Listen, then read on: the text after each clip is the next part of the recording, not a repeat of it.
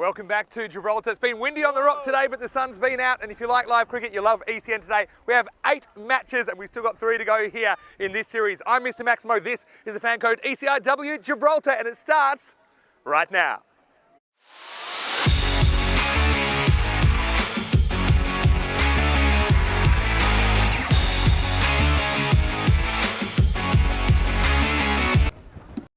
So it is Gibraltar, the hosts, win the toss, and their captain Lizzie Ferrari says she wants to have a bat first. Well, that's a bold move, although Gibraltar, I think they'll be boosted by the fact that there's a bit of a bug going around in the Dutch camp. In fact, they've lost 4 players, so we're not going to see the regular captain, Heather Seegers, but De Leyder is out, and Mike Thompson's out. Even Stella Callis is out, so they'll be led by Iris Zwilling tonight, and well, this could be a tough one for the Netherlands. Again, it's all about the hardship.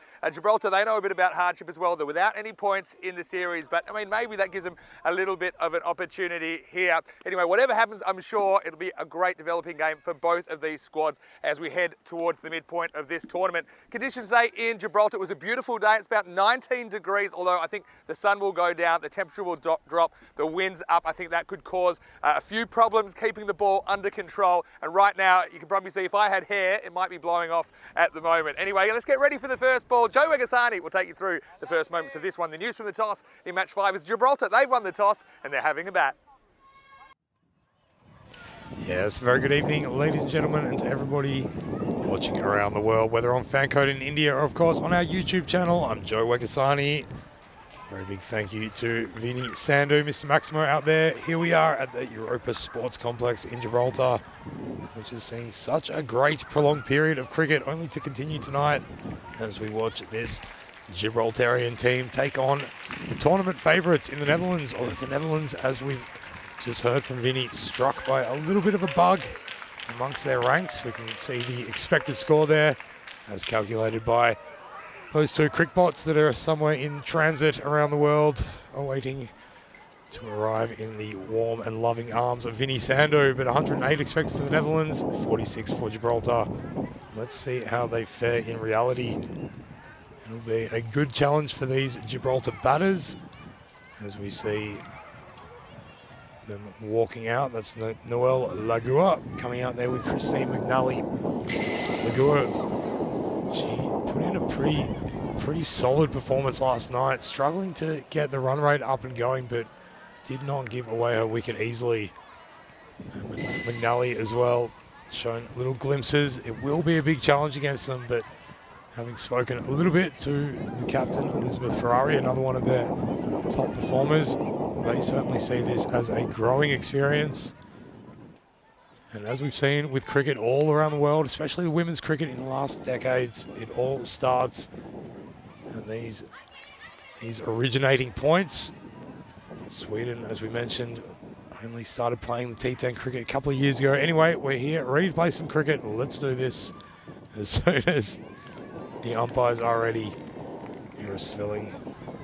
Oh, excuse me, that is Mickey Zwilling, who's been given new ball. Sisters, of course, although not. So Zwilling actually means twin in German, but they're not twins, I assume. Mickey Zwilling being given the opportunity and a good chance with those four players from the Dutch squad out of action. A good chance for some others to step into the limelight as well, grasp their opportunity as this Dutch women's team really continues to grow and grow and grow. Anyway, it looks like we are now ready. The batters are there, the bowlers are there, the fielders are there, the umpires are there. Let's play some cricket. The first one, full and wide outside the leg stump, and a little bit of a tumble as well. Mickey Zwilling just unable to find a solid foothold there as she released that. So she'll have to bowl it again. Good thing seems unencumbered. First run on the board for Gibraltar. And hopefully it should help to settle the nerves. There's no doubt a few nerves out there amongst the Gibraltar team. I know this is a big opposition. Pretty handy if you get a wide down the leg side. Very first delivery. Legaya on strike now. And it's going to be a no ball that time. So this is a bit of a boon start for Gibraltar, just picking up some extra opportunities at the get-go. For Mickey Zwilling, though, she's just going to need to not worry too much about what's occurred. Feels that the surface isn't quite up to scratch, but it's just about focusing on her process. Yeah, double Harmison. That's a good way to describe it. Will Jennings in the chat. Well, that one's hit her on the pad. There's no question asked, though. Seems to be going down leg and then really clipped her on the heel. I would have been asking the question. as we have a look at this again.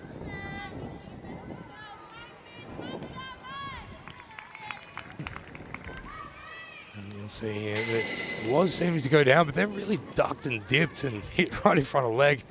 Not sure why the question wasn't asked. A bit of a chance there. Oh, it was a free hit, of course. That is why it was. There we go. So next delivery, that is on the money and well played to the offside. No run added. Nice straight defensive bat though.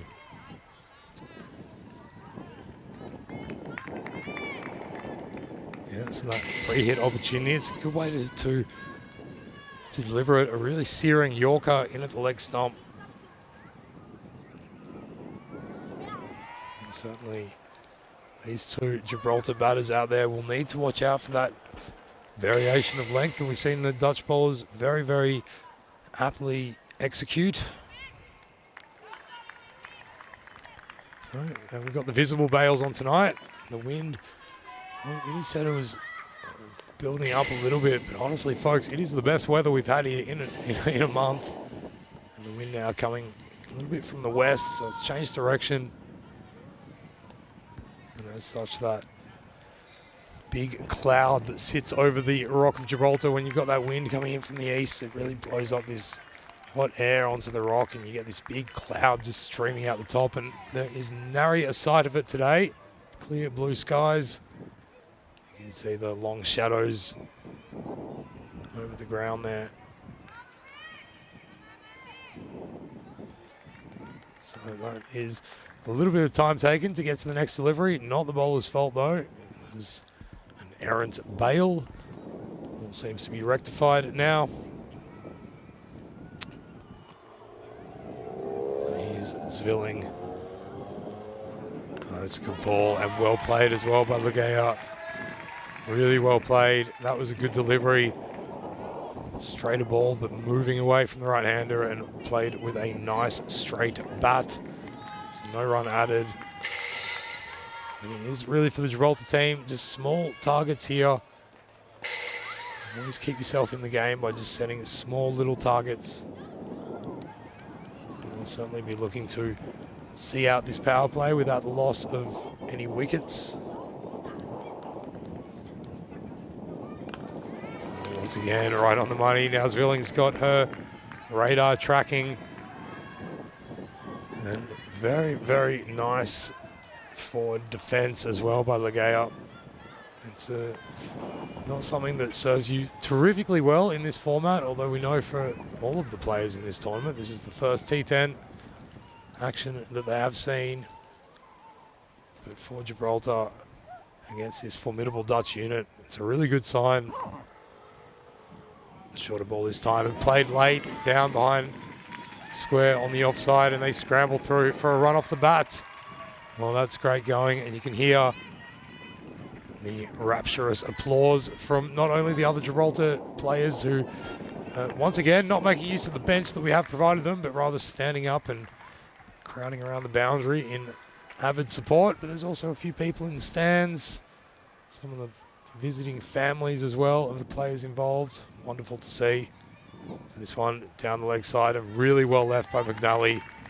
Now the risk there was that if it was Fuller, she is moving it back towards the offside of the right-hander, but judged the length of that really well, McNally, and just stepping aside, allowing the wide to pass her by. Another run to the total.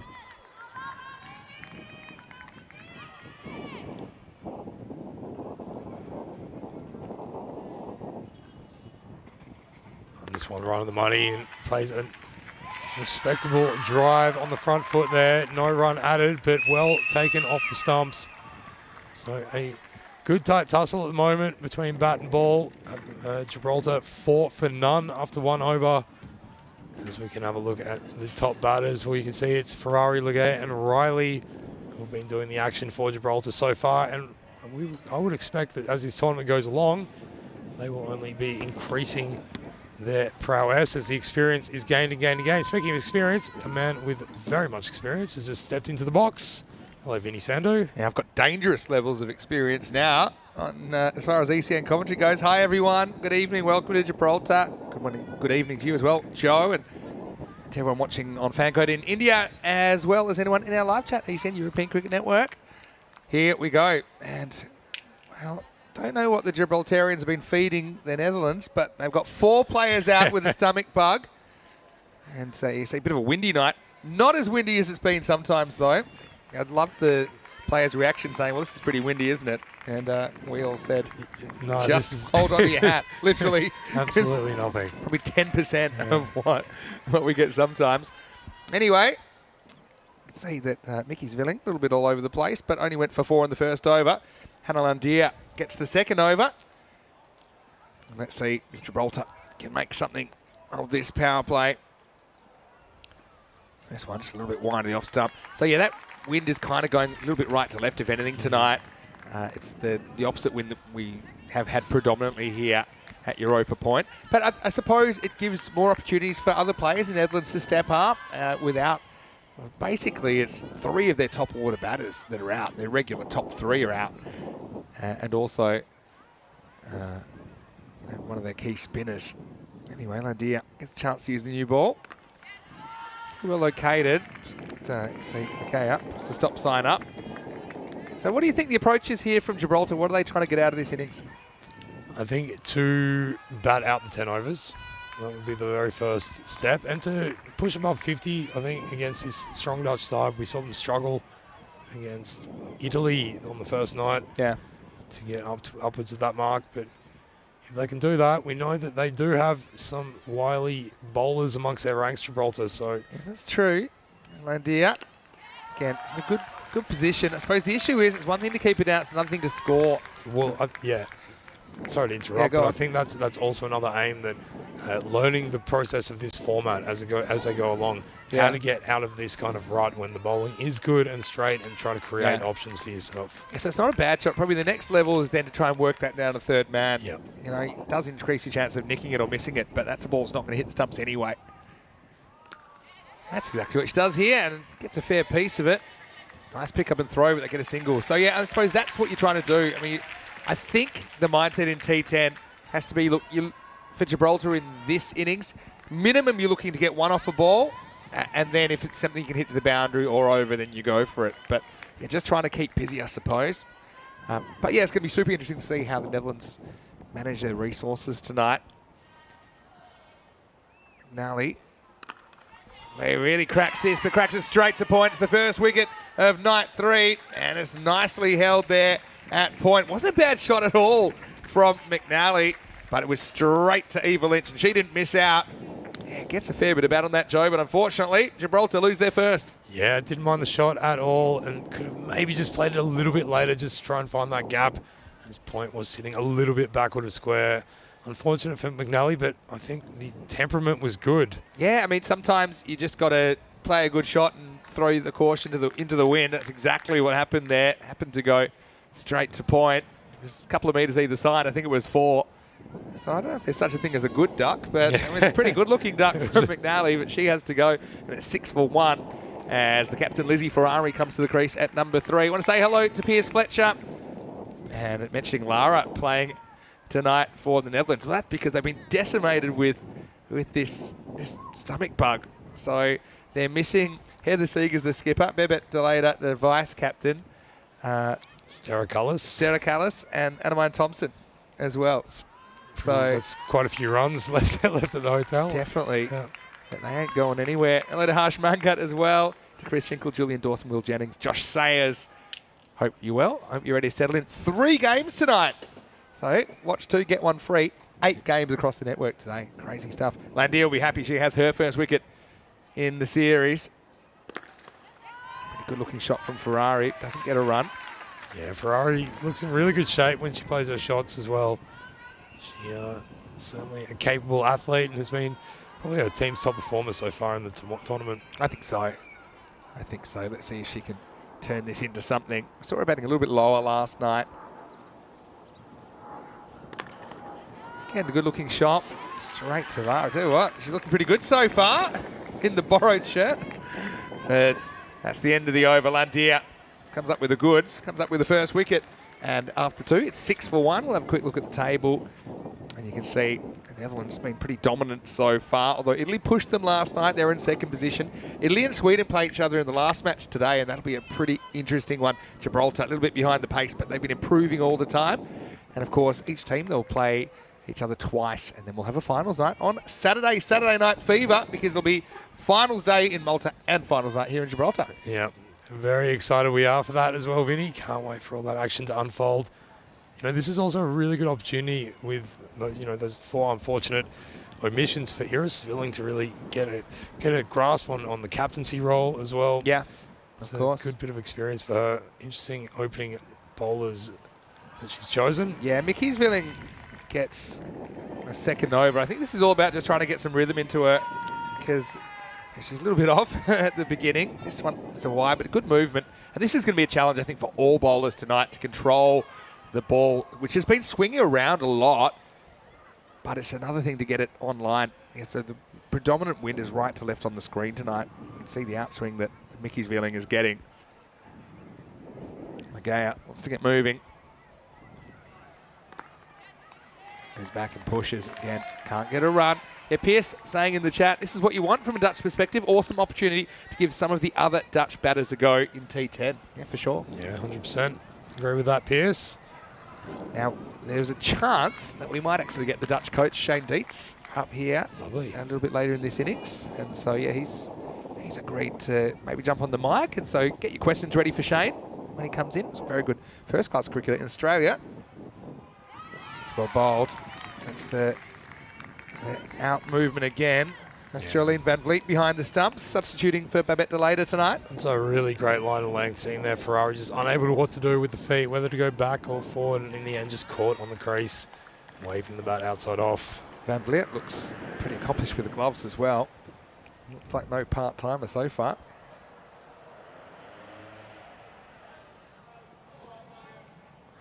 Just lose this one, loses the movement down leg side. So yeah, it's a bit of a wake-up call to all teams tonight. I don't know how you then try and get it under control. There's a point that you kind of give up on the swing, maybe hold it cross seam, maybe roll your fingers on it, just to make sure that you're not going to get any unpredictable movement. Even if only for a couple of deliveries, just to make sure you do have your radar on and you're not worrying about that swing so much. So we touch and go, called wide. Well, the shot was there. Yeah, it's the correct shot. We got the fine leg back, got the third man back at the moment. But yeah, I think it's feeling just, you can tell she's got a bit of pace about it. She's going to enjoy this pitch. As you can see at the moment, she's frustrated. And a bit like Overdyke last night, just she seemed annoyed. She's looked most she's looked most dangerous when she's putting them fuller. And certainly that is where the pace will come into reckoning. Okay, he's got to try and find a way to get to the other end. There it is, nice looking shot. Works it down to third man. So that's probably the shot. It's a get out of jail kind of shot. You're going to get a lot of balls in that channel outside off. That's where the bowlers are typically trying to bowl. So with the third man back, if you can get one, at least gets the score ticking. Yeah, it's the soft hands, but then as the experience grows, it's learning to hit through it a little bit more and try to beat that fielder towards the fence. Well, Pierce says that Lara's quite a good athlete. Some track and field experience. Well, Borska's looking pretty good so far. I want to know, if she gets injured, who's going to work on her? High-ish. No, it's gone. And you can see there, the only question was the height. It was pitching on the stumps. It was probably hitting middle, or was it going over top? That's the question. Yeah, that knee was raised when it hit it on the thigh. And she certainly felt it. Might have been a little bit high, Vinny. From this shot, you always think there's a chance it'll go over, but I mean, she's caught right back on the crease. And we know that the ball is not kicking up that much. It certainly stays low here. That's just be a pretty good angle. Yeah, that one for me, it's more likely to hit than not, to be honest. And so it's probably fair enough. But unfortunately for Ferrari, she's not able to get in the fast lane tonight. She's going to have to go. And it's the second wicket for Gibraltar. They are 9 for 2. Fortunately, Ferrari doesn't get off the mark. Good bowling, though. I mean, pitching middle, hitting middle. It's one of those ones maybe umpires call. But you can see that last shot. It was fairly likely that was going to crash into the top of middle stump. Yeah, look, I think she felt comfortable enough to go back and play the pull shot, and indicating it was fairly short. But certainly the umpire adjudicating that to be hitting. So the second wicket has fallen. Svilling comes in to complete her over, and that one right on the money. You can see that lovely movement as well. Directed in the pads and then moving away. Well defended by the new batter, who is Amy Valverde. Just a comment by Pierce in the chat that Mickey Svilling, that is, the bowler, has had a few injuries over the last few months, the last 12 months. So great to see her out there on the track. Hopefully overcome all of those. And just on this occasion, again, pushing it back of a length a little bit, but well directed at the stumps. And there could be a little bit of a spirit out there. It might have been a bit of a man cave warning at the end of 3 overs. The score is 10 for 2. Yeah, Joe. Well, thanks so much for the start of this game. We are going to get a guest commentator in to take us through a few overs, and this is a guy that I actually watched a bit when I was growing up, believe it or not. So I'm going to try not to fanboy too much. But he's a guy with a lot of cricket experience, both playing and coaching. I want to welcome the Dutch coach, Shane Dietz. Welcome, Shane. Oh, thanks for having me. It's great to be up here. As we see, start of a new over, pretty good cut shot. And this is going to go to the boundary. So Lundy just getting a little bit short and wide. Lagaya breaks the shackles, and it's going to be 4 runs. Pretty good shot. So Shane, yeah, welcome to the commentary box. And how's your experience been so far this week? Yeah, it's been fantastic. They've put on a great tournament. The ground's beautiful, and it's good to see the sunshine today. We've had a bit of cloud, but it's great to get out of the indoor training centre and get some cricket outside for a week. Yeah. Well, typically it's good weather at this time of year.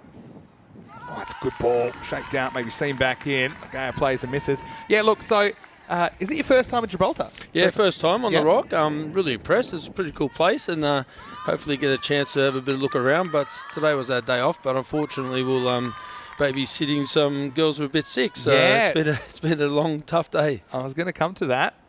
Mandir comes in and it's worked away. No run this time. So, maybe half a chance for a run out. You can see a nice striker. Valverde was keen to get going, but she sent back. Yeah, so I was actually up the Rock today. It was a beautiful, beautiful day to go up. Watch out for the monkeys, though. They're pretty. Yeah, they look. I've watched a lot of stuff and a few documentaries on Gibraltar, and it looks pretty cool up there. The monkeys. Landy bowls a good ball again. She's first bowl for the tournament. Yeah, pretty happy the way she's gone so far. Well, this is the thing. Obviously, you're missing 4 key players tonight, so the personnel is a bit of an issue. But it gives opportunities to other players. And who should we look out for tonight? Yeah, that's what we talked about. Obviously, Mickey Svilling and Hannah Landy got a chance to have a bowl today, and a few with the bat. With Frederick Overdyke will open the batting with Annemine van Berg, so they get a chance to open the batting and try to get some runs. So looking forward to some of the contributions with the bats from others. Yeah, because we're missing our 3 main batters. Yeah, well, basically top 3. Not feeling so well. Hopefully they're feeling better soon. I'm sure they're watching. So girls, hopefully you're able to focus on the game, and hopefully see you back tomorrow feeling a lot better. And they better be watching. Into the over. Pretty good one from Landia. Look, that's a good spell from Hannah, isn't it? And she finishes 1 for 6 and 4 overs down. It's 14 for 2. So Shane, you're a very experienced cricketer. You've played, I think, 66 first-class games for South Australia. Then you've moved into the coaching world. You've been coaching, New Zealand, Vanuatu, Netherlands. How did you end up in the Netherlands? Yeah, well, I was in Vanuatu, as I say, and I was climbing up to 7 years, and I'm married to a Dutch girl, Marcella, and we always wanted to go back to Holland at some stage, and the job was advertised, so I thought, I'll apply for it, and if we get it, it'll be a good chance to go back home for Marcella, and it's worked out well. I'm really enjoying coaching the girls.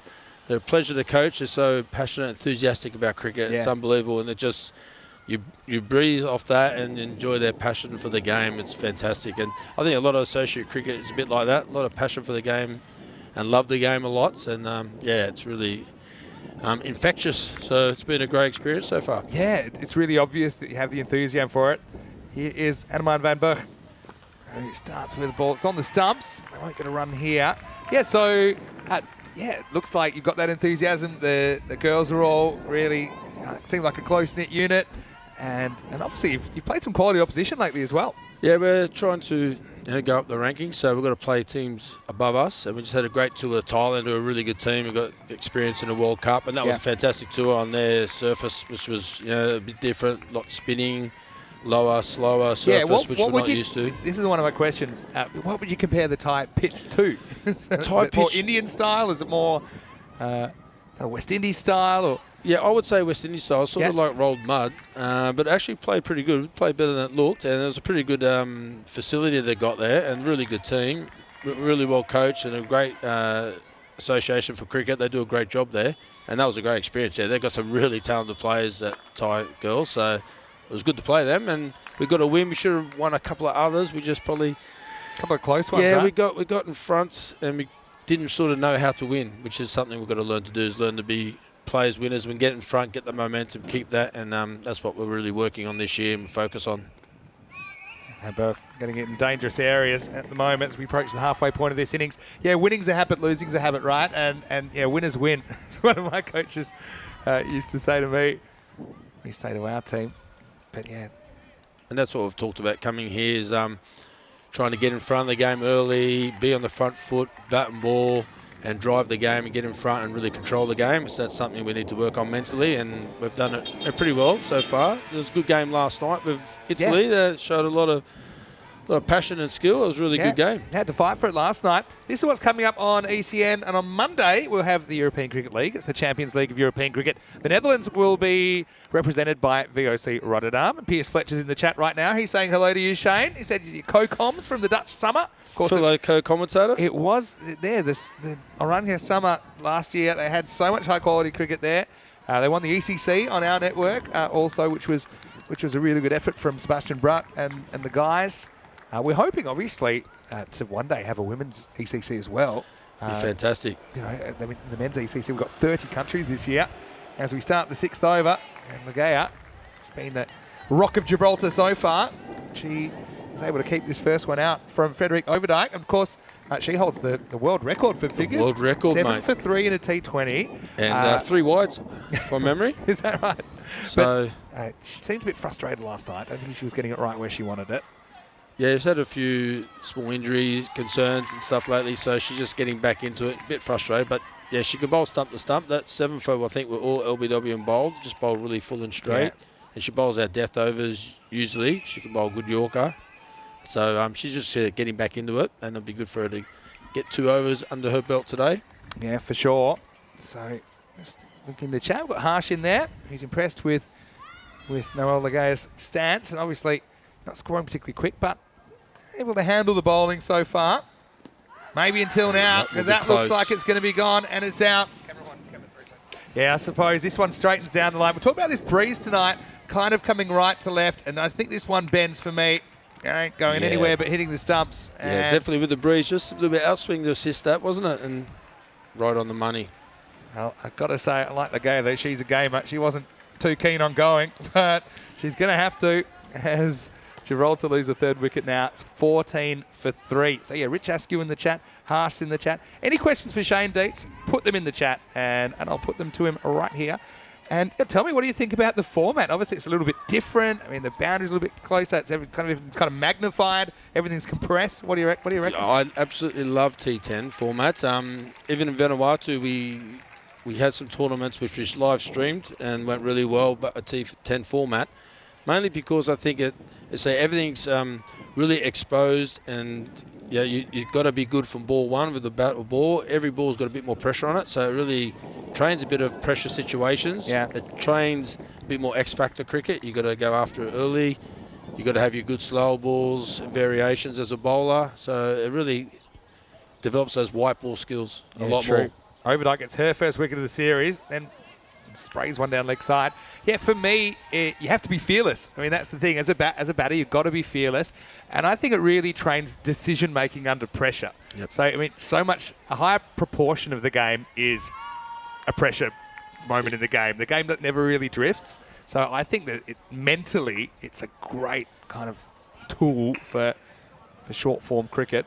I actually got nailed on Twitter a fair bit because when we talk about cricket in the Olympics, I was saying T10. I think it brings the associate teams probably into it a bit more because you don't have to find 5 bowlers to bowl 4 overs. They have to bowl 2, so there's a little bit less pressure on the bad bowler if they can get away with it. Yeah, I couldn't agree more with you as far as that goes. We've actually talked about it a fair bit in commentary.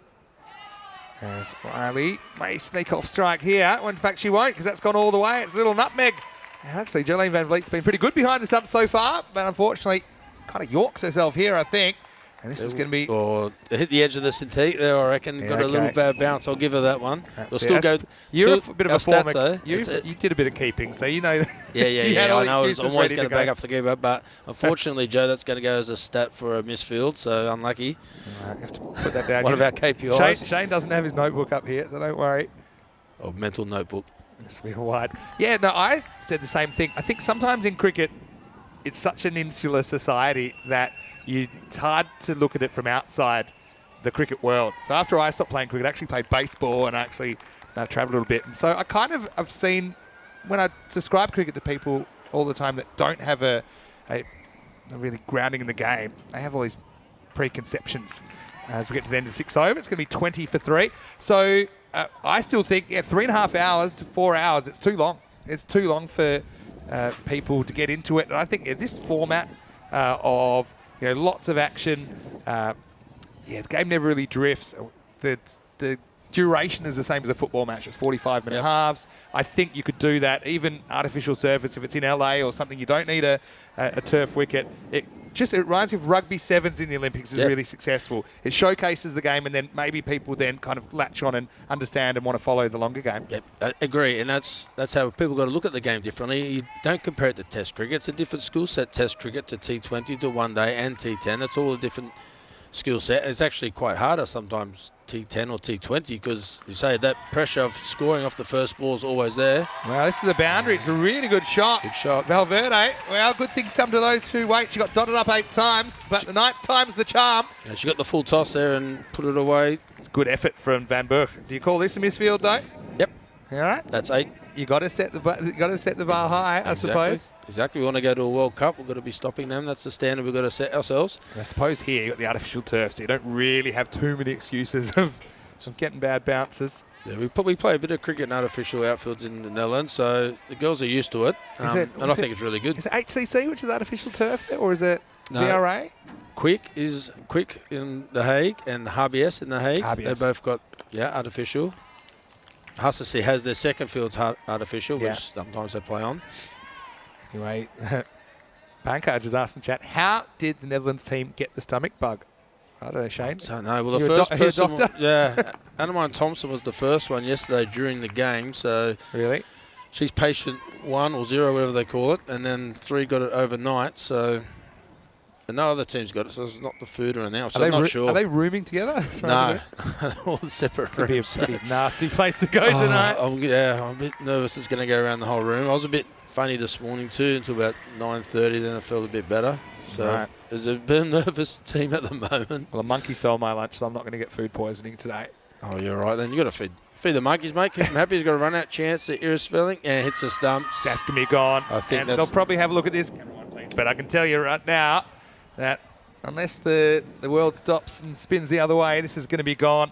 And look, I like this from Gibraltar as well. I think sometimes you have to take calculated risk when you're finding it hard to score. Had to be a perfect bit of fielding. Pick up and throw, hit the stumps. But I think you'll see here, she's just short. Yeah, there it is. It's just gone. And from a distance, that looked like the captain. Yes, it went by the front there. And she took her time with the throw. She didn't rush it and had a good aim. Hit there. It's unlucky for Valverde, but I still think it was a decent decision to take it on. It just wasn't a good outcome.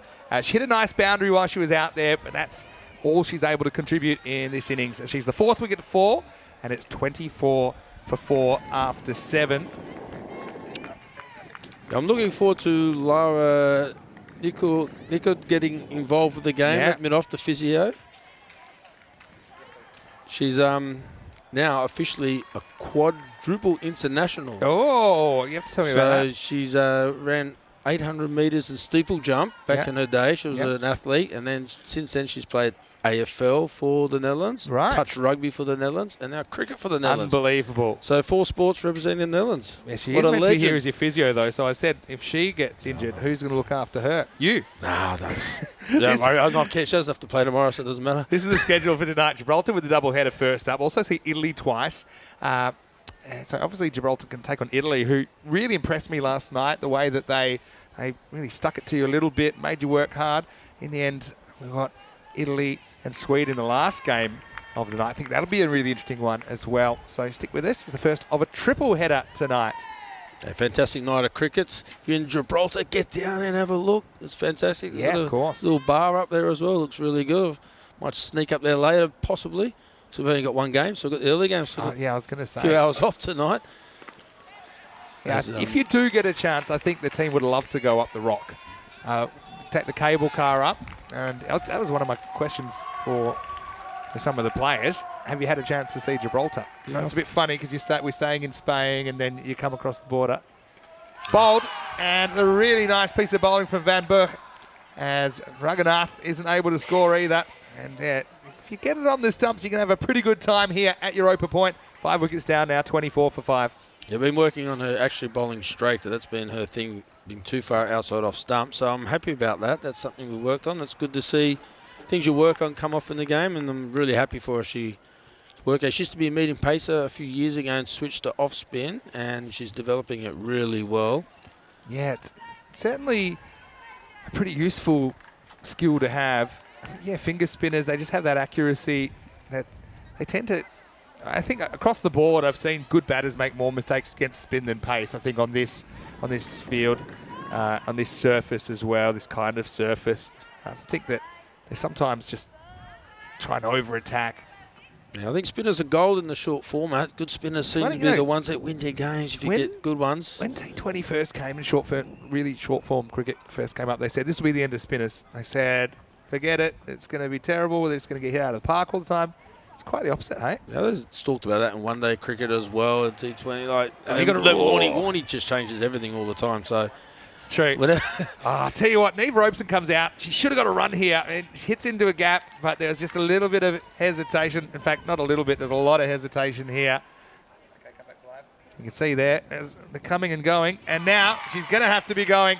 So Neve, unfortunately, she shouldn't have been on strike, but she's going to have to go second ball. Van Berker hits the stumps for the second time in the over, 24 for 6. They're happy with that from Anna Mine there. So been working on that, and now she's got 2 wickets. We said, why don't I get more wickets in games? I said, we've got to attack the stumps a bit more. Can't get LBW bowled if you're not bowling straight, and there you go. And I see some of the Gibraltarian footwork, often they're not really getting behind the line of the ball. They're just kind of hoping that the bat hits it. They don't really have the foot going towards the ball at all. And paying the ultimate price there. Well, hopefully this is a good experience for the girls from Gibraltar and something they can build on in the future and develop their women's cricket here. That you've got to start somewhere, and you've got to put a lot of time and effort and passion into it. And they seem to have a lot of passion for the game and excited to be here. So I hope this is the start of something for them. They definitely do. And don't forget, the population of Gibraltar is about 30,000, right? So obviously they're not quite the level. They don't have the infrastructure that a team like the Netherlands would. But one thing I really like is the European cricket kind of community feel that I think these players will really enjoy playing against each other, learning from one another. And already I've seen Gibraltar improving a lot through the first couple of days of this tournament. This is going to be Sally Barton, who is going to face up, and she'll get some runs here, at least 1, probably 5. And so, well done to get inside that. Van Berken just losing a line a little bit, and Van Vliet couldn't make the stop. 5 runs, and Gibraltar need all they can get at the moment. Well, another KPI down for the girls, unfortunately. Probably trying to get too straight there and go for the stumps again, and a bit too straight on that occasion. But she's bowling well here. She comes in, bowls again, a little bit wide of off stump, and played to miss that one. Really didn't spin back, so went on with the arm a little bit. That's the beauty as well with finger spinners. I think they've got that control normally. And wrist spins are great if they can get it right. But across the board, they probably have more control. And there's a bit of natural variation. Some go straight, some spin. This is close-ish, Well, she didn't want to appeal for you. You don't get them if you don't appeal. Also don't know where she was going after she bowled it because she ran right across the middle of the pitch. So it's going to be pretty tough to, I'm not sure to get a decision. But I think it was pretty straight, actually. Yeah, I mean, the only thing was the height here, I think. But, possibly. Again, she took a right turn at Albuquerque, didn't she, there, Anna Mike? Yeah. But anyway. I think she was off to celebrate already, but forgot to turn around and ask the question. Let's have a look at this. I'm going to say there's a chance that might have gone over the bails. Benefit of the doubt. Umpire's call. 29 for 6 after 8. But you don't get them if you don't ask. That's true. So that is you true. need to, maybe appealing training. We've got to bring in this week. Practice your appeals. Time for the 9th. This one's going nowhere. Pierce asking, any rule differences in the T10 for women other than men? Well, not really, except kind of field has been shrunk proportionately to kind of in line with the ICC regulations of women's fields versus men's fields. Most of it, we try to replicate what's made ECN cricket successful. Oh, watch out. One of those things is that from this year, we actually measure the circle from the middle of the pitch, so it's a true circle. That's partly because we only bat from one end and just because the field dimensions. A lot of these things started as a bit of an accident, of course, when we started broadcast cricket on ECN. And you guys are doing just for the sake of us. We've got another wicket bowled. Yeah, Riley's going to have to go this time. And Eva Lynch, again, she's read the script. I think you just got to keep putting the ball on the stumps and hope for a mistake. And Riley, who has played some nice shots in this series, but once again, you can see just trying to go to the leg side, can't make any contact. So 7 wickets down now, 29 for 7. Good bowling from Eva there. The spinners attacking their stumps, that's what you want. Obviously, we're trying to mirror what's done in broader cricket as well. So that's why just 4 fielders outside the circle at the end of the power play. Women's cricket, yeah. I got a feel we'll probably make an assessment after this series. I got a feeling I probably would still like to see 5 out in T10 format. I just think sometimes the boundary is a little bit hard to protect because it's already quite high scoring, right? So that's one I might consider. Oh, it's a batter's game, mate. Don't worry about the bowlers. They already get it. Also, I'll tell you another one of my theories in a second about this. It's well played out by, this is Rebecca Worth, who's come in at number 9. I think, I'll tell you my reasoning, because when you do have, let's call it a bit of a mismatch, right? There you go, got some bat on that one.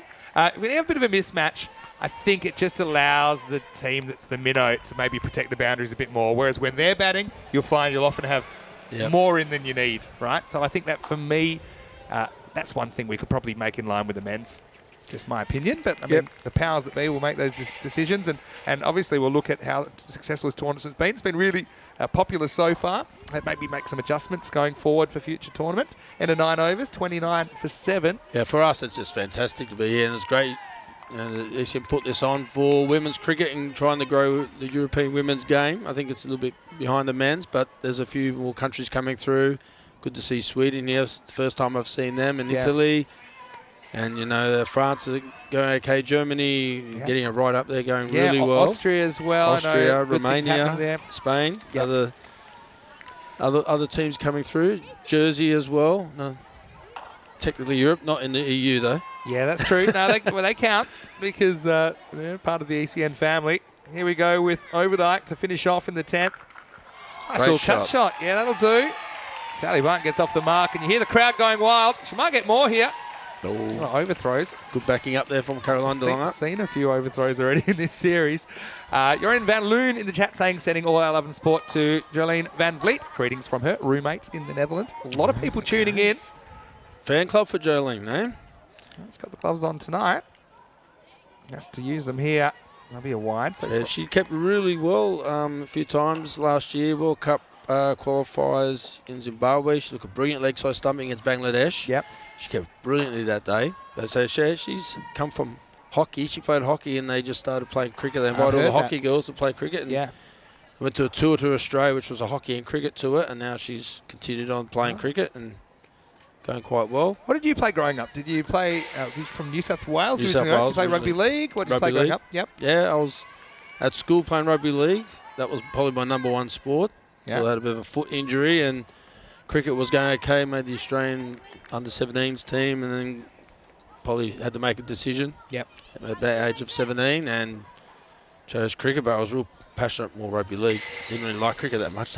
But that's not a bad shot, but they're not going to take on the run. Yeah, I suppose you're less likely to get your head bashed in playing cricket, just occasionally. Yeah, well, some of us. I Rugby league. was a bit of a meathead, so. I remember watching. I mean, Okay. I'm from Perth, so I'm from an AFL state, Australian football state. But I always wondered, ask my uncle who was from Sydney, why do I keep running straight at the guys? And you know what he said to me? He said, because they love it. It's true. It's true. It's great. The combative of it is what's probably attracted people to it. Some very good hockey players had cricket careers as well. Abby de Villiers, Jonty Rhodes, a couple. Sophie Devine. Yeah. Yeah. So, and I really encourage. We've got a few girls that encourage like the hockey swing and get. Yep. It really helps with reverse sweeps and sweeping. Yeah. So, encourage using their hockey skills. Oh well. This would have been a wide. Yeah, it tries to get out of the way, but it doesn't. Yeah, I think even like these kind of flat bat down the ground shots, that's very hockey as well. I grew up playing hockey as well. So, yeah, I found that quite useful, just kind of improvising it. Now the clearing the front leg kind of modern shot is a very hockey type stroke. A couple of balls to go here for Gibraltar. And look, we're talking about positives. Joe was saying earlier, it'd be a positive if they could bat out the 10 overs. Looks like they're going to do that. Probably just a few things they can work on. I think sometimes... I don't use the word surprised, but there's runs there that they're not really taking. Yep. I would say it's learning, and hope they're having a great time doing it. Let's see if Worth can get a run here. Oh, that seemed to weigh a lot. Pretty good ball though It's from Overday. unplayable, that one, unfortunately. So Gibraltar women, they're going to finish 32 off their 10 overs, and pretty clinical performance. The Netherlands. They still have most of their key bowlers there. And Shane, you can stay with me for the highlights if you like. We'll have a couple of minutes as the Gibraltarians walk off the field. And let's see if they get a highlight or two in the second half of this game. But the old David versus Goliath here in match 5 of this FanCode ECIW. Landier got an opportunity to use the new ball. Again, probably the bowlers that had the new ball had a little bit of trouble with the swing, but when they got it right, I think they were hard to handle. And how are you feeling at the halfway point of this game, Shane? Yeah, really good performance from the girls. They say the two openers hadn't bowled a lot, coming straight out of the indoor centre into the middle. So I was really happy that, say, it swung a bit and they weren't controlling it that well, and a bit nervous, I think. But they brought it back well and bowled 2 good overs each. So that was good for them to get some cricket under their belts, because they might be required to bowl a bit more later in the tournament. That was a nice shot, wasn't it? That was Valverde. They got 4 there past the outstretched Van Burke, but it was one of only 2 boundaries in the innings. That was a brilliant piece of work from the standing captain, Iris Zwilling, who hit the target. Van Burke hit the target as well a couple of times. That one didn't. Again, Gibraltar, they were just trying to scramble as many as they can. As the Netherlands, interesting to see who you go with, obviously, with your top 3 not available due to illness today. But halfway point, Gibraltar, they're battling hard, and they're certainly playing with a lot of heart, representing their country. They have found it tough going, 32 for 7 off their 10 overs. 7 for Legea, who opened the batting. Valverde scored a boundary. You can see there, 20 extras. That was the top scorer in the 32. So not a pretty batting card, but Gibraltar, like you said, it's a learning experience for them, and they'll go out there. And I think their bowling's probably a little bit ahead of where their batting's at the moment. Yep. And the new ball did a bit of damage, and then after the spinners sort of went through the middle order and late order, and we did all right. And the bowlers did a pretty good job there, with Van Burke getting 2 for 5 off the 2 overs, being the number 1 figures in the game so far. So happy for her. Look, they all bowled really well. All went single digits off their 2 overs. Everyone got amongst the wickets as well. So, look, I'm going to let you go, Shane. Thank you very much for joining me in the commentary box. It's been a pleasure to have you with us. We'll take a quick break. We'll be back with Joe Wigasani shortly for the second half of match 5. It'll be 33 for the Netherlands. I think they'll be scrambling to get a spot at the top of the queue. Vinny Sander here, Mr. Maximo for ECN. Back shortly with more FanCode, ECIW Gibraltar.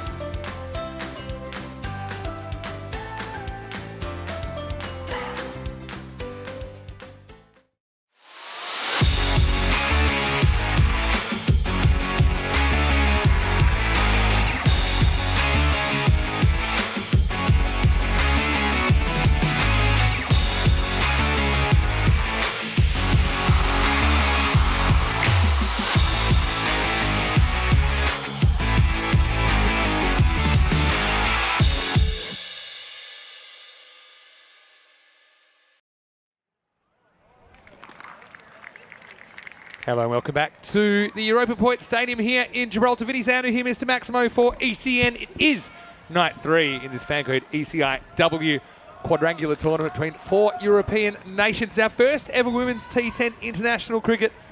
It's great to have you on board.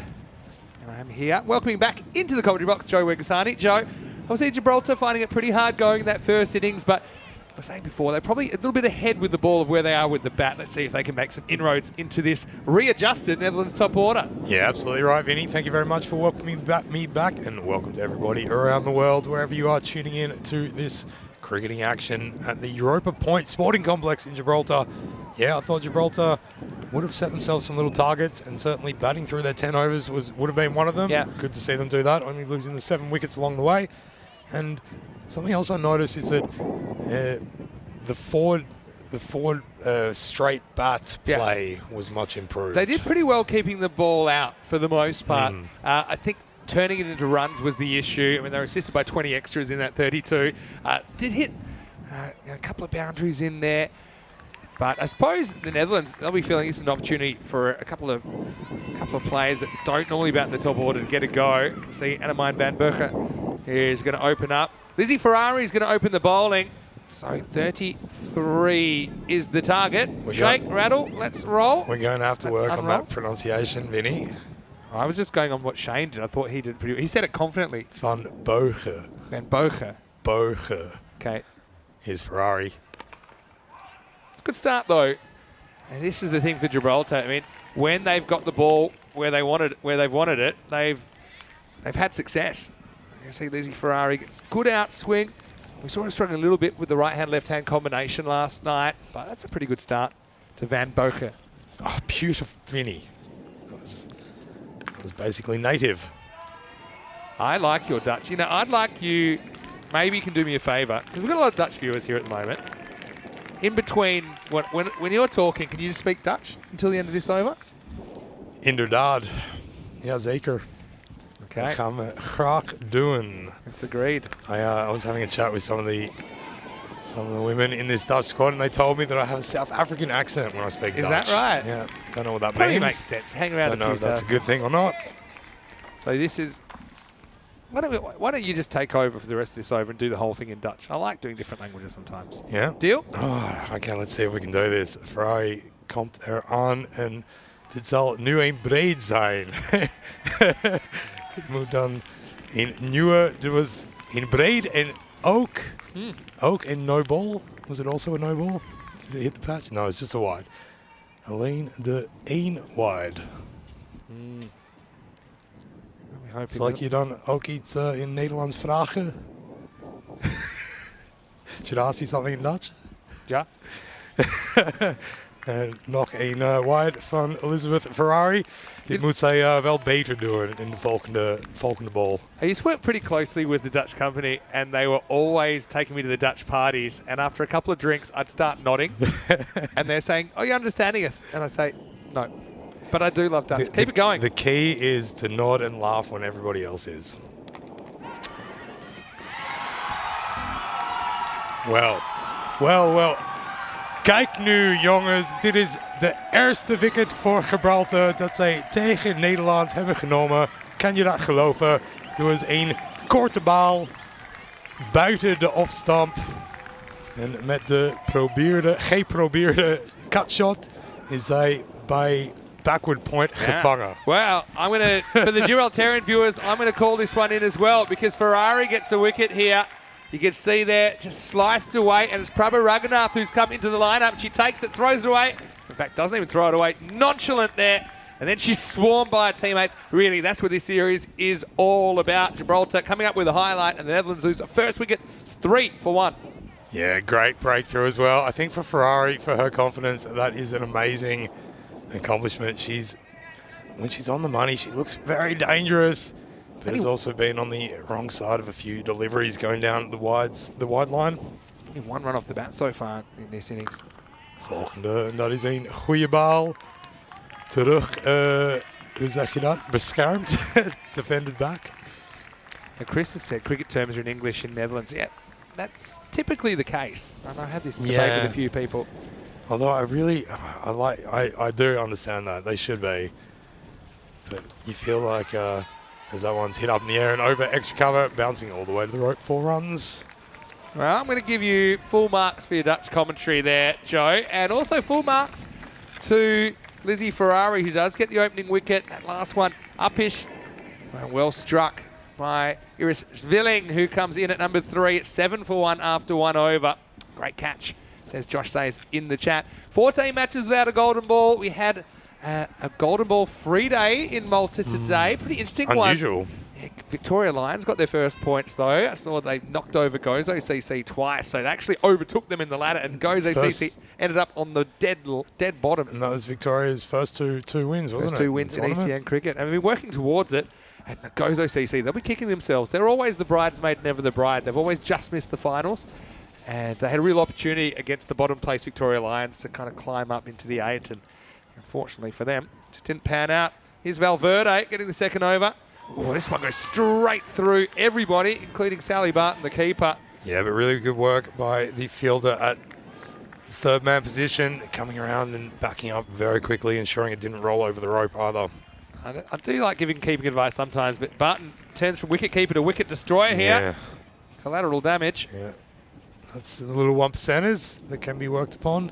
That's okay though. I mean, good ball from Valverde. I mean, she also struggled a little bit keeping the ball straight yesterday. She wasn't the only one. But again, she has natural curve. She's got natural swing the way that she bowls. So it's just a matter of getting it in the right spot. I liked her batting performance as well today. It was stoic, to say the least. Yeah, I like the Gibraltar making the Dutch work so far. But Iris Villing, she looks like she's in a hurry. Bats a full toss out to Ferrari. 1. And I like Ferrari's sunglasses. They're large. And the bigger your sunglasses, the better you are at cricket. If you ask someone like Corey, that's a rule that holds. Yeah, sunglasses and a headband must just make you the best. Big sunglasses and a headband. Yeah, that's the key. Corey Rutgers Cricketing School of Genius. In the air, and almost another catch to Raghunath. And pulls it back. Come back for 2. There's a bit of a teaser for Prabha. Gee, she did really well to get into a position where that was even a chance. Went swooping over her head. Turned her. I did about 720-degree turn. Hello to Luke and Rahul in the chat. Hello to Kitty Handler who's joined us. And Stuart, and anyone I've missed. Hopefully well. Piers Fletcher saying that Hanneman van Boker opens the batting in 50 over cricket. That's another good delivery from Valverde.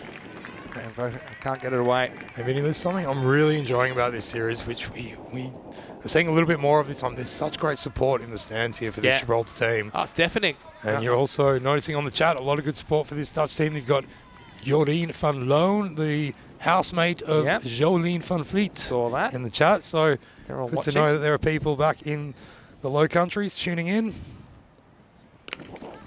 It's another outswinger, but it's banged down the pitch this time. The first boundary for Van Boker. It's a good cricket shot. Beats the infield and races away. Not the worst ball in the world from Valverde. Forces a shot in the air, but did go to hand and 4 runs to the Netherlands. Yeah, good straight swing of the bat. Van Boker certainly looking like she's hitting her straps. Yeah, nice power play batting. Remember, their whole top 3 are sick at the hotel at the moment. That's Heather Seegers as well as Babette Deleda. Instead of Callis. You'd assume they'd have to be tuning in, wouldn't you? You know, Matt. Hello, guys. Bit of homework. Hopefully you're well. Let us know. We'll try not to picture you right now. Tell us what's wrong with you. Or don't. Or don't. Good ball, that one. Worked away to the leg side. This will be just the single. And Valverde, not a bad over from her. Goes for 8 in the end, just the 1 boundary. And after 2 overs, it's 16 for 1. Yeah, and that final delivery that Valverde put down there was the sort of delivery we've seen take a lot of wickets on this pitch. Well played across the line, but had she missed, would have been definitely a proposition for the LBW as we have a look at how the table stands at the moment. Yeah, it's still about 40 minutes away from sunset here at Europa Point. In the shadow of the Rock of Gibraltar. The Mediterranean Sea, you see it there to the left of screen. Lights will take over shortly. Ferrari comes back for a second over. And this one's worked away. It's full toss on leg stumps. Good batting. And Van Berker gets another boundary. Netherlands look like they want to finish this quickly now. Yeah, showing quite the class there. Able to pick it up off the pads with relative ease and abandon. Yep. I'm going to say hello to Yuvraj Singh, who's in the chat as well. Good evening to you. Rahul Sharma asking, where is Rico? Rico is in Malta, and he's holding an end up there. Yeah, 5 games today. He's got 5 games tomorrow. He's been doing a one-man battle. We were listening to him a little bit to the last innings before we started here. He looked like he'd had it by the end of the day. Yeah, wasn't happy with something. This is another good ball, even though it's a full toss, but it's one that the batter has to hit. Otherwise, she's an LB candidate. And Ferrari's still getting that really good. loves using her shins, doesn't she, Ferrari? Shin fielding, not probably the best way to do it. Yeah, so well done to all the blue crew over there in Malta, as that's only got a few days to go as well. Same here, because there'll be a finals bonanza on Saturday in Malta and here in Gibraltar before we head to the ECL. Another good ball by Ferrari, and that's good hustle. Yeah. Has played a lot of football. That was a bit almost a goalkeeper-like stop from Lizzie. I think she plays a little bit of everything. Elizabeth Ferrari is a real athlete. We saw her with a double slide stop last night, the double foot slide stop. This time she dives with her hand. So I'm liking this hustle from Gibraltar. Remember, they play again against Italy, so just trying to get something going tonight. This is one that's a little bit too short. It's going to beat the field. You can see that Ferrari just dragged that one down. It's probably the first ball that has been short, and it gets whacked to the boundary, and Netherlands up to 25. Yeah, she doesn't want to get too hard on herself, though. This has been a good over despite that boundary and a few more being taken off the pads. She's shown some really good glimpses here, Ferrari. Yeah, it was a pretty good effort at mid-off, but just hit too hard. Couldn't quite make it in time. So Iris Zwilling, who's third in line to the throne, not even vice-captain. We've got the captain and the vice-captain at the moment. Watching this hopefully from the main TV in their room. Yeah, they're all taking it easy, recuperating well. Well, this is a full toss. It's hanging in the air, and this is going to go all the way. Maximo! The first one of night 3, and Zwilling. Yeah, she's liking the responsibility. Just gets plenty about on this, flies out of the ground. Yeah, I thought it was a top edge, but she actually hit it right out of the middle. And that went absolutely flying. Rahul's asking, these players playing for the international teams? Yes, they are. This is international cricket. So the Women's international cricket, the international ICC qualification criteria has to be adhered to. So either to be a citizen of that country or to have resided for 3 years. Just 2 to win now. And she's bowled. So ball. Ferrari gets a cheeky little twofer as Chip tried to take something into the next game. Zwilling was in a hurry, but now she has to go. And yeah, Ferrari gets mobbed by her teammates. I like this as Gibraltar get a couple of highlights. They couldn't take a wicket last night. Again, it's just an accurate ball. It blows a little bit away, hits the off stump, and that's the second wicket now, pardon me, is 31 for 2. Yeah, that's the one, Vinny, the one that we've seen take so many wickets here. They stay low when they're pitched in that line, and playing across the line, the timbers are going to be rattled, and that's what happened on that occasion. Yeah, you can see that Ferrari's an important player. She is captaining Gibraltar, of course, in match 6, which is the next match. A bit of a gap until this starts. It's around about 55 minutes away. She won the toss, elected to bowl the next match. So Italy will bat first. Slightly different look to the Italian lineup as well. Amelia Bartram is going to lead them tonight.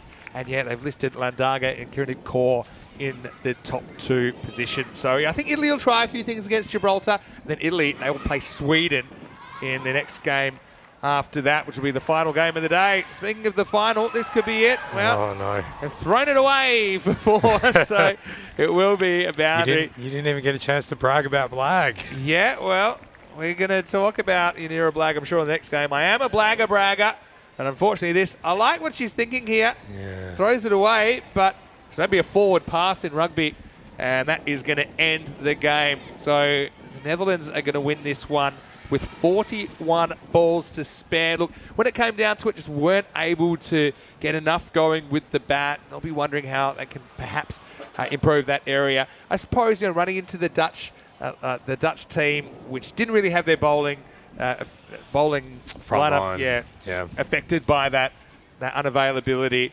It was always going to be tough. But Dangerous, Gibraltar, well, some positives going into the second match of the night. Ferrari, the captain, opened the bowling. And how about that for a catch? Prabha Raghunath with a highlight, and she almost had a second a little bit later on. Yeah, but you always knew the Dutch women, they were on a bit of a rampage. It was a matter of when, not if, they would reach this target.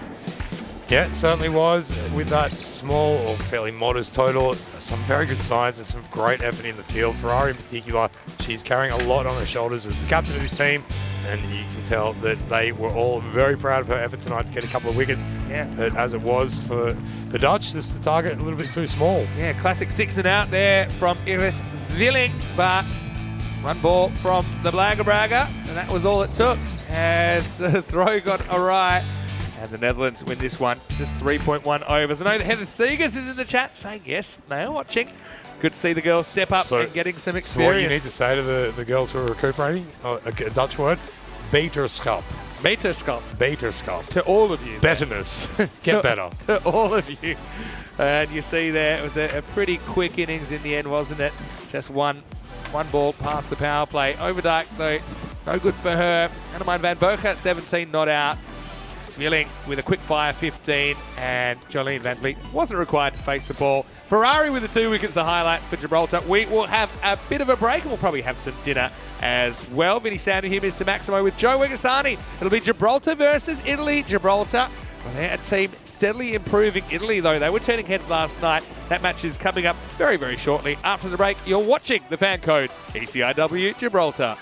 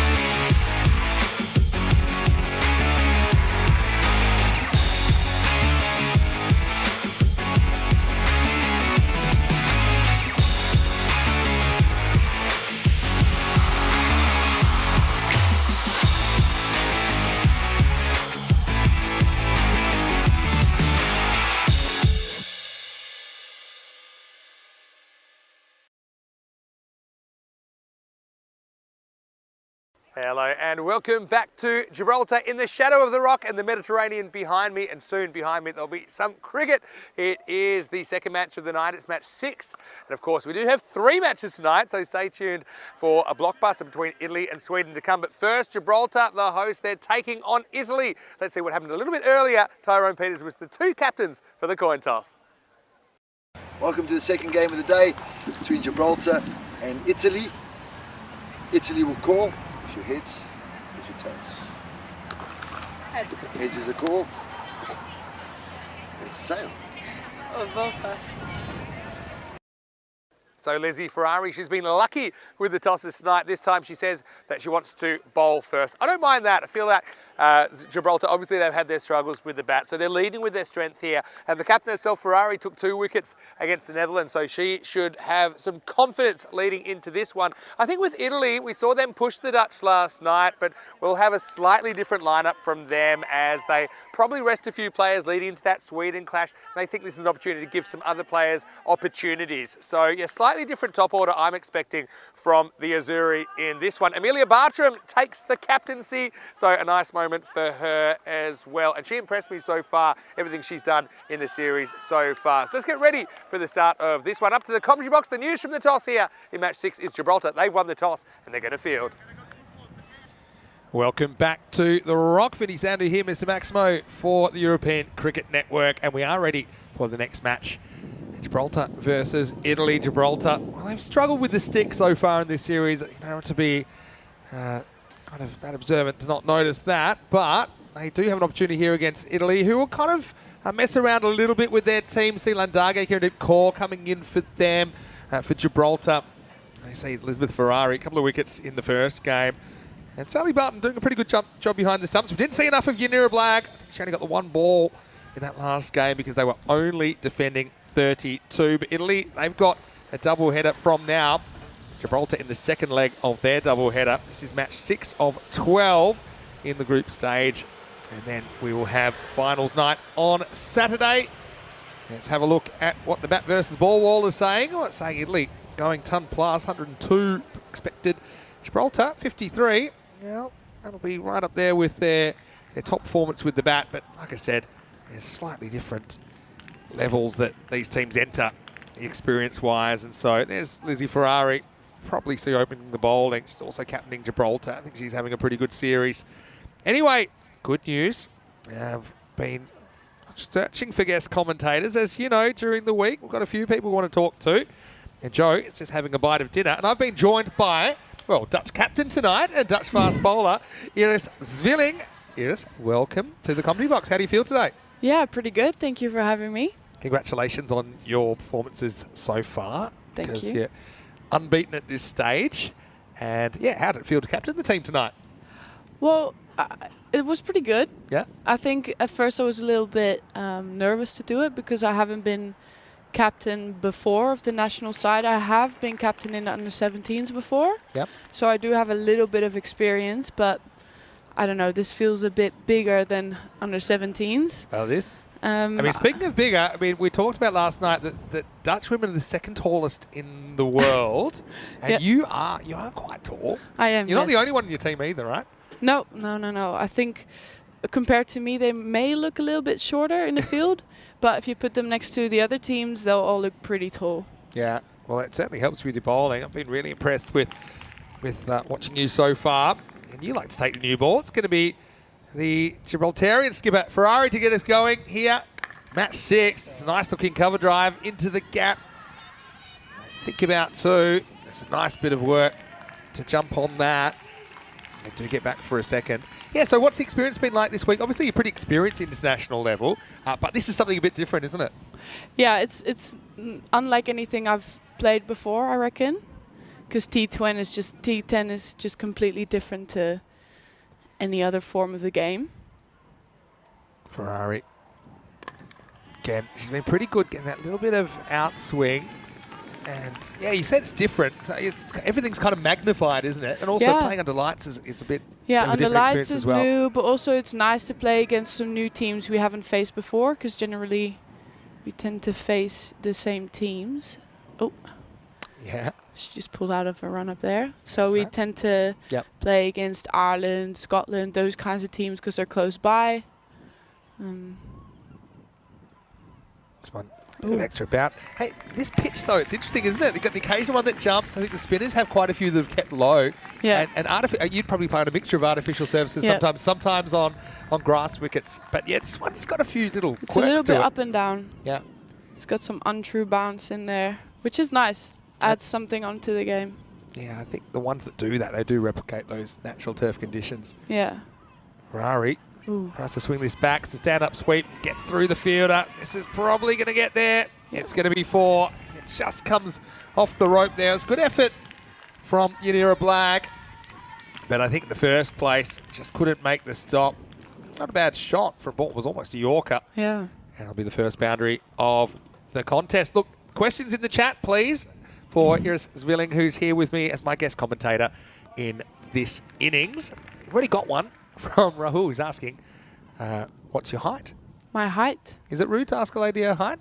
It's like asking their age or what? Ooh, that's a good ball. Not a bad ball. No, I don't think it's rude at all. I think my height is a very, how would It's you an say? asset. No, I mean, it's very noticeable. Okay. So people would notice, and it's okay to ask. I'm 183. Ah, that's my height. That's, I wish I could bowl as fast as you, though. Anyway, here's Ferrari. Nice looking shot. You can see Ratnayaka is up the order, Bartram up the order as well. So Italy just kind of mixing up their order a little bit. You can understand that. They've got double headers tonight. This will be the end of the over. A pretty good one from Ferrari. I think she's bowled pretty well today. It's 7 without loss. And you'd probably know that. I mean, you had an interesting battle with your opposite number, Ferrari. You hit her for 6, but then she got you out. Yeah. I tried to get a little bit too fancy there because it was going well, and I thought, well, 2 runs to win. So why not try and go for a big one to finish it off nicely? But shouldn't have done that. But you know what? It was unselfish. You meant to say as a captain, you were giving someone else a bat. Exactly, you wanted to make sure that they got a chance. Here's Amy Valverde, who's bowled pretty well in this series as well. This one's a little bit short, worked away. Italy have seemed really well drilled. I mean, you played them last night. They certainly pushed you guys. I think they had a bit of a game plan. They were really trying to eliminate dot balls, I thought. What did you make of the Italians? Well, I'm really impressed by them. I honestly had never really seen them play before. So when we heard that we were going to be playing them, we tried to look at some games and watch them. And beforehand, we knew they were going to be a good opposition. So it was nice to play them. I think they played really, really well and really kept us on our toes. And we had a few nerves here and there because it definitely wasn't easy.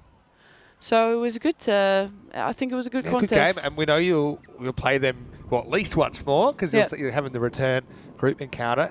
Potentially it's a finals matchup. Again, they'll have a big game against Sweden tonight. Here's Zuri. Here's Bartram, who's the standing captain for Italy. She gets a wide first ball. That's in the absence of regular captain Kamiru Pedrick. I'm pretty sure we'll see later on tonight. And so, Wasada has a question for you in the chat. Also, do you have some favourite cricket players? Ooh, that's a good question because I'm never really... Let's watch this ball first. Another wide seat. All the balls just struggling with the right-hand, left-hand combination in this breeze. Yeah, I generally tend to switch between favourite teams because I like different players. I like watching Maxwell a lot. His batting, I think his hands are incredible, like incredibly fast, and it's so impressive to watch him. Yeah, he's a really interesting one, actually. Yeah. Pretty nice ball from shot. Valverde. Gets it right this time, but it'll just be one. Yeah, when he was growing up, when he was playing with his friends and with his family, he was too good, so they'd make him bat left-handed. This is the story. So this is why he's actually, if you keep practicing something, you get really good at it, right? So and he's good at the switch hit there. He's brilliant at reverse sweeping. So for him, it's a really natural shot. Yeah. And cricket's changed a lot in the last 10 or 20 years. Kind of shots, batters attempt now. This comes in the air and dropped. Ooh. Well, that was an opportunity. And McNally is the fielder at point. And well, this is what I think.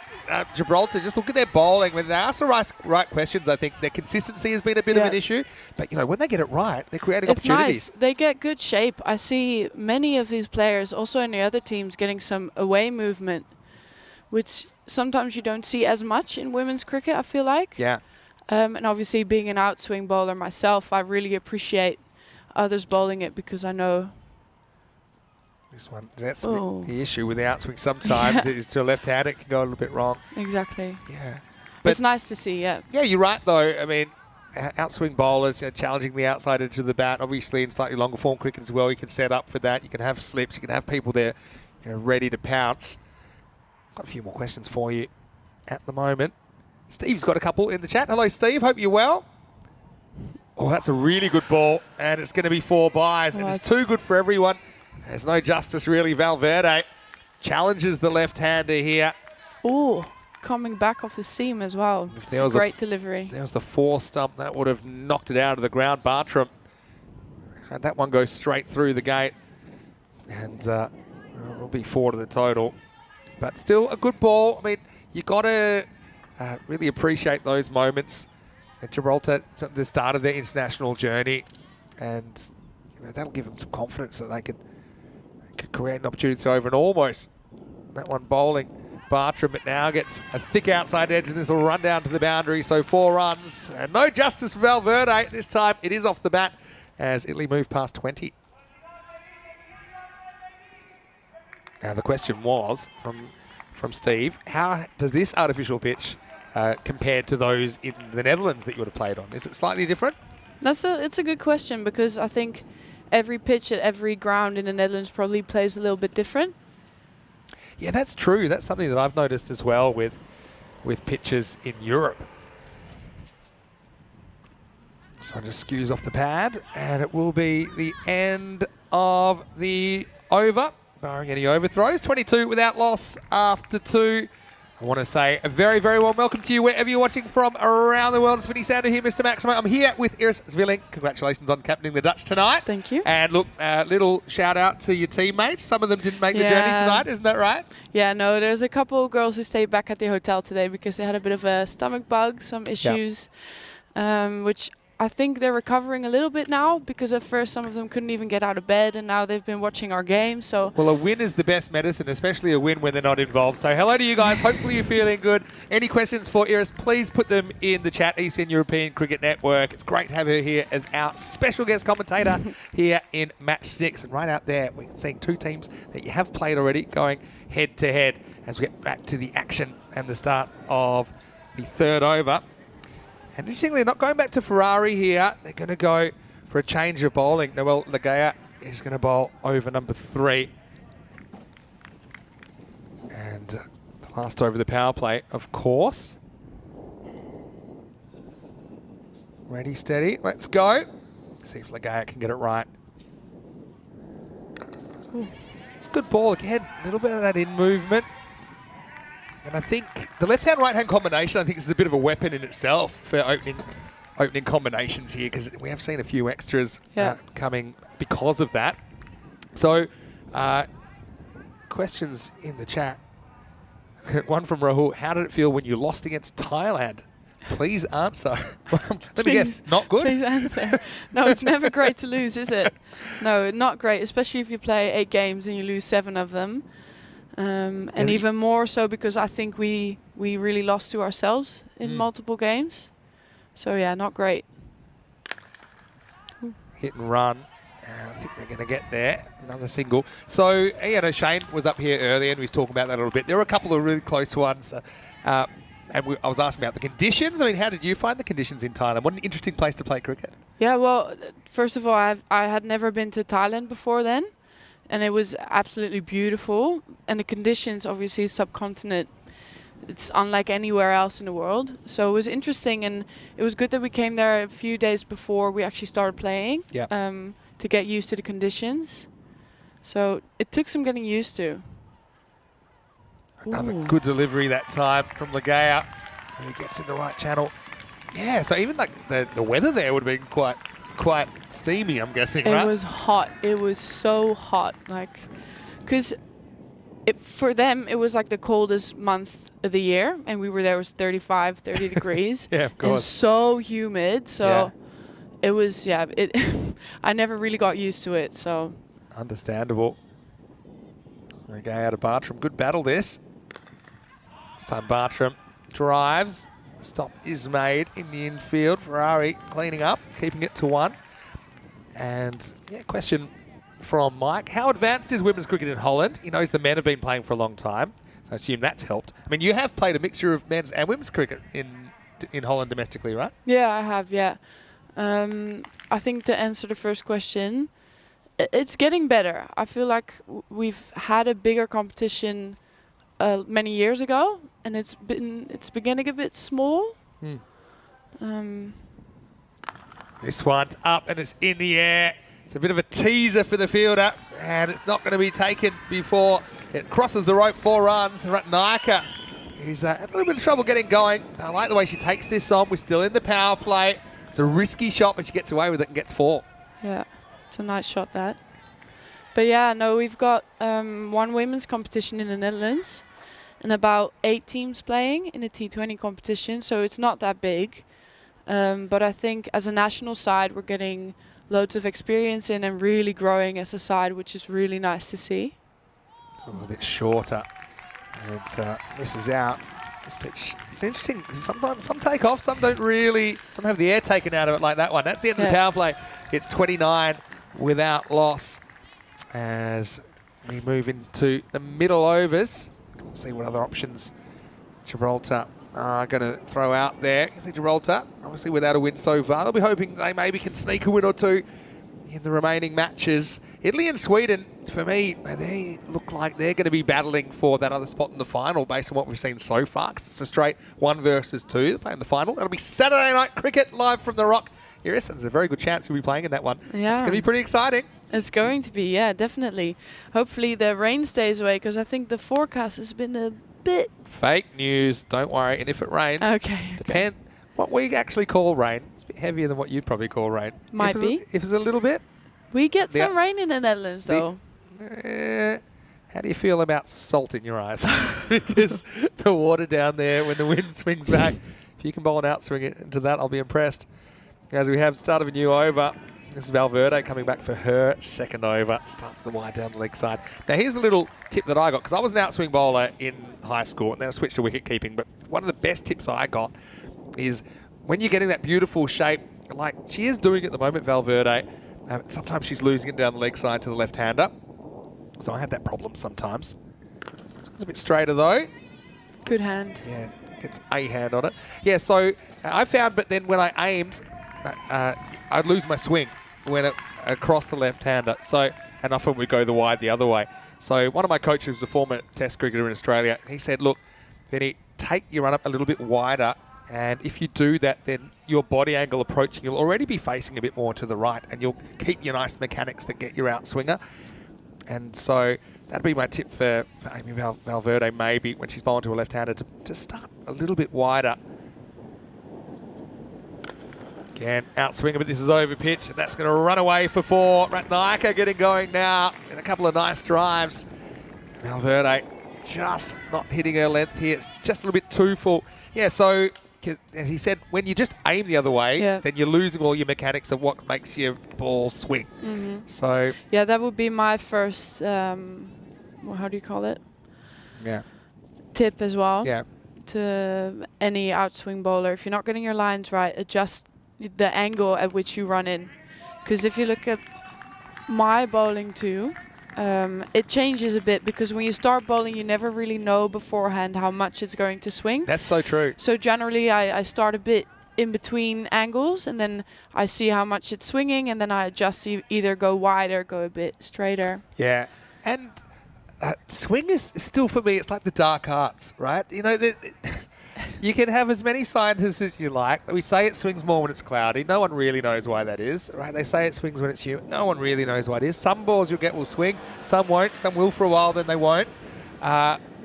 It's a really interesting one. I've been watching cricket my whole life. Still don't quite get it. Yeah, it was actually because in Thailand, like I said, it was very humid, so lots of moisture in the air. So you would think that was going to swing loads, but it actually didn't really swing that much. I got a little bit of swing, but Thailand has a nice in-swinger to open the bowling, but she didn't really get much swing on it, which is not what you would expect. So I agree with you on that one. It's a bit of a dark art. And probably when you're batting, Wait for this ball from Valverde, who's round the wicket now, trying this. That's a good delivery outside the off stump. Bartram goes searching for it, can't make contact. Yeah, sometimes it's actually easier to face ones that are swinging from the hand quite predictably. It's the ones that kind of go late, or sometimes I say threaten to swing, that are a bit more difficult. Yep. The ones that straighten up a bit, coming back off a seam. Just have to do enough. Valverde trying to finish her spell. As Bartram's going to cash in on this, and it's going to be 4 runs. So that's also a goal. Goal! Well, they are the Azzurri. I've still got some bitter memories from the 2006 World Cup when they knocked out Australia, but I'll get over it eventually. This will be 4 runs. Yeah, this is the thing with Gibraltar. Their good balls have been testing. They've been asking questions. They've been creating opportunities. But if you bowl those, you're not going to have a very good time. Yeah, some have gotten away from them, unfortunately. There's a few more questions in the chat. You, Rav's got one. Directed at me, but I'm going to throw it at you. Oh, it's well bowled. That goes between the body and the stumps. So, very interesting battle between those two. That Valverde goes wicketless, and that's the end of 4 overs. It's 41 without loss. So, his question is, who can win the Women's World Cup this year? Have you been following that a little bit? I have, yes. Also because our regular opponent, Ireland, has been playing in it, and it's nice to see them in there, because I think they have been showing great potential. One player that has stood out to me is Orla Prendergast. Sorry. She's been very impressive, I think. I think the team to watch out for is going to be Australia. It's going to be a question of who can beat them. I think they're... Yeah, I would love to see a Smokey or something just come up and have just the tournament of their lives, though. You never know. That's the magic of a World Cup. Yeah. Oh, this is one of my favourites. This is Yanira Blagg. Starts with a wide, but you know what I like about Yanira is she's pretty uncomplicated. She doesn't really have a run-up, but she's got her own style. And, you know, I actually think she's bowled pretty well for the most part. Does have a wicket in the series, coming on here in the 5th. Some talk about, not a bad ball. And now, well, half a chance for a run out, but I can't get back to the stumps. That'll be a single to Ratnaka. Okay, Chris Schinkel, who I have met, of course, in the Netherlands. He's got a chat, and he's got a question in chat, and it's in Dutch. I'm debating whether I should try it. Why don't you? Go on, try. Okay. My Dutch is poor. It'll sound like I'm choking, but I'll give it a go. And then you say what it really sounds like. And then you can tell me what it means. I hope it's fit for air, Chris. I trust you. Wait for Blagg first. This one just pushed it a little bit wide. Okay, he says, Iris, doe je de groeten aan meden van mij? Weet niet wie ik ben. Beterschap aan je zieken en geniet waar we. Why is there a V on the end? Out of 10? With no training? Well, I'm honestly not sure what you said. Okay. so I'm not you sure. Can't say it's wrong. Okay, now you read it. Can you read this? Or do you want to? I'll just wait for this ball to be bowled. I think that maybe I'm speaking pure Dutch. You probably speak some sort of regional dialect. No. My Dutch is, as they would say, ABN, Algemeen Beschaafd Nederlands. So it says, doe je de groeten aan al de meiden van mij. Vinnie weet wie ik ben. Beterschap aan alle zieken en geniet vooral. That's what I said. And he even threw in the extra V to throw me off, right? Yeah, that that's typo? not supposed to be there now. Thanks, Chris. Okay, translate for me. Yeah. Because you're better than Google, as this is down the leg side for a while. Yeah, it says, please say hi to the girls from me. Vinnie knows who I am. Yes. Wish all the sick girls better, hope they get well soon. Get better soon. I got that bit. And enjoy. Yeah. So that's a kind message. Chris. Thank you, Is Chris. it nice to have support from people at home? Very, yeah. It's very nice. My parents actually, or my dad came down to watch. A little bit of a moon ball. I think it's going to be over the waist. Almost came down in time from Blagg. It's just struggling for the consistency here. She certainly kind of settled in on Monday when she was bowling. Did pick up a wicket. Right now, struggling to get through this over. It's the free hit then, and it's going to be put away for 4. It wasn't the worst ball actually from Blagg. Bartram got across. That's good footwork to get inside this. It's a very tough quarter of the ground to defend. And the result will be 4 more to Italy. So, yeah, a few people giving their 2 cents about the Women's T20 World Cup. I mean, I'm just super excited that... Sorry, I just saw Joe, who does speak Dutch, said, just tuned in. What was Vinny saying? Yeah. Don't rate my pronunciation for that. It's a full toss. Probably would have been a wide. Instead, it's going to be another boundary. Bartram, standing captain for the Azuri, moves to 20. Nice looking shot.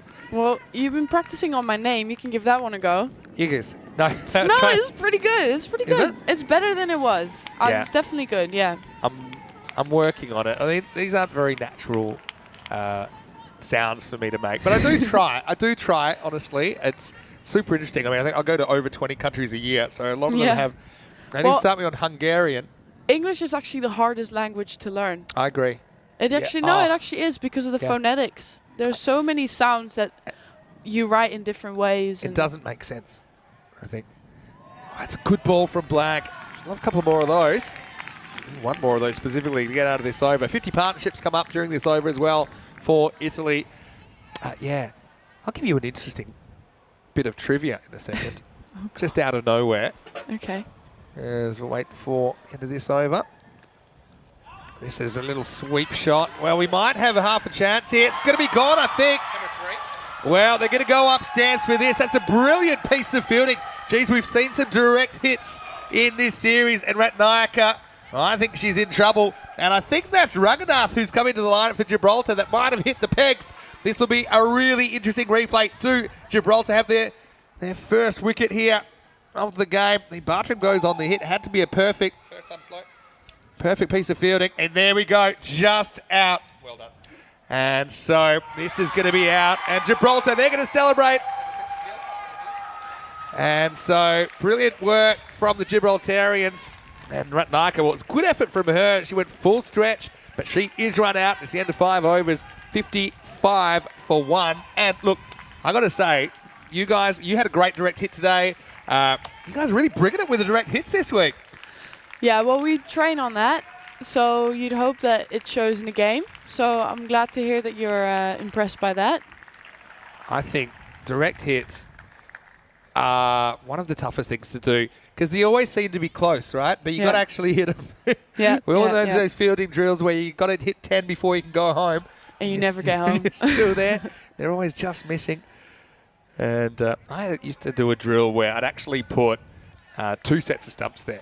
I put 6 stumps because I'd say, you're always saying you're close, then you should never miss. And we still had people missing. I said you should never miss them. Anyway, that was a brilliant piece of fielding. Just a little note on the schedule tonight. This is the second of 3 matches tonight. Match 6, Gibraltar versus Italy. Italy doing the double. They'll take on Sweden in the last match of the night. Stay with us as we get ready for a new over. It's Caruana who's going to start. Ties up Bartram. She likes that sweep. Yeah, I mean, I think she's got that angle coming into her, so it's probably, she's probably feeling like it's on, even if the line of the ball's not quite there. She can manoeuvre her body to open up that area. Yeah, also, like you said, probably the left-hand advantage. Yeah. She tends to get the balls a little bit down leg, maybe more often than a right-hander would. So she can get in line with the ball and just kind of scoop it, sweep it. Joe saying in the chat, loving Jib's energy in the field tonight. Yeah, I've got to say, when it's been slim pickings, you've got to celebrate your moments. This one is hit really out of the middle. It's well fielded there. That's Rebecca Worth. Makes the stop again. Getting a lot of support from the crowd. Yeah, loud crowd tonight for Gibraltar. How do you find Gibraltar? Let's get off the cricket for a second. How's your week been here so far? What have you been up to? Well, we've been staying in a hotel in Spain. I know. And it's been the strangest experience crossing the border here. It's you weird, just, isn't it? Yeah, you just walk over to another country. Yeah. So, yeah, you show your passport. They barely look at it. Yeah. The other day, I crossed the border with someone else's passport just to see if we could. She's not serious. No, of course not. Any federal agents tuning in? By the way, half the Gibraltar team do work for customs. This one just nips back a little bit. I think it's missing leg stump. And wow, it's a nice bit of bowling from Caruana. Just have a look at this. I think hits the seam. This comes in, definitely missing, but still good stuff to beat the bat. This is Mahamlagi who's out there now for Italy. You see, nice to see Nicola with a smile on her face. She's enjoying it. Trying to get her first wicket in the series. Won't do with that one. Another wide down the leg side. Yeah, so one thing you got to do while you're here, you got to go up the rock. I was up there today, had a monkey steal my lunch. It was amazing. And yeah, it's quite unbelievable. There's St. Michael's Cave, which is it's lit up. It's like a whole light show and everything. It's there, been there for thousands and thousands of years. Yeah, they do actually light up the rock at night as well, don't they? It's incredible. Yeah. It is bizarre, though, to stay in one country and look into another. It's a pretty good ball here on the stumps. It's pretty well fielded, though, in the circle. And yeah. So, yeah, keeps it to 1. It's a pretty... It's a strange thought that this country has less inhabitants than most of our cities do. That's exactly right. And the whole country, it's 5 kilometres long, it's 1 kilometre wide. Yeah. Well, this is up, it's in the air, just looping towards the fielder. It kind of spins around Rebecca Worth, and it'll just be a single. Yeah, but it is a very strange, in a good way, strange country. Man, I love travelling. Obviously, with my job, I get to travel a lot. But yeah, I always like to take in new experiences. So I've tried to spend a bit more time in Gibraltar this week.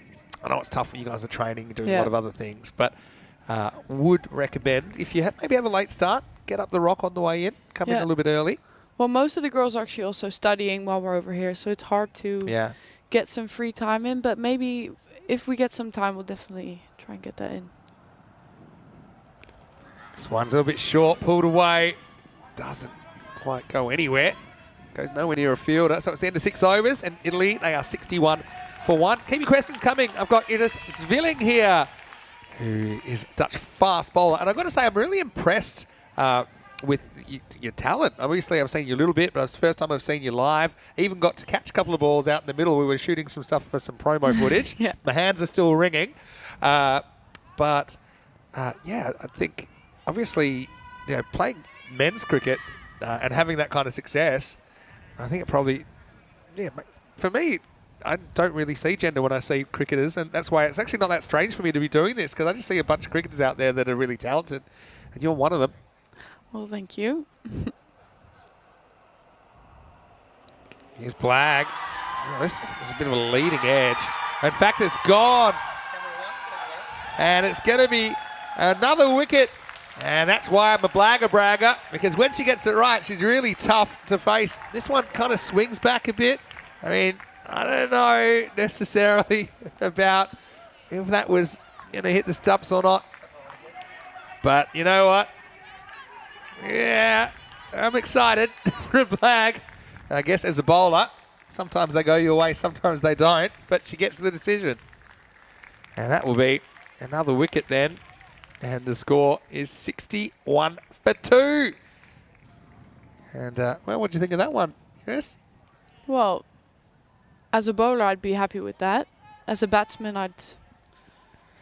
You'd have to walk off and accept the umpire's decision, right? Yeah. Anyway, here's the next one from Blag. Get on her for a hat-trick. Wide down the leg side. And, oh, well, sometimes they go your way, sometimes they don't. Yeah, so tell us some of the other places you've travelled then, because obviously travelling with cricket must be a great experience. Talked about Thailand already. You've been to Ireland a little bit, I imagine? Yeah, one time. So I think it'll be a no ball for off the pitch, so we've got a free hit coming up. Kanan Gigi is the new batter. It's actually been an interesting last couple of years, obviously with COVID going around the world. Yeah. We have been on tours, but like when we went to Ireland, we were there, but we couldn't really leave the hotel because we were in a bubble, as we'd call it then. Yeah, of course. It's well bowled. Just gets past the outside edge. So Thailand was the first, was it?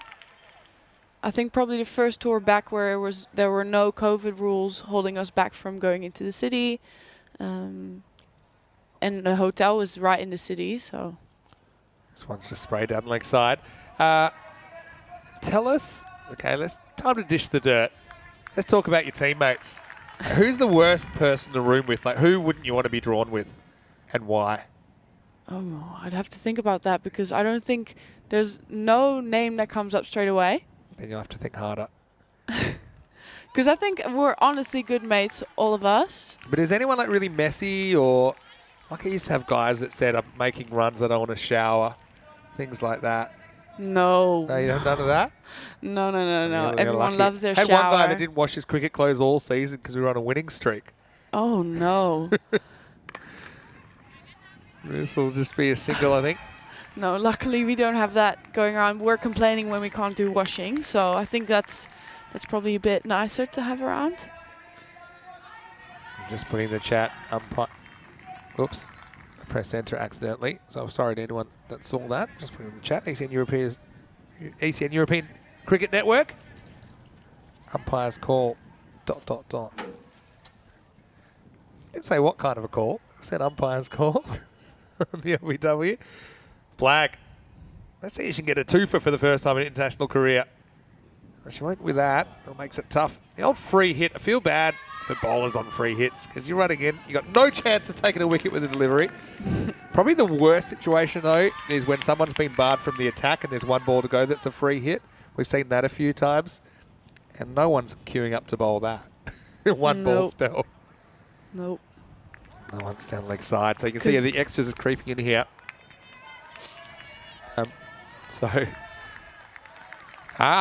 Now here's the saying, no monkeys on Jib, they're apes. Monkeys have tails. I read today that they can be called tailless monkeys. This is an apes versus monkeys debate. Okay, Oh. I read it on the rock. Okay, so I got told you can actually say either. They're macaques, really. Yeah, so these monkeys, well, the monkey crime syndicate, as I call them, because they can be quite clever. I've seen them try to pickpocket people. Yeah, they're not afraid, are they? I've heard stories. My highlight of the day was watching an ape creep towards a lady that didn't know it was coming. And I could have warned her. It was when we first got off the cable car, right at the top. I could have warned her. Strategically, I decided not to. So I'm just not quite coming back enough. Yeah, and it was great. She jumped back and got it in front of her life. I thought it was hilarious. She found it funny as well. Okay. But, you know, they're pretty used to people being around, I think. But it was interesting to learn about their social structure and all these kind of things. And they clean each other. They're best friends. They clean them all the time. And it's pretty interesting. So you got a little biology class. And the babies are cute. I mean, the babies they would are be. super Because they would cute. be clinging on to their mums too, right? Yeah, it depends. They carry them. Yeah, they carry them when for a little they're while. small. So they actually, run alert today. It's a pretty good ball by Blagg. They won't run here. Oh, it's close-ish, but I think she's just home. I think they start kind of on the mother's tummy for a while. And they get a bit bigger and they go on the mum's back. I think she just gets home here. A little bit of a bat bounce, but Bartram gets back. Yeah, and then they go on their back. And I think after about kind of almost 3 years or so, they're able to kind of wander off on their own. But actually, I found out that they're really good dads as well. The dads stick around and take a bit more of a role. They're not off at the pub all the time. Testing delivery from Blagg, and Nelly won't be able to prevent the single. That's the end of her spell. Finishes 1 for 25, and the score is 72 for 2 after 7. Just a reminder, plenty of cricket coming up, including the European Cricket League starts in 5 days right here on ECN. The VOC Rotterdam, they're representing the Netherlands. They're in Group B. But, I mean, that's great. And look, one day, if we'd love for the women's club game in Europe to be so big that we could have an ECL for women's as well. That'd be really exciting. And you're young enough. Maybe we'll see you in that one day. Yeah, we're working on our women's competition over there. So Start of a new over. First one's just lost to the left. It's Caruana who's coming back. Hello to Louis Bruce. He said he's looking at Group C. That's because Lathbury Lightning from Gibraltar, they'll be in Group C. It's pretty cutthroat. You only get 3 days of cricket, 2 days of qualifying and 1 day of finals. The winner gets to come back for championship week. Camera 2. Sorry, camera 3. As Caruana lose this down leg side. Still gets a double bounce, but I think the second bounce is past the crease, which means it's just a wide, not a no ball. So you can see there, Gibraltar just trying a few different options in their third, fourth, fifth bowlers here. This is in the air, and dropped. Oh, another opportunity goes down. It's Valverde who is on the move, and that catch going around to the left, and that's disappointing. They create the chance, but they can't hold on.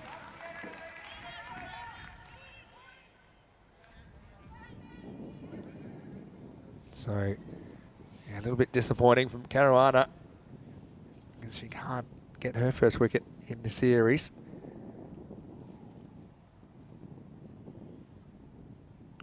Bartram gets the ball that she can swing away that 45 position, but it's well handled. It's going to be a bit of a mixed bag. I think we know that. I like the way Gibraltar is staying positive. Get a lot of good cheers for that stop. But fielding is something I say, no matter what your role is, if you're a batter or a bowler, and how much you bat or how much you bowl team, everyone can improve their fielding. This is in the air. Oh, dropped again. And so 2 go down in the over. Caruana can't buy a wicket at the moment. As Kigi gets a bit lucky here. And that's Neve Robeson. Fortunately, couldn't quite hold on. Okay, I'm going to ask you a couple of questions in the last couple of overs. We're going to get away from cricket. We've talked a lot of cricket. Let's get to know the you off the field a little bit. Bartram steps across, but it's on his leg stump to wide. So you said you're studying. What are your interests outside cricket? What are you studying? What are your plans going forward outside cricket? Well, I'm currently studying psychology. Okay. And I'm in my 3rd year of my bachelor's, so I'm currently writing my bachelor's thesis, actually. Okay. So this is beautifully struck. Take some stopping. That's well handled out there. McNally does the job. Keeps it to 1. So what's the topic of your thesis? It's climate change. Okay. And then the influence it has on young adults and adolescents. Ah. So it's a mediating model. It's going to be a very statisticky thesis. Nice. I love numbers. Nah, I don't like them necessarily. But I think the topic is interesting. It wasn't my first choice, but it's going to be good. Well, wish you the best of luck with that. Thank you. Seem a very smart cookie. And well, maybe one day you can teach my fellow commentator Corey Rutgers to read. Anyway, that'll just be a single. Cheeky drive at Corey. I know that Corey's been watching, that's why. He's been following along. Right, And so's Scotty Edwards, the men's Dutch captain. They've been watching at their house, which they call the kennel. The kennel, yeah. Where the VOC boys live. Yeah, and with the VOC guys, they're gearing up for the ECL, obviously. And they were the champions of the first ever ECL back in 2019. Bartram batted through the innings so far. Reached a quarter century. Caruana, well, I hope she gets one somewhere along the line, because she had a couple of chances go down off her bowling. And once again, this is outside leg stump. Bartram can't really cash in. I've also been impressed with the fielding of Raghunath. Maybe she needs to go to one of those key positions where the catches are flying. Anyway, this is the end of the 8th over. It's 81 for 2. Rahul Sharma saying, I miss Corey. Well, I miss Corey too, and I had a few questions about Corey. He did leave Malta early for personal reasons, but he should be back on Monday. He'll be back on deck for the start of the ECL. Looking at the Manhattan, you see that? Nothing above 15. I think, if you take the extras out of this innings for Gibraltar, it's actually been okay for them. And one of the issues, there's 32 runs already in extras out of score of 81. So again, it's not easy when you're at the start of the journey playing cricket at this level. But it's a practice thing. Hopefully they'll know what they need to do to try and get that under control. Here we go with over number 9. That's a perfect angle to see the ball coming down the leg side. Again, at least they protected that area of the ground now with a kind of 45 on the boundary. She's been very busy down there. So how about other sports? Did you grow up playing other sports? I mean, you're obviously quite natural. Yeah, I grew up playing football, or soccer as some would say. You can call it football. Most of the world will agree with you. Yeah, no, I love football. I love playing it, love watching it. Dragged away. They go on the hit. That's Riley doing the fielding. So, yeah, you grew up playing football. What position did you play? Or did you play a variety of positions? I'm actually bad at the English names for it, but Just- like striker, Yeah, striker. and it used to be like center striker, Yeah, centre forward. They play Centre in the old forward. language, yeah. or like left forward, Yeah, like left wing or left wing, left striker or left Striker. midfield, maybe. those two a little bit, or Yeah. mid. Yeah, so I played hockey, and that's the position I played. And they used to call me a seagull. You know what that means? Swoop in, Yeah. pick up everything. It was more to do with, in hockey at least, you could get things, just tapping things in from like a metre out. Okay. With no, or like if someone else had one was going in. And I was pretty good at just sneaking my name on the score sheet from time to time. We might have some penalty runs here for the first time because of the amount of these extras. They need to finish this over in 40 seconds, which I think's pretty unlikely. Might get lucky though. How They many penalty runs would that be? So if you haven't bowled the overs if you don't finish your ninth over by the time the clock runs out, then there's a 5-run penalty. Oh, okay, 5 So runs. if you hadn't finished your ninth over even, it would be 10. But Yeah, obviously we're into the ninth. Okay. They are pretty strict with that. But I mean, considering they've bowled, I don't know how many extra deliveries we've had. We've had 21 extra deliveries at this Yeah. stage. For 23, if you include no balls. It's 4 extra overs they've had to bowl. Yeah, and collecting the balls that have gone past the boundary as yeah, well. Yeah, exactly. But it's one of the things we kind of have to do to stay on target with the amount of cricket we've got.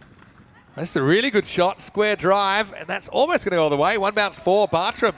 Yeah, nice shot from her. I mean, she's been quite leg side conscious, I think, for a lot of this innings. But this shows she's no one-trick pony. She manoeuvres that inside out. Just the wrists there were pretty powerful. She moves into the 30s.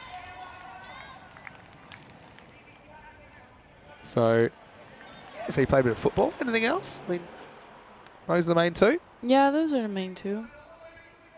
I don't think I did Aikido. It's like a defense sport. Oh, like a self-defense Yeah, kind of thing. well, Wow. not really. Or It's like Asian, That sounds interesting. so it's kind of in the... This is going to take some stopping as well. Spinning down the boundary for Bartram. Well, it all happens in the ninth, as we say here on ECN. And Bartram, I don't know if she's got enough time to get to the half century, but she's threatening at least. She moves to 36. And at the end of 9, it's 93 for 2. Okay. Yeah, it's in the same category as like jiu-jitsu All right. and like... And their weapons? No, well, you can use like swords, but they're wooden. Okay. But I didn't get to the level where you were allowed yeah, to use it. didn't give you the sword 'Cause license. No, I wasn't too entertained generally. Okay. I would get a little bit bored, I would say. My little brother took up ninjutsu, so like Oh. ninja skills, mainly because I used to give him a bit of a hard time. This is when we were really little, like when I was about 8 and he was 5. Next minute he had the nunchucks out. Oh, Bowled! What a piece of bowling from Ferrari. Well, she's been on song tonight. They held her back for the 10th over. That she just blasts straight through, and Kanankigi's going to have to go. Italy lose the third, 98 for 3. You'll appreciate this as an outswing bowler. Again, this one just leaves her a little bit, and over goes the timber. yeah, top of off. That's what you love to see. Again, I think Gibraltar just haven't bowled enough balls that have threatened the stumps in this innings. They'd be the first to admit that. And a little wry smile from the umpire as well. Gives her a wink and says, yep, that's a goner. Yep. So 5 balls to go. It's going to be Guthrie Batagoda who's going to come out at number 5. Yeah, you got to celebrate your good moments. And yeah, I mean, one thing I really like about this tournament as well is the camaraderie between the teams. Obviously, the teams have a slightly different experience levels across the board. So the fact that I just know the Gibraltarians, they're going to learn a lot from this, and also going to have a few highlights. Batagoda comes in with 5 to go. I love 10th overs. I'd watch them all day if I could because they get chaotic. It'll be a fairly long one if there's any more balls like that.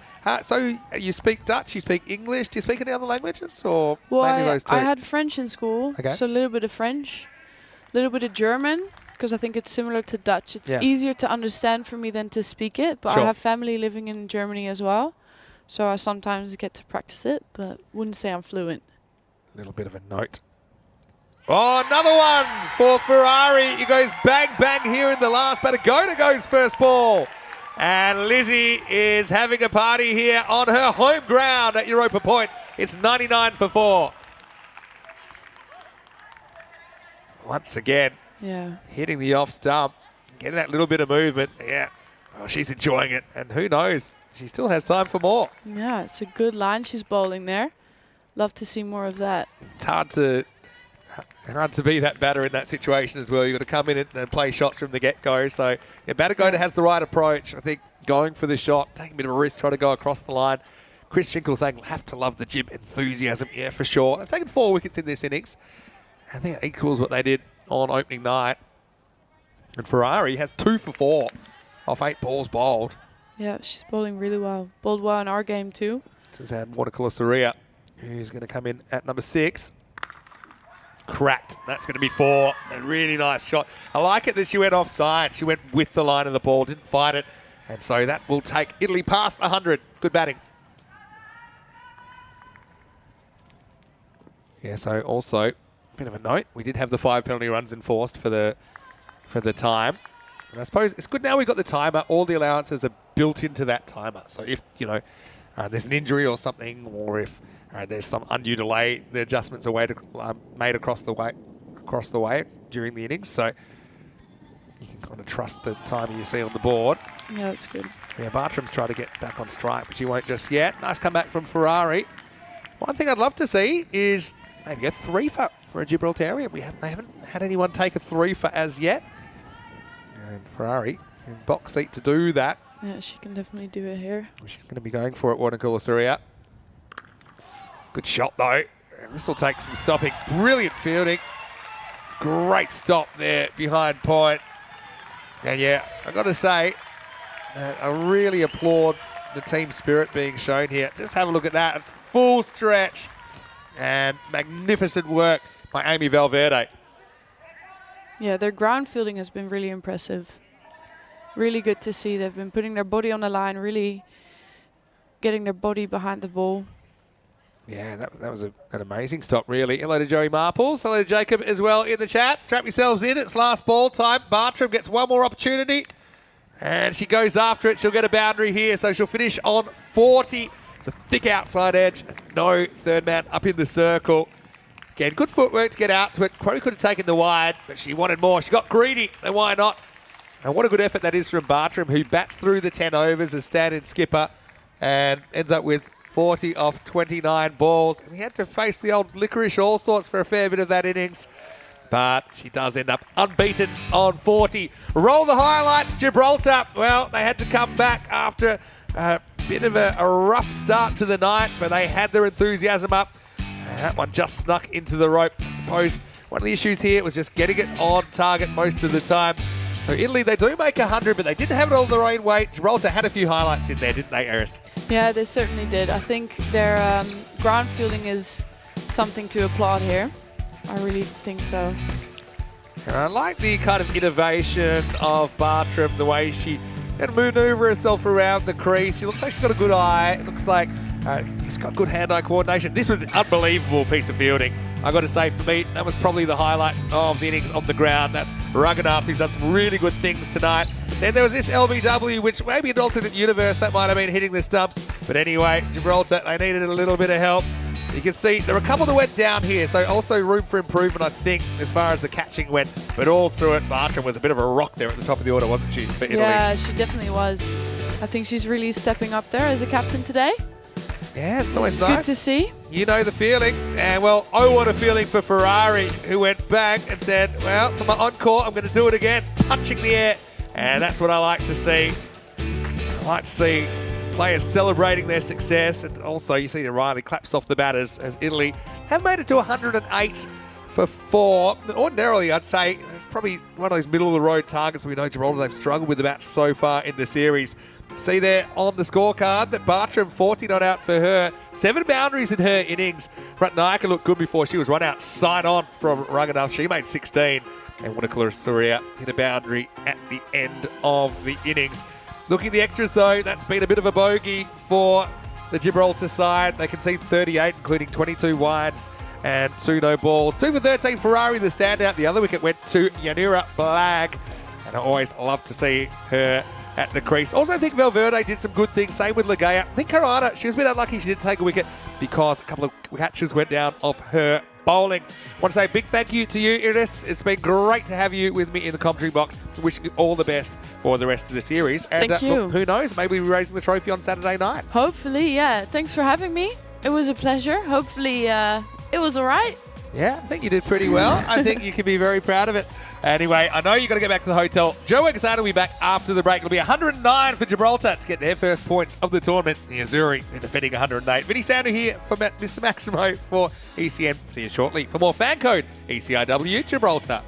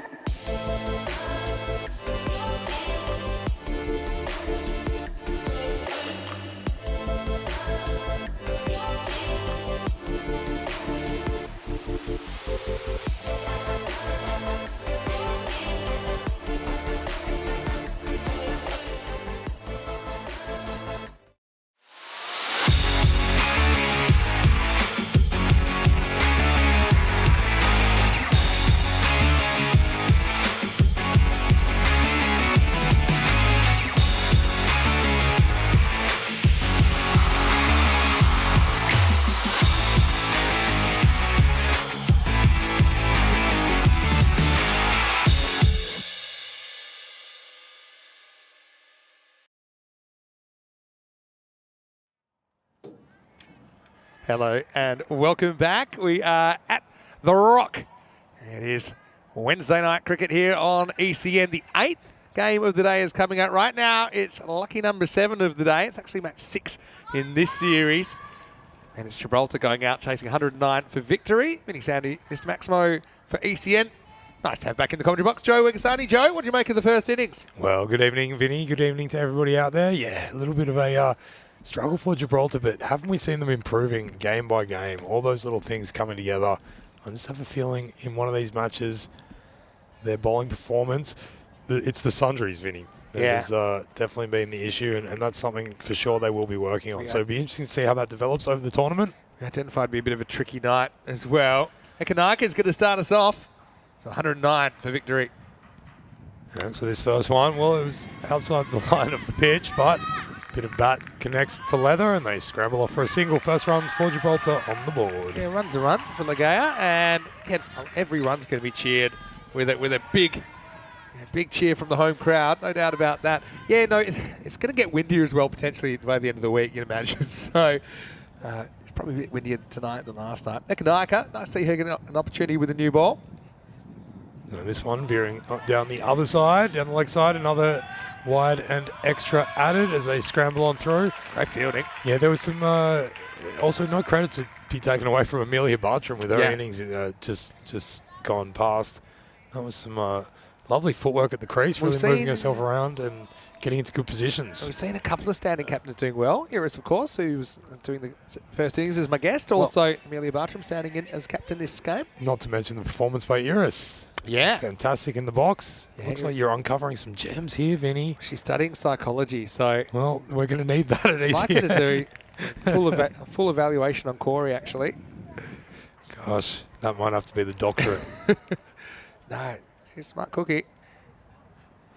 This one again, just travelling outside the tram tracks. I like keeping of Ratnaka, though, behind the stump. She's not afraid to go up and try and make something happen. So I think the battles will probably feel a bit claustrophobic with her being so close down to the their stumps. necks. Yeah. Yep. There's Regina in the background. She was my guest commentator last night.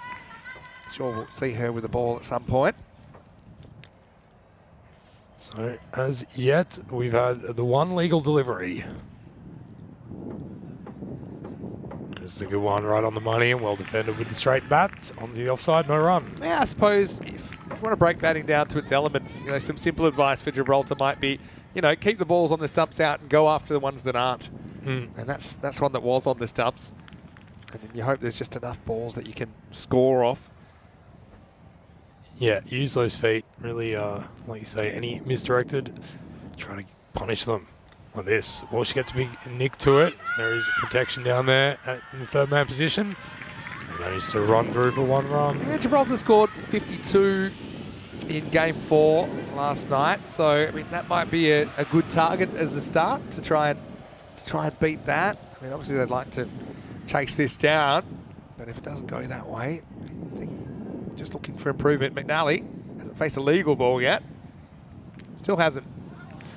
Yeah, another wide called. Yeah, and on that, it was great to hear Iris talking about experiences with Thailand and Ireland, and just makes you think all these teams have been on journeys over the previous few years. And, definitely. And all of them started at a point, and that's where Gibraltar is at the moment, and it's just wonderful to see them out there. And we had a comment by Joey Marples in the chat that every game they're getting better because of this, facing better, higher quality opposition. Next ball on the stumps, it's been dragged away. They're not going to get a run, though. That's the kind of one... That's the kind of one I'd like to see, maybe trying to take on a run. It was kind of into a gap, wasn't straight at a fielder. Yeah, and running to her left as well. Yeah, so I mean, it'll take a good piece of fielding. You can see there, Ligaya a little bit gun shy at the non-strikers and didn't want to leave home. That's another well-directed ball, and again, it played to much the same spot. But I'm just going to go a little bit technical on Ligaya's backing up here. I think she's being a little bit timid. I like that she's looking to do it, but she's already kind of... She could take another 2-3 metres. She's already looking to go back when she probably doesn't need to. She'd probably steal a bit more ground there. Well, this one has not found the gap. They've got more of a traditional mid-wicket in position now. Yeah, so I mean, this is just a little thing, and this is what it's about, little bits of improvement. And you see here, it's almost as soon as the ball hits, she's already looking to step back. And so, yeah, just like to be a bit more attacking there. But anyway, it's the end of the first over.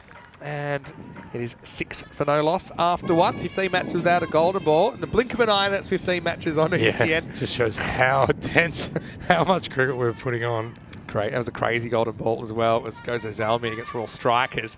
We've had 2 outfield dropped catches on golden balls, which are literally game swingers. If you catch it, you win. If you drop it, you lose because they get 2.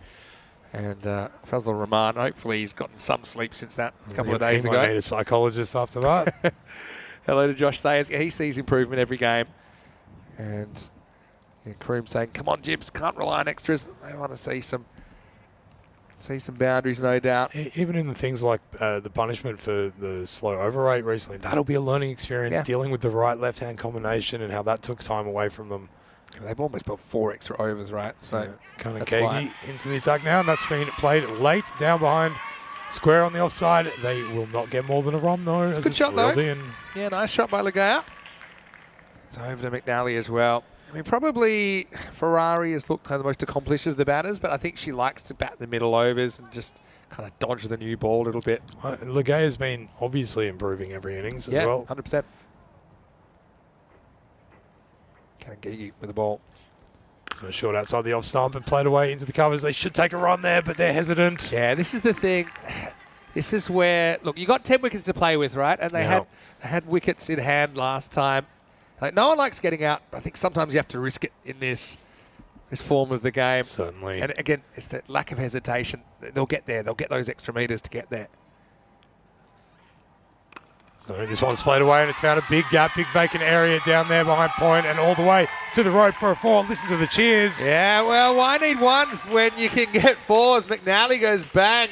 This is a really good bit of batting. Good hands there, slightly uppish. And look, McNally, if my memory serves me correctly, in the first game, she absolutely crunched one. But she got caught at point for a second ball duck. She did, yep. Yeah, that's right. It was one of the good ducks, that's right. Yeah, it was a good duck, if you can call it that. But yeah, she's strong in that area. That was really powerful from Christine. Yeah, good timing as well. Kanakegi to respond now. This one's right on the money and driven back to the bowler, who does her own, kind of does her own fielding before Bartram comes in. And I'm mesmerised by Legea's backing up now. I feel like it's when, when they release Dolphin back into the wild and it's trying to come out, and like, let's go, go. Just don't. It's your new home. You don't need us anymore. As a non-striker, you have to be looking to get down to the other end, right? But anyway, I really liked her improvement. You mentioned that. This one well left by McNally. We've seen those balls have proved difficult, but she picked that line well to leave. Wide onto the total. Louis the Bruce has a fun fact in the chat saying that Christine McNally was his old PE teacher in his first school. Is that right? There you go, Louis the Bruce. Louis the Bruce. She obviously did a good job, Louis. Yeah, absolutely. So thanks, Louis. Now that we can give her pretty much all the credit for your stellar performance in the ECS just gone. Yeah, he's looking forward to the ECL as well, Louis. Good to see him back at Cartma soon. This one has been dragged away and she puts up the big hand for the no, and it is really those ones that they need to look at. Yeah, I mean, it's hard. I mean, that was not a run there. But at least to put the pressure on the fielders. If you hit it straight at a fielder, fine. I feel like if you hit it not straight at a fielder, I think you've got to have an understanding that you just go. Well, and the fielders are under pressure to throw it back in. They're not always going to be accurate. This one's drivable, and she has a big swing at it. And it's just a little basic, isn't it? As we get to the end of the second over, it's 12 without loss after 2. So it's mostly the person that hits the ball. As long as it's hit, in front of them, they should make a solid call, and the non-striker trust the call and get through for the run. And as a striker, you can see, is it straight at the field or is it into a gap? Looking at the table, you can see that Italy and Sweden occupy the middle positions, and they're going to take on each other in match 7, which is coming up later on tonight. That could be really important as far as the final standings. Remember, the top 2, and we'll go straight into a final. It's match 14 on Saturday night, right here on ECN. First ever ECIW on the network. Yeah, here under the rock. Well, it is time now for the new bowler to rock and roll. It's Shatarika Mahamalage. Yeah, she's been a bit of a key player for Italy as well. So we're batting at 3 in the first game. And that one short outside off and well played off the back foot as well into that area, which allows them to take a run. It's good batting, really good batting by Ligaya. She's pretty good at getting that other end, and she makes it at home. I'll tell you what, it's engaging cricket, and so great to have people around the world watching. Definitely. Andrew Hogan's in trouble though, because Mrs. Hogan wants to know, what's he watching so early in the morning? Just tell Mrs. Hogan that I said it's okay. Yeah. Myself and Mrs. Hogan have a very special connection. Yeah. Send Mrs. Hogan's Vinny's best regards as that one's played back down to mid-on for no run. Hello to Kitty as well. Hello, Steve. Hello to Lakmina as well, who's in the chat. And throw some questions, throw some comments in. Most of it overwhelmingly positive, which is fantastic. So Malage, she's going to ask for this, but I think it was heading down. It did seem to spring back a little bit, but you can't be giving that. So good decision there by Michael Charge. Get Blag back out there. Yeah. Anyway, I think that one was missing. Yeah. They don't always, they're not always called correctly. No matter though. So one has a big swing. It doesn't have to worry about it though, as it will be called a wide. Good move though from Mahamalagi. Yeah, and that's what she did with that previous ball. It was too straight, but it was coming back. Yeah, that's true. There's a little bit of a wind that's assisting that tonight. I'd call it a soft breeze. Yeah. So it's full of ball, and that traps her on the back pad. That should be out, and it is. The finger goes up, and as such, Christine McNally, Louis the Bruce's former PE teacher, has to walk back to the shed. Well, she hit a nice boundary. Yeah, great shot, great cut shot. Can't get too much more plumb than that. Again, just run across, batter ball on the stumps. But really, it's all the movement. I mean, she probably thinks that ball is going to be down the leg side, but then it does swerve in the air, doesn't it? That's very good bowling by Mahamalagi, and that's the second wicket to go. In fact, it's the first wicket to go, pardon me. It's 14 for 1. That brings Lizzie Ferrari to the crease at number 3. Yeah, Lizzie Ferrari. Wasn't that great to see her, bowling performance previously? She was under a little bit of duress with those wayward deliveries, but then really rallying to pick up a couple of wickets late. Chatharika, Mahamalagi, just getting it right there and controlling the swing. We saw one get away out the left of the pitch, but that's spot on. Now, Lizzie Ferrari's going to have to play a bit of a role here for Gibraltar. I'd like to see her just kind of making a rule that she doesn't try and whack balls on the stumps to the leg side. Yeah, and that simple mantra. That's the way on this deck, absolutely. They stay low, so straight bat, just like that. Good technique, I think. Good technique, but then it's also just hitting with that another 20% flourish in the shot as well. Try to break that infield. Last ball, the over. So that one hitting it a little bit up-ish, but no chance for a catch there as it's well collected by Mahamalagi. Into the over and into the power play. It's 14 for 1. Hopefully you well. I like that Andrew Hogan saying that we should get Dwayne Johnson, the Rock, to be the ambassador for this tournament. Tell you what, I'm not the kind of guy that gets vertigo or that kind of thing, but it's pretty high. I was 426 metres high. Oh, you took the cable car, didn't you? Took the cable car, then you go upstairs, then you go up again, and I look down. It's pretty much a sheer drop, but some beautiful looking beaches down there. Sandy Bay looked amazing today. It's kind of sheltered little beach, but it's pretty hairy. It's like being up a 160-story building or something I worked out, which is just massive. Yeah, and allowing you to continue the great monkey versus ape debate. Anyway, back to that later on. Everyone just decided you can't be wrong. As that's a short one. Might have been a bit high. It did straighten. Yeah, the height's the only thing here, I think. Okay, again, just shuffling across. It's not a bad shout. Yeah, just pitching. Maybe just the lifting angle. a little bit. The umpire looking for reasons not to give it out. Found enough doubt there. And a bit of advice from Louis the Bruce on the chat. You need to hit straight on this deck. I think that's exactly what you're talking about.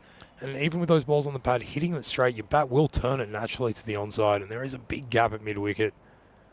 On that occasion, gets full toss and absolutely dispatches it. Well, the umpire's called one bounce over the rope for 4. That was close. That is absolutely pounded. That's absolutely pounded by Ligaya. I mean, that made such a great sound off the bat. Again, it's just a bowler error, isn't it? And she gets all of this. Yeah. Don't worry about that. Right. That has gone bang, 4 runs. Yeah, Beautiful hitting. Yeah, I agree with what Louis is saying. I suppose the issue here is the field. There's pretty much a wall of mid-on, mid-off bowler straight down the ground. So if you're not getting the power, I can understand that you start looking elsewhere. If you're going to elevate, it's got its own risks.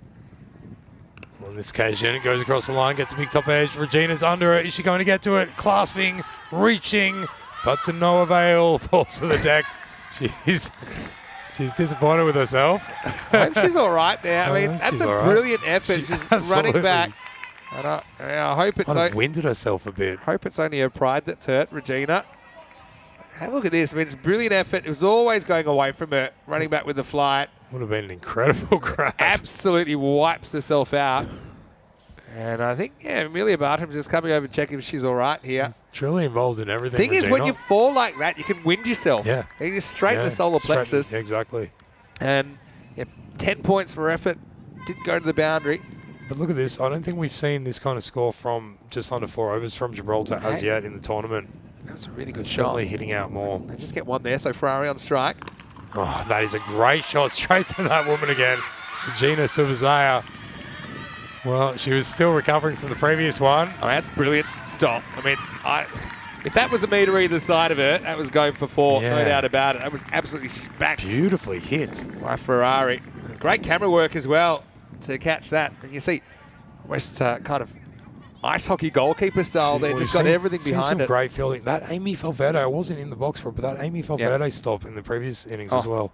Incredible. One hand up. This time short again and pulled away, and this time it's found a little bit of a gap. And as the two fielders converge. I'm liking this though from Gibraltar. It's good shot selection, good execution. Yeah.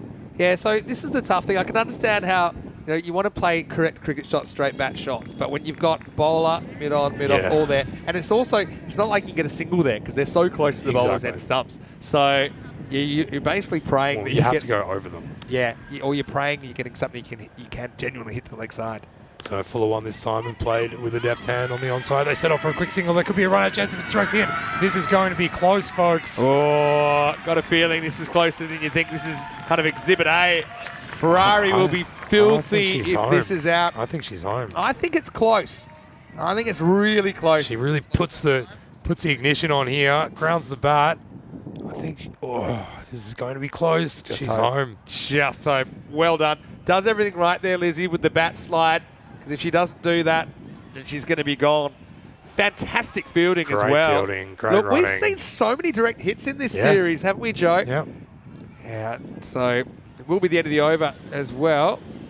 And it's 22 for 1 after 4. And it is going to be Regina Subazay coming into the attack. Already the leading wicket taker in this tournament thus far. And you think she's been doing so well. It's just getting so many balls hitting the pegs. Yeah. And Gibraltar was the team that she did take the hat-trick against the other night.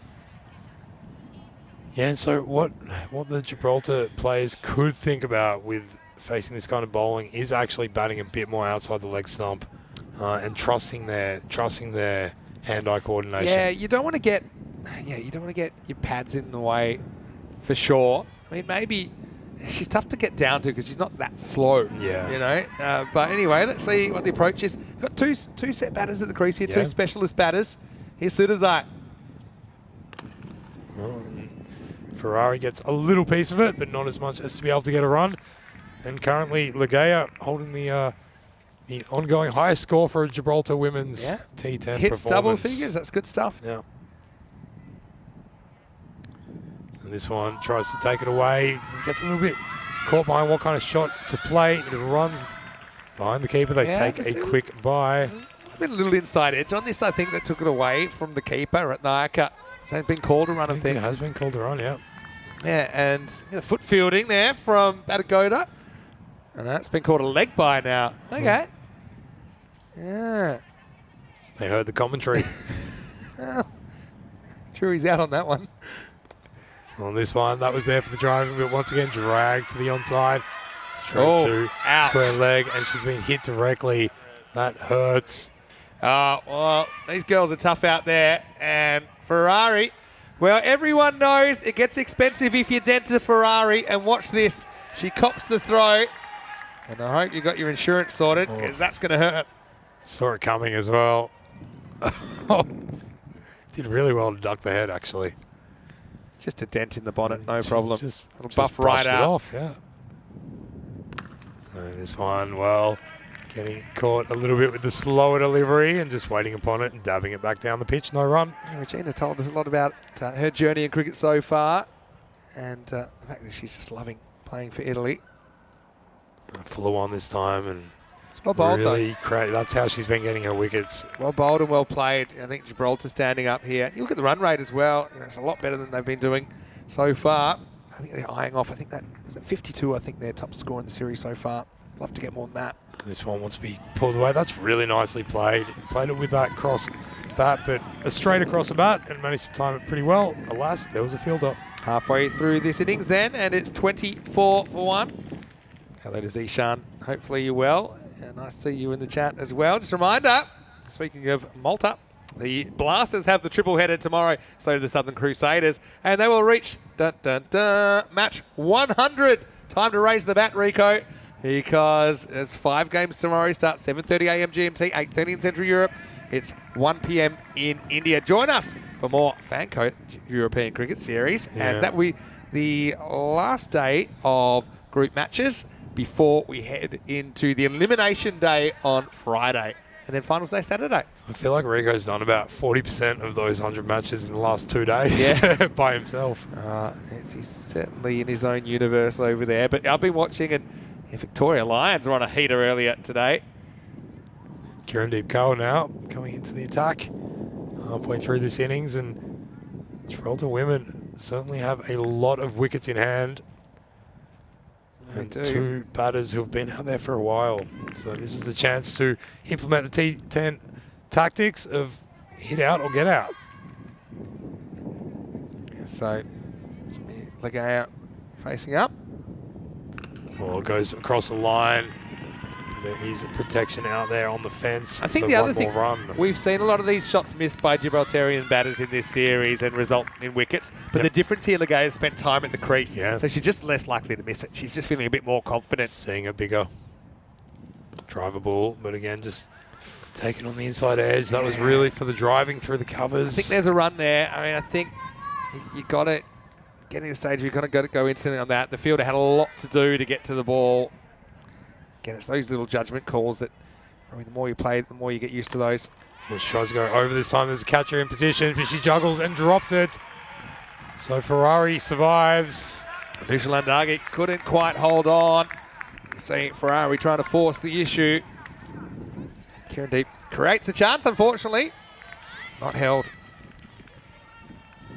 Yeah, they are certainly in a dangerous position. They've got that mid-wicket and then mid-on, mid-off there for those opportunities. But anything short, you feel here, Ferrari is shown herself to be a really good puller. On that occasion, she just plays it square of the wicket. There is a sweeper out there on the offside, so she'll only get the one, but it was a great shot. Yeah, that'll do. But yeah, a lot of noise out there. A lot of noise from both teams. I think. There's also the Gibraltar crowd, don't forget. Yeah, one of the more pleasant nights here lately.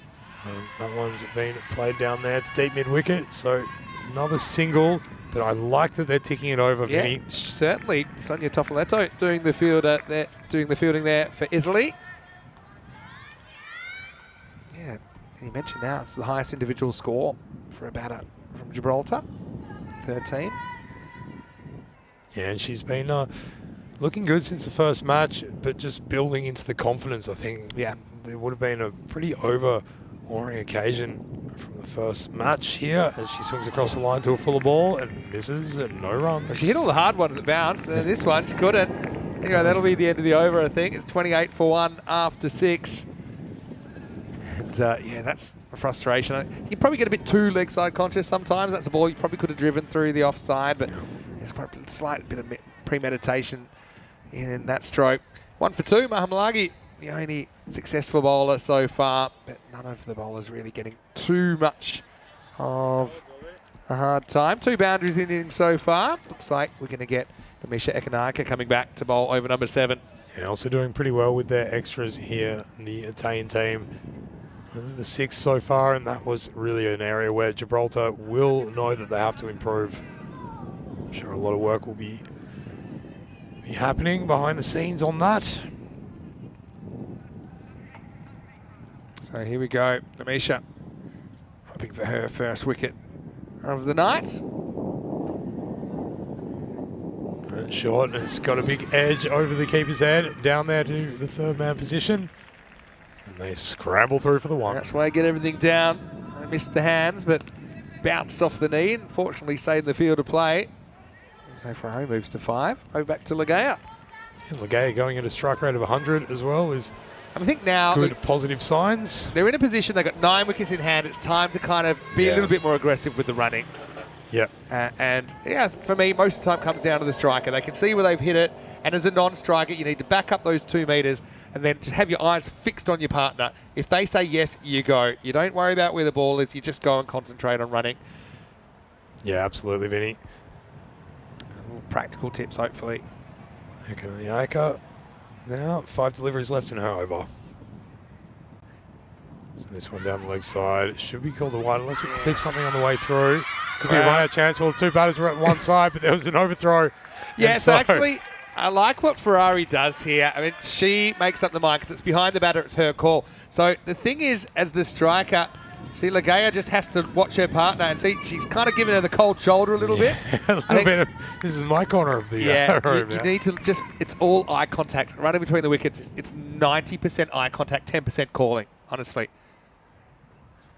Oh, it comes down the pitch now and manages to hit it fairly well. There's going to be a run-out chance for the direct hit.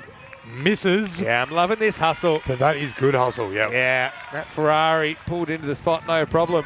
And yeah, it had to be a perfect piece of fielding. It was a perfect pickup. Throw it just a little bit off. Stole about a metre by coming down the pitch as well. Love the footwork. Oh, there's so much improvement from Gibraltar in the bat in this innings. These two building probably their best partnership, I'd imagine, in the whole series. Ekanaika still trying to break through. Well, she's gone over the top this time. Not as far as to the mid-on, so no run occurring. Yeah, but I'm certainly appreciating the effort's been put in at the moment. Got to be a bit mentally fatigued as well, I think, after batting this long.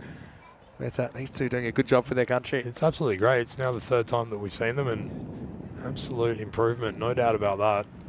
As this one is going, oh, he's giving it. Yeah, he's giving it. Seemed to be angling down a little bit, but Michael charged there. Wow. Adjudicating that it was straightening up, and the big finger goes up, and unfortunately what that means is that Legea has to wander back to the shed. Yeah, so Legea, I think she's saying, look, hit me pretty high, but I think if you see where she's actually bent that leg. Yeah. So even though it probably feels like it's high to her, I don't think that's going over. It's probably more likely to go under than go over. Just on the leg stump. Anyway, she puts in a good shift for her team, but she's going to have to go. And the score now, 31 for 2. Makes a decent partnership for Gibraltar. They came together at 14, so they put on 70. They put on 17 for the 2nd wicket. And it gives an opportunity to another batter, and this looks like Amy Valverde, who's coming to the crease. Yeah, Amy Valverde, who was the one responsible for probably their best piece of fielding in the tournament as yet. Gibraltar, that amazing one-handed stop. 13's an unlucky number for Legea. She has to go. Over to Valverde now at number 4. And this one just goes reaching for it outside the off stump. It's a good delivery. Good keeping as well. Keeping up to the stumps. If you can do it, such a weapon to have in your arsenal. Looks like the end of the 7th over. The score is 31 for 2. So much cricket going on in the ECN universe at the moment, and it will continue when we get into the last match of the day here on ECN. It's the 8th match of the day. It's match 7 in this series. It's Italy versus Sweden. Potentially a showdown for second place. All these two teams will play each other twice along the way. And also it depends on other results. But the news from the toss is that Italy, they won the toss. They'll be batting first again. Bartram, it looks like she's listed at the top of the order. And see that the regular captain, Kumar Pedrick, comes back in. I think that Ratnaka, she's a really important player as well. Likely to open the batting and also have the gloves for the Azuri. It's Kieran Kaur now in over number 8. Oh, she's bowled, that's right, playing across the line, and we've seen it time and time again. Those deliveries on that line are going to stay low. And Ferrari on that occasion just unfortunately burns out. And so this time she doesn't really get her feet in any position. She just kind of swings across the straight one. Kieran, well, she's happy. She gets a big hug from Amelia Bartram. And again, Ferrari. It's like when you have a partnership, sometimes one goes, the other's close to follow. Yeah, and that's what happens here. It's 31 for 3. That's the way, isn't it? So often, Vinny. That's what we always say. If you want to know how you're doing, just put 2 extra wickets onto your score, because they can indeed disappear like that. Kitty Huntley is happy. She just found out there's another match today. There sure is, Kitty, so stay with us. And Very that should be a good. doozy. I mean, that for me is match of the day. I think 2 teams with realistic ambitions of making the top 2 and making that final. And that will be super important. Yeah, absolutely right. Such a great spectacle. These 4 nations coming together here on this southerly tip of the European continent. This first delivery from Carl, or second delivery from Carl. Unfortunately, will have to be bowled again. It's a wide. Rachel Riley is the new batter for Gibraltar.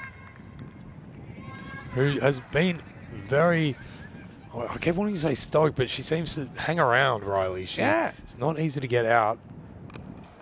She plays that one off the pads, and they set off for the quick single. That is good backing up, good running. Good running. That is the template. Look, I hate to say it, but you know, we're into the last 3 overs.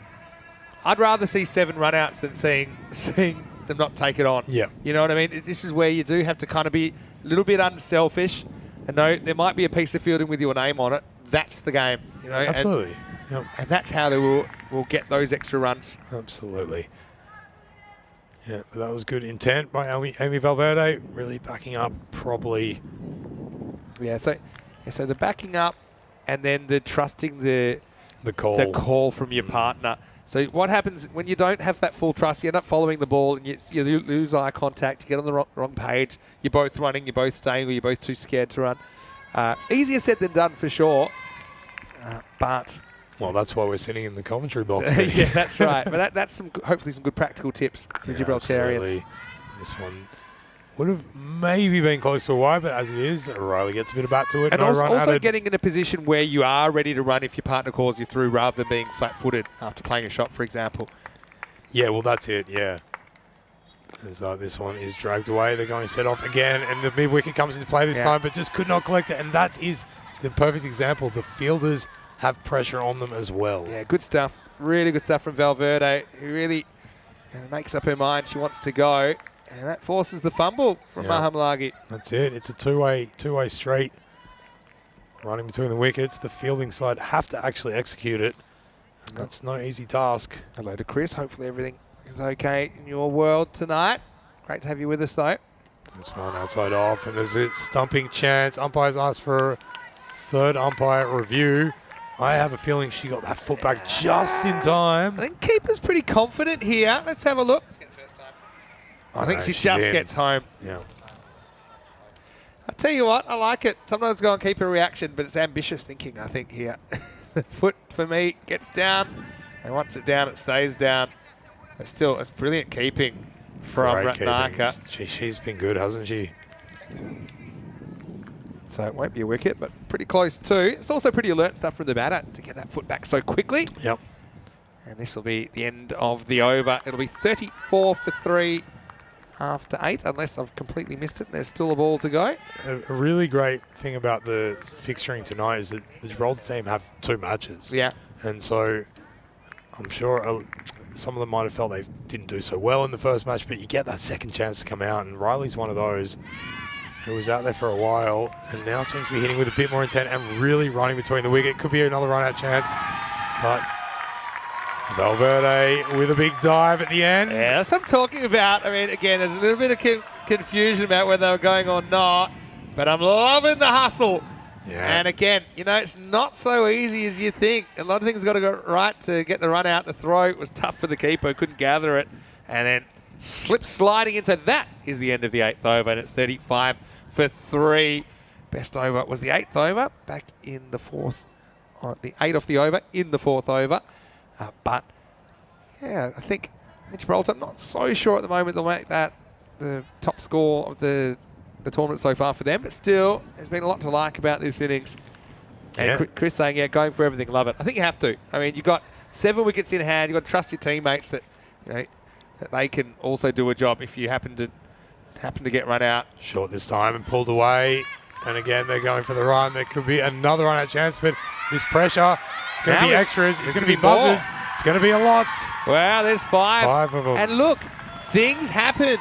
Things happen when you take the runs. I mean, Exactly. The only thing for me is they might have waited a bit too long to kind of get in this mode. But Seems like they flicked a switch now. I think the memo went out during that first partnership.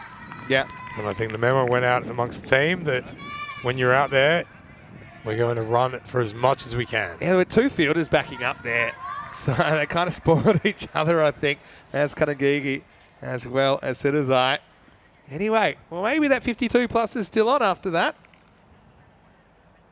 Short again and pulled beautifully away. That's gone 1 bounce over the rope all the way through the mid-wicket region for 6 more runs. Wow, they're going to blow the roof off this Europa point shot. at the moment. That's short. And what was I saying that they wouldn't get the 52? Well, it's game on now. Valverde, a little bit short, plays it on length, absolutely pounds it. That was almost 6. Yeah, she's absolutely one to watch, Valverde. She's been doing these little things, and shots like that are going to give her so much confidence in her ability to go about it. Beautifully struck. Mandago getting a bowl, chasing a wicket. Short again, and this time Oh, could have gone for that bigger shot Yeah, again. she's got a bit shy Swing there. the bat at it. Yeah, Amy, back Well, yourself. Joey Marples is calling her boom boom Valverde. You're allowed to hit 2 in a row, Amy. And well, still, exciting player to watch. So again, just short, not called a wide though, so it's a good delivery. Yeah, I mean, there's a good point. Mandago. Yeah, okay. She is boom boom now. That's fine. Steve says, the amount of direct hits might have made them a bit timid with running. Yeah, I can understand that, but I think Well, direct hits to the body. that's true. You just have to take your chances, I think, a bit earlier next time. Full of ball, attempting the drive. Sails past the edge for no run. It's good bowling by Landagi. He's come back well here. Yeah. It's also great keeping. Nika behind the stumps is a bit of a weapon. Yeah, it sure is. Last ball of the over coming up. All happens in the ninth, as we say. We had the 4 overthrows. We had the boundary. Here's the last ball of it. And she goes whack again, and she's found a piece of this. It's going, gone. As the 2 Italian fielders converge on the ball. Well, they end up converging on each other, getting it tangled up. Hopefully they're okay. They're right here. I mean, that's full effort. Yeah. Full effort from the fielders. That's Chatarika, is it? Marmalage? No, That's she's right. laughing. It's a smile. They're okay. Yeah. But I mean, he says I'm fine. Wow, they're getting a round of applause there. That was great cricket all round. I mean, first, Valverde goes back to basics. It's boom boom time. Boom boom. Well, the boom boom off the Valverde. bat, then the boom boom here. That's the old dead leg, I Did think. it go over the rope? I'd love to know if the contact of the ball, because they should still be running. Yeah. No, I think it does. It goes over Foot the on the first rope, time, right? touches it. Yeah, there Yeah. it is. Okay. But Oof. yeah. The old steeple jump. That's the old corked thigh. So that'll be sore in the morning. Anyway, I love the hustle. Boom, boom, Valverde. Well, we've got a game on here now. Jeez. Well, I said they've got to beat the 52. They're on 48. That was the kind of pseudo-magical over that they needed to bring this back with 13 coming off the ninth. That's great batting from Valverde. And now there are 2 partnerships that have been created in this innings, and that is another really good progressive sign. But it's all happened because they started to be a bit more proactive and just take a few more calculated risks with the running. That's right. And suddenly you got a 4 overthrow. Suddenly you got a couple of balls. You're feeling Yeah. better. You're scoring points. The momentum, Vinny, it starts to shift. All right, here we go. You need 5 off this over for Gibraltar to beat their personal best. 5 off 6. Fasten your seatbelts, everybody. We're going down to the wire. We need 5 to get their top scorer in the series. And it's Riley in the hot seat. And guess who? Regina. Yeah, Regina hasn't picked up her usual wicket as yet. Here we go. Let's short this one, and it tries to be pulled away by Riley. It's a little edge on that. Just edges it away from the stumps. Yeah. Regina knows it. And it's a tough one for the keeper because it does take a little bit of effect. I'm out of my seat now. 5 Yeah, off 5. I'm going to join you. I don't know if we can do a golden ball if they tie it, but From going 5 off 5. You've got to hit and run here. Well, she defends it back down. Regina keeping it tight. The hit bit was there. The run bit wasn't. Now's the time to throw caution to the wind. Rosaline. I'd love to see Riley use the feet a little bit more. Just come down to it. 5 off 4. Well, she pulls that one away. They want the single, but it's hit straight back to Regina. She's not letting any runs. I think she was running if it left the pitch area that time. Yeah. And I got to say, technically, Rosaline, I like what she's bringing to the party here. She's stoic. You know, it's very hard to get out. Drives now through the covers. And well, Amy Valverde's run and the throw's gone to her end. So she has made it. That was very smart thinking. But this actually shows you what's possible when you really commit to the run. Just have a look here. Goes on contact, and I just don't. Yeah, maybe direct hit would have been out. All right, so where are we at in this game? We're 49. We need 4 off 2. Plenty of 4 for Thing the is, highest. Regina ain't bowling wides. That's the only thing. Oh, well, Amy Valverde, though, is going to try to take that. All right. I need 4 to win. Outfield. Tell you what, if this is a 4 or 6, it'll bring the house down. It's the last ball. They're on 49. 52, their previous highest score. Let's bring it. Last ball. Well, she's going it. She's going it. It's going towards the gap. The two fielders are coming in. Keep running. Gotta run. Keep running. Go on. I had nothing to Just lose the there. one. Well, look, I'll say they do bring up the 50. So there's that. Brought up the 50, batted through the 10, didn't lose too many, and ran and batted with a lot more intent. If you want to talk about learning lessons, I think there's so many things to learn in that innings. Kind of an innings of 2 halves in a little way. It was a bit about preservation in the first half. You can understand that. Well, you called it like a flick switching. And Yeah. It really was like that a little bit. Yeah, but I've got to say, I was impressed with the hustle from Gibraltar. They do get 50. And they can hold their heads high. And look, the main thing, plenty of smiles, at this plenty of camaraderie. handshakes. For Italy, they take the points here in match 6. Let's roll the highlights. Well, we saw one out of Christine, but unfortunately she was LBW. That brought these two together. And it was Legea and the captain Ferrari who built a pretty decent partnership for the second wicket. Yeah, Legea really proving that when she gets in and she starts seeing the ball, she really can connect and find the rope. And Ferrari plays with such class. Unfortunately, she was undone by a fantastic piece of fielding there. Yeah, and look, I mean, that was a And nasty then one. undone by a not so fantastic piece of fielding. That was the Ferrari getting dented, but she was okay. But look, credit to the Italians as well. I mean, they had the runs on the board. I think they tried a few different options as well, which I think is smart strategically. But yeah, once they decided they were going to take on the field a little bit more, things started to happen, didn't they? We saw the one that turned into a 5. We saw Valverde hitting a couple away.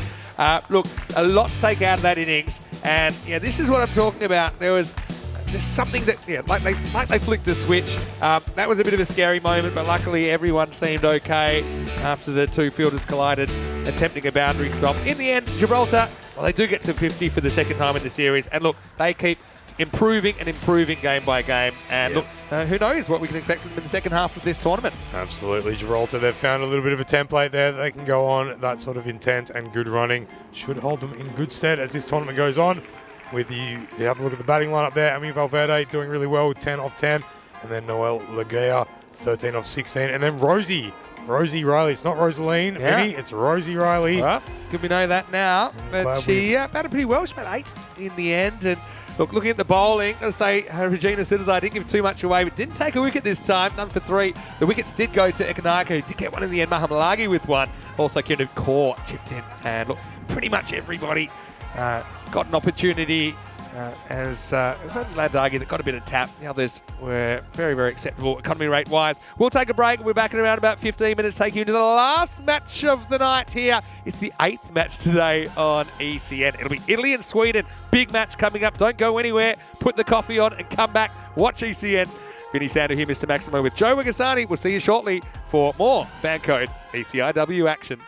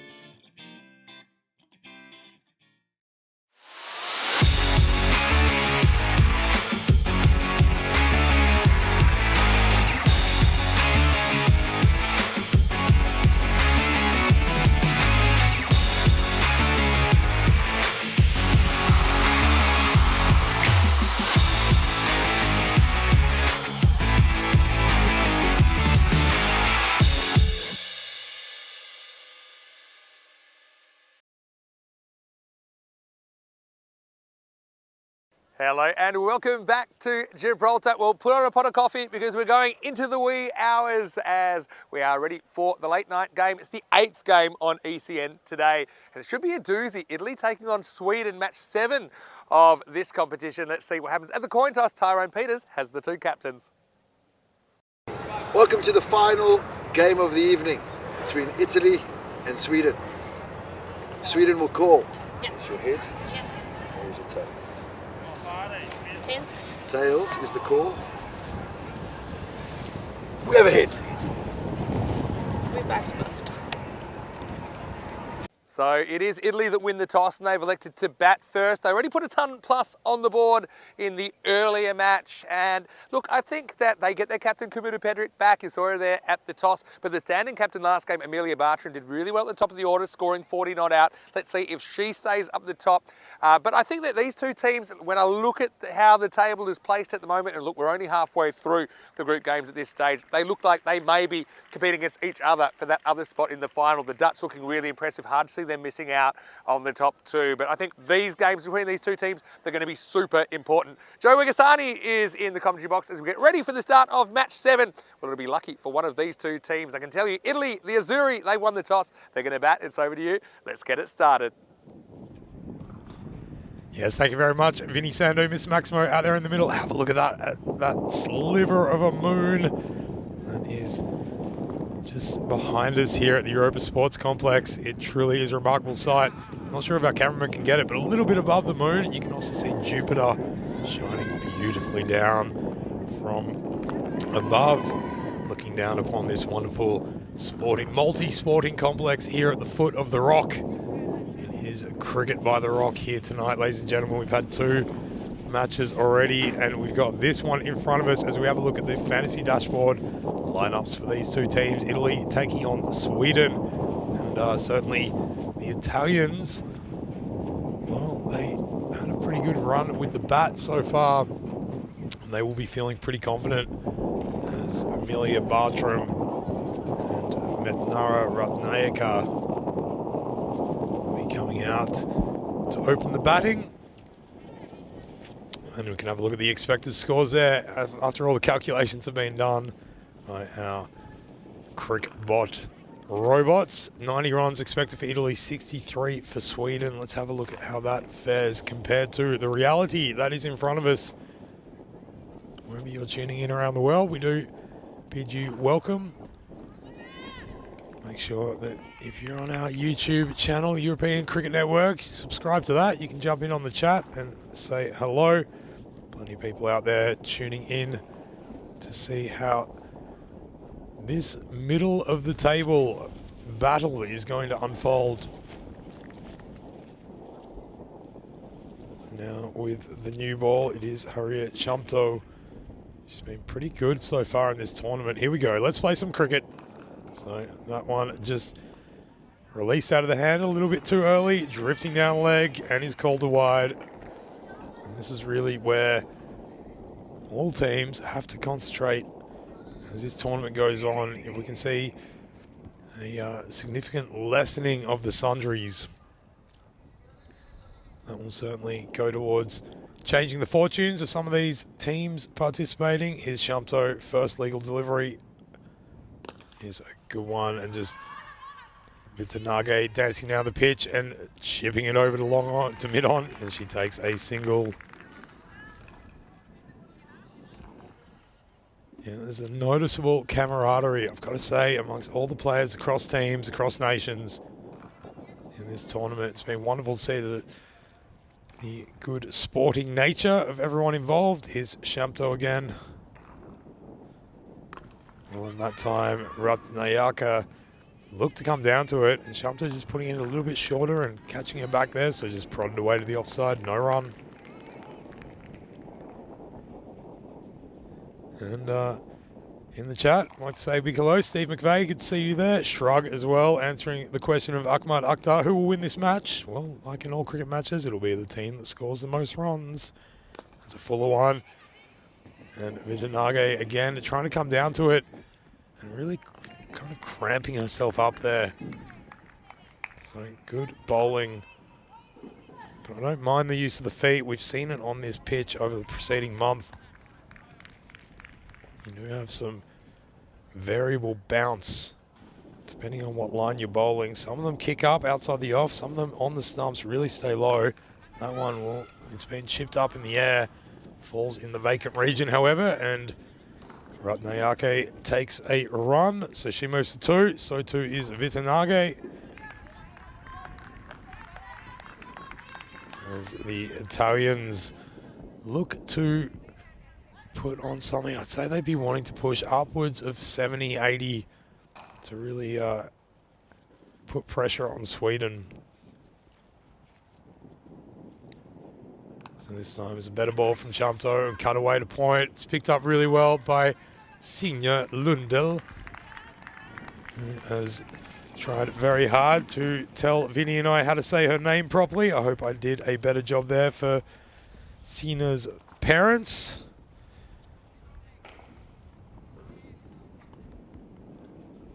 Do jump on our YouTube chat and let us know, of course.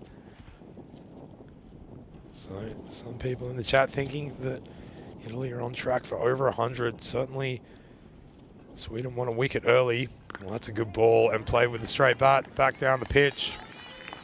So a dot ball, and that will be the end of the first. 6 for none is the score. Right here at the Europa Sports Complex. There we can see Lundell doing the work square of the wicket. It's also something that we haven't seen for a while, but there is a good mix of left-hand, right-hand batting combinations. We can have a look at the top batters here so far. Sudazai, she's been great for Italy, making 38 so far. Signe has also been doing a solid job there for Sweden, so they might look at pushing her up the order again. There's this shot pulled away, but quite straight of the wicket, so there is someone fielding in a kind of mid-wickety, mid-on position. There's a dance down the pitch and well taken in the end, but just a little bit too far back to affect the run out or the stumping. Not called a wide though, so a handy delivery for Sweden, a dot. And once again, coming down to meet the pitch of the ball and manages to get past the infield there. They will take a single. And there could be a chance for extras, but there was some good backing up by the Swedish team.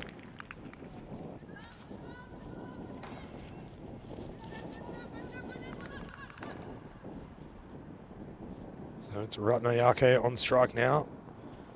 Shukla, captain of the Swedish team, she's been great as well. Not only with the bat, but out in the field, we saw her cop an absolute stinger to the collarbone on the first night of play here. And the very next ball, she took a sensational catch, shrugging it off as if it was nothing. Running to her left, very good cricketer. And this one just getting it past the angle of the bat. It's a good and handy thing to have a left-hander at the top of the innings, really to angle it across the right-handers. Been unlucky not to get an edge on that occasion. This one, again, a good length as the run out is almost effective, but Vitanage just trying to go back to that, but not quite able to get into position to pull it away. So that is the end of the second over. 9 for no wickets is the score, 9 for 0. And so I'd say the Swedes can be quite pleased with themselves, keeping Italy to a fairly subdued score so far in the power play, only 2 overs into it. But certainly they are not running rampant. As we see, these two teams should be vying it off for that second position place.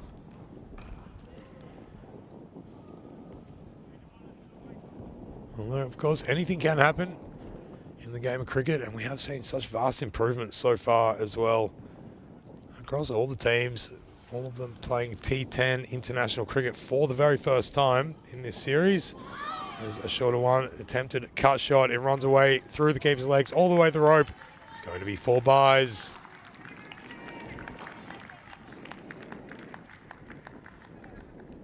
So tell us in the chat who you think is going to win. Ahmed Akhtar thinks Sweden will win.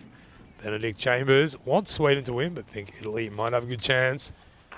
Luke Belgium, always one to listen to. Certainly knows his cricket. Fancies Italy will take this one. And Sweden need to get over 75 runs if they are to make a game of it. Well, that one really kicked up. And you see there that variable bounce that we were talking about. And it has been such a, well, the subject's been more consistent than the bounce throughout the previous month or so of cricket here on this field. That one just outside off, really spat off the pitch. Whereas a little bit straighter, more in line with the stumps, it does tend to stay very, very low. Well, once again, dancing down, and I don't mind that from Ratnayaka. It's just getting to the pitch of the ball more, so dancing down. Not just straight down the pitch, but really moving across as well, giving yourself the best chance to affect that drive. It is certainly there. There is, once you get past the cover fielder, the fielder in covers, there's a big vacant gap there. Plenty of runs to be had if you can connect on the offside. Well, no, she goes for that. Hits it a bit squarer. It's found a gap, and it is running all the way to the fence. So that's another 4 runs. This has a big splay of the bat, just going behind a backward point. So good going by Ratnayaka. She moves to 11 now.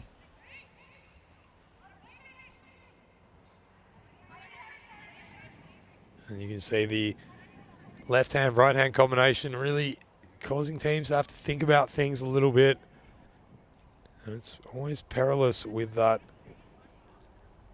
countdown timer. You don't want to waste too much time moving your field around. Of course, you will be penalised the 5 runs if you don't make it to the 10th over within that limit.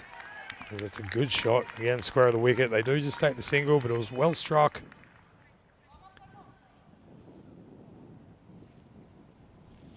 So Kitty Hunley observing, there's a lot of youth on the field. What is the average age? It's a really good question, Kitty. Your guess is as good as mine, but your guess is around 21, 22. I'd say you're about on the money. We'll try to figure that out. There's a beautiful cover drive is struck all the way to the fence. So Vitanage now, she is looking like she's seeing the ball very well and gives herself enough room to really play through the drive. So that is the end of the 3rd over now, and the score is 23 for none, and that was a good 3rd over. So those first 2, Sweden really managing to cramp Italy up, but just letting go of them a little bit.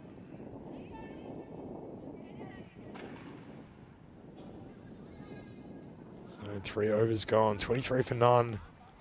So now they can have 2 more fielders on the outside the ring. Sweden have not opted for them and leaving just the long on and the deep mid wicket. There is a deep point as well now. Everyone else inside the ring. And this time she goes pretty big, finds that gap between those 2 leg side fielders, but it was some nice work. I think that was Megana Alagonula coming in. No, it was Kanchan Rana doing the fielding out there. Along with her skipper, Gunjan Shukla. They're guarding the leg side fence.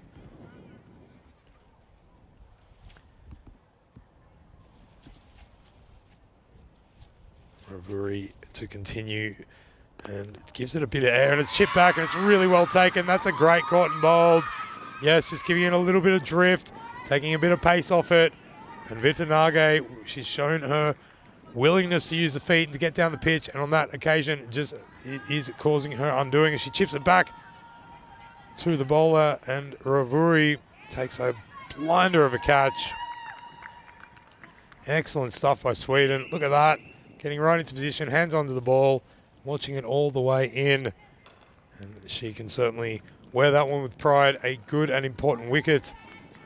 That is Vitanage gone now, which will leave Chaturika Mahamalage coming out to the pitch. And she had that what looked like a pretty nasty collision with her teammate in the fielding innings, but seems to have rubbed it off fairly well. She's out there now. And Ravuri, 1 for 1. So nice straight bat on the offside. And they'll take that 1 run. So Mahamalage off strike and off the mark as well with that single. A little bit more protection on the leg side now. There, the 4 fielders out. There's a long off, but everyone else, all the other 3 on the leg side, which is the direction to which this one is struck.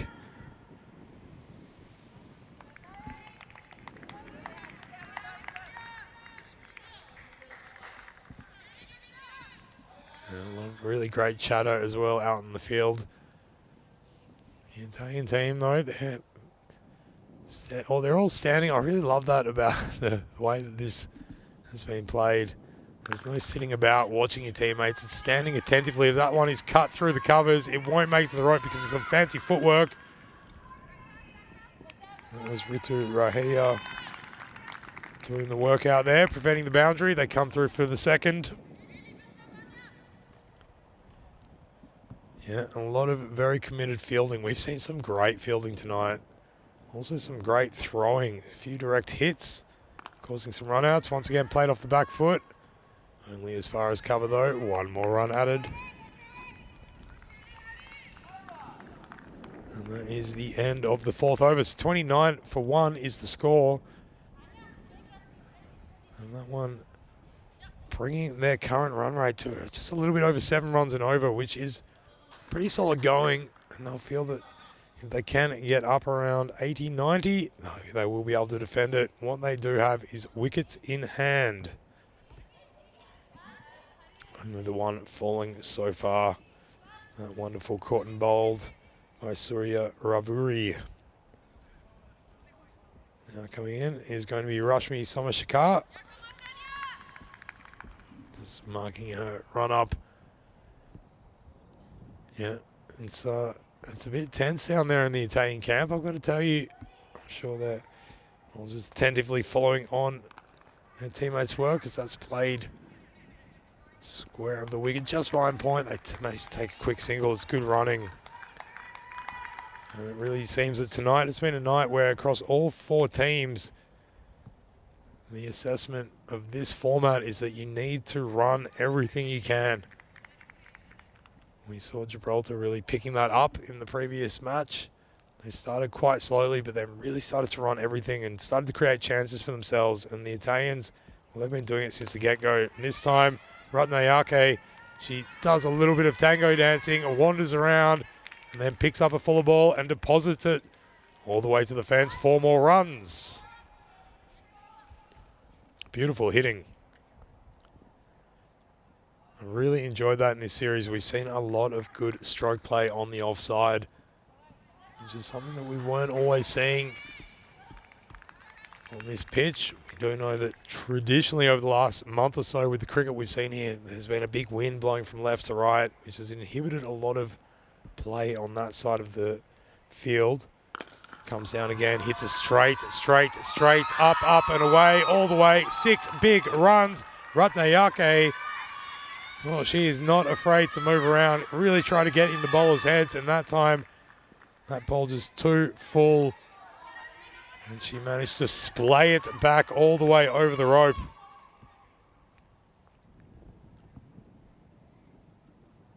So she's suddenly on 20 off 11 as well. This is great T10 batting from Ratnayake. And this time just eases it away, in fact punches it away, I'd say. That moved with quite the velocity along the ground to the fielder. They take a single.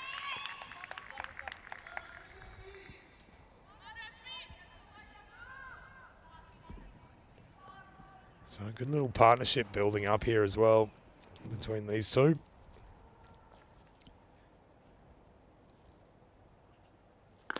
This time she goes across the line, doesn't quite get a hold of it. So it's going to be just the single.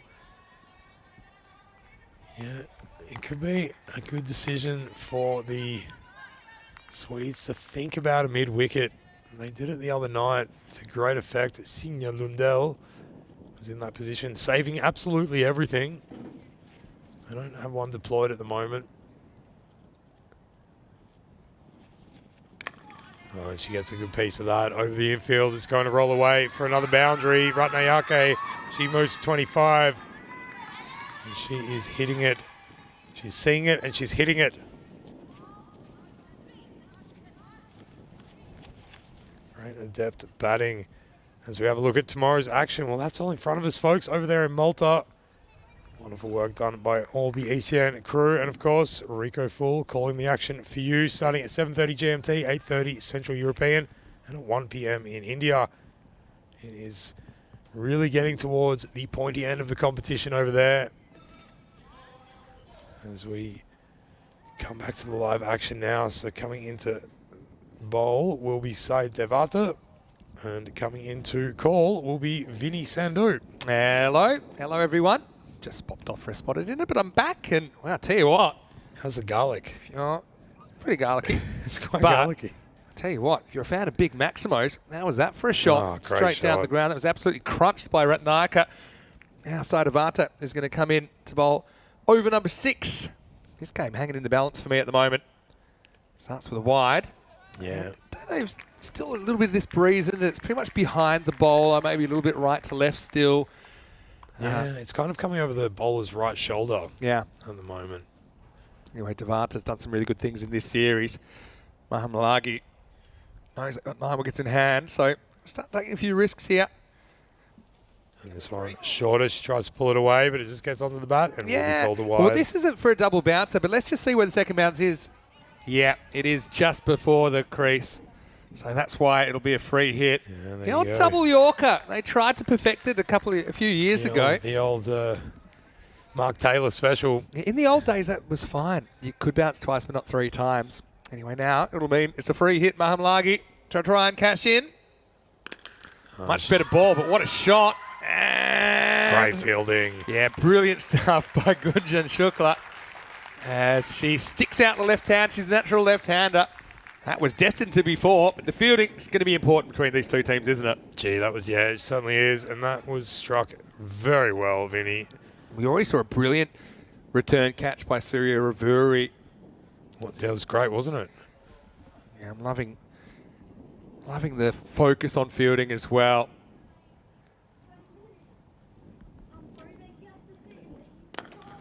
Crunched through the offside, long chase. Well, a bit of foot fielding time. Foot fielding and the windmills. I think that's Vaidya out there. Sticks out the left boot. Not sure what shoe size she is, but yeah. It's like when you need the parachute to slow you down. Yeah. Overshot. Yeah, no problem there. Great work. A couple of good boundary stops. Say that second one was out of the textbook, but it was effective. Right, Naika, licked her lips twice, I think, before that arrived at her. Yeah, she looks really in at the moment. She's batting with a lot of confidence. 50's up as well for Italy. Yeah, a lot of confidence, really using the feet well and not afraid to change up the lines of the bowler. Moving across the crease. I think I saw Benedict Chambers in the chat from the Uruguayan club that Gunjan Shukla plays for. Hello to you, Benedict. I'm just scrolling up a little bit, catching up.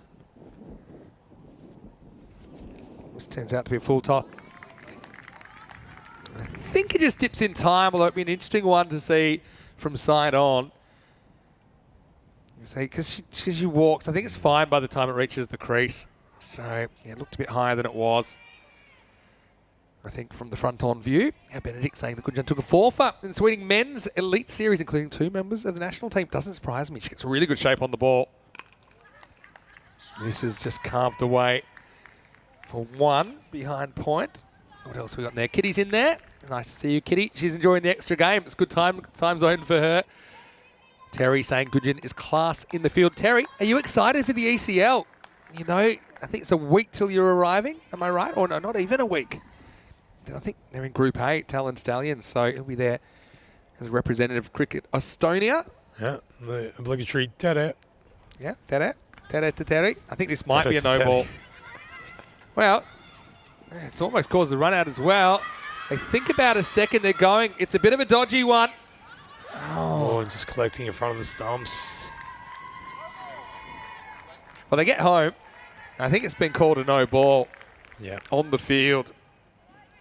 So, yeah, it was a bit high according to the umps. I like the hustle, though. We talked about this in the second half of the Gibraltar game just before this, didn't we? As we get to the end of the over.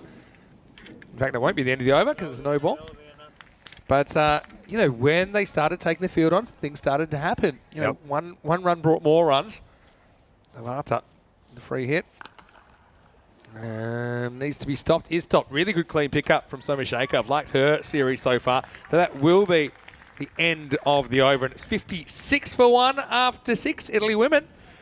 Right now, yeah, doing their country proud, I think, the way they're performing in the series. Same with the Swedes. I mean, important game, isn't it? Because potentially these matchups between these teams could determine who makes that final on Saturday night. Yeah, it certainly will. And it's going to be all the little 1%ers, Vinny, the things that we say in the field, backing up and getting into a good position for the return throws. But what Italy have done really well since the beginning of this tournament is their running between the wicket. Yeah, running between the wickets is one of the most undercoached, probably undercoached aspects of the game. I saw you doing a bit of coaching. Yeah, well, matches. you know, playing indoor cricket for Australia, that's so much running between the wickets. That's kind of running between the wickets on steroids. Just sounds painful. This one's dropping from Devata. So I think it's just a single. She's certainly getting a lot of air. And let's face it, Devata does not start from a very high position. Yeah, that's true. That's true. What goes up must come down. Yeah, so running between the wickets is super magnified in indoor cricket where you have even less time to make up your mind. So that really highlights the fundamentals of it, such as eye contact and, you know, having kind of rules and a structure that you're working under so that everyone's under the same understanding. Oh, some tough bounce for Somasheka. It's the old trampoline Tortuga off the artificial, and that's going to be 4. Yeah, it's a really tough one. Just once again, having to make that decision whether to attack the ball for the catch. Good shot, though. Stand back, and that occasion just bouncing too high. Oh, the reason it was tough to field is because it was smashed in the first place Great by shot. Ratnayaka, who's looked really good at the moment. Yeah, so the fundamentals of running between the wickets. I mean, it's a bit boring. When I was a kid, we used to sometimes do whole training sessions on running between the wickets. And that sounds like torture. And it probably was at the time, but I think it shows. Little cut. Again, they go with the hit. Yeah, but to have some sort of like shared, almost rules, to have a structure in which you're running between the wickets of who's in charge and what the things you're doing every ball are. And then everyone has a shared understanding rather than kind of making it up as you go along. And that's when problems happen. General cohesion, isn't it? And this one, almost hitting the stumps. Grabs a bit of glove, I think, down the leg side. And this would have been an amazing catch. I'm not even sold on the fact it was glove. It might have been a bit of pad. Let's have a look here. Yeah, I think it does grab the glove. It just goes down. Pretty good block by the keeper, though. Certainly deflected enough to not really be a genuine chance. Hello to Tim in the chat. Nice to see you. See Kroom in the chat as well. And takes it on. Makes a bit of a chance here, Mahamalagi. Well, I mean, they've got 9 wickets in hand now. They've got plenty of batting to come, so I think there's no excuse to sit on your hands now if you're Italy. They'll want this 100 plus. They'll have to work pretty hard to get it. Yeah, they'll certainly be eyeing that one off at the moment, going for the triple digits. Certainly a bigger obstacle to put before their opponents. Let's ball the over. And this would have been amazing. Now they're going to take an overthrow. It's the old tunnel ball run out attempt. We actually saw one here last week, Vinny. Yeah. That would have been gone too. That would have been amazing. She had 3 to aim at. That's the old trick shot. That would have been incredible. And then we did have a direct hit. That was too late. That'll be 1 run in the end. 64 for 1 after 7. If you're enjoying the cricket on ECN, you're not alone. And the good news is there's more coming your way. This is the fixtures tomorrow night here. We'll have Gibraltar, Sweden to open the night. Then Netherlands, Italy. Wasn't that a good contest last time? We're into the second half of the group stage, so we're going to have teams playing each other a second time now. And so that starts 6:30 p.m. GMT at 7:30 in Central Europe, midnight in India. So a bit of a later start tomorrow, just the 2 matches, but you'll get plenty of value. You'll still get 5 matches from Malta tomorrow, and then those 2. It's more cricket than you can poke a cricket bat at. Back to the live action now. That's true. This is right off the end of the bat. They turn down the run. Hello to Gokul Sieneversen, who's watching from Sweden, I'm sure. How are you? Nice to see you. And Vinny Sandhu here, Mr. Maximo. Well, I'm here with Joe Wegasani for ECN. Yeah, Gokul does a lot of good things. Met him in Landskrona a couple of years ago in the ECS. Mr. Vata. It's amazing Yeah, how stay many of these low. are shooting through. And it's got to be tough because a lot of the batters, I mean, naturally you're looking to pull that ball. It That seems looked short enough to pull Oh, from yeah. the first look. And then to drive it, you're going to need to create all the power because you don't have a lot of bounce to work with. And Terry's upset that he didn't hit the stumps. That would have been a real highlight. Well bowled by Devata. Ratnayaka's been on a bit of a rampage, but she couldn't do too much with that. she just looks a class batter. Yeah, I mean, that 6 down the ground, I was loving it. It's the only 6 in the innings so far. I feel like there might be more if she stays to the end. Yeah, no, I really appreciate the way that she's moving about and really trying to create options, and something I think we'll see more of as this tournament goes on. All the different batters across the teams really exploring their options for shots. Hits this, but hits the sweeper. Should just be one. Well, Nico Fernando's in the chat. Hello, Nico. Supporting Italy, I'm sure. He's saying that Ratnayaka's batting really well. Will she make a half century? Well, possibly. I mean, she's got a quarter of the innings to go. I think both these two, you think of the batting to come, you've got 9 wickets in hand, you've got to be proactive. And this could be a really close game. Everyone might matter. There's another high one. It's no ball. Yeah, it'll be called, and keeper almost hunts it down, turns into a catch, but it wouldn't have counted. But yeah, this has just been something I've noticed sometimes with bowlers trying to bowl full, but you can kind of overdo it. And that one, yeah, it's coming down, but I think that's too high. And if you're in any doubt, you kind of need to call those. Yeah, So a free hit coming up. She did come down to meet it as well, so certainly, even if it was coming down, it looked like a no ball Yeah, from the and remember, umpire's position. even if it hits in the belt, that's a no ball in ECN cricket. So free hit, everyone. Fasten your seatbelts and remember your emergency exits. Here we go. Wow, smacked, but hit straight to the fielder. And, well, not going to be able to keep it in front of her. This is going to be 4. Oh, well, maybe this is a slight technical error from Vaidya. That's a tough lesson for Vaidya. Yeah, because if she backs off and takes this on the bounce, then that's fine because it's not going to be out even if she catches it. In the end, she overruns and it's 4 runs. And another boundary. This partnership's now worth 48. Great going. Italy really starting to put the foot down now. Short. And dragged to deep mid-wicket. The short mid-wicket, I should say. Probably one to cut that kind of a ball. I think I'd like to see some more cuts because there's nobody guarding that boundary. It's the end of 8 overs. It's 72 for 1. Chris saying that Sammy and Ryan are watching from the Netherlands. Hello, Sammy. Hello, Ryan. I had a great time with them. We played some cricket with those youngsters. So Sammy and Ryan, looking forward to seeing you guys at some point. Again, thanks for tuning in. And your dad letting you stay up till 10 p.m. What a cool dad. Yeah. Or irresponsible. The coolest. Sometimes the line is not clearly demarcated, but nice to have some young viewers. It's a bit hard to make them tune out after 2 out of 3 matches. Yeah, I mean, in Spain, some of these countries. Well, it's dinner time. At the Oh, moment. yeah. They're not even. It's almost dinner in the Netherlands was over 5 hours ago. So. I know, it's crazy. Anyway, here we go. And it's Chamto who's going to bowl over number 9. It all happens in the 9th, and it starts right now, and it's a tester out too long off. Turn for 2, but turn it down. Again, that's maybe one to take on at this stage. Thinking about it. Yeah, look, this is probably one thing that comes from experience. And obviously, all of these teams, they haven't really played any 10-over cricket. You need to start getting a bit crazy with the running and do it a bit earlier. You've got the batters in the shed. You've got to trust them so they can come out. But even if you can squeeze 5, 6 extra runs through these proactive runs, or if you want to call them crazy runs, whatever you like. Create them out of nothing. Yep. We've got 2 there as well. Again, drilled down to long off. They'll get 1. Yeah, just on that occasion, I'd like to see her wait a little bit and try to play that a bit more behind the wicket. Good to see you back with us as well, John. John's in the chat. So Hello, he's John. just returned home in time to see this brilliant matchup. Well, that's for sure. John's been a very faithful companion throughout these Gibraltarian nights. I like this field. Seems pretty well balanced.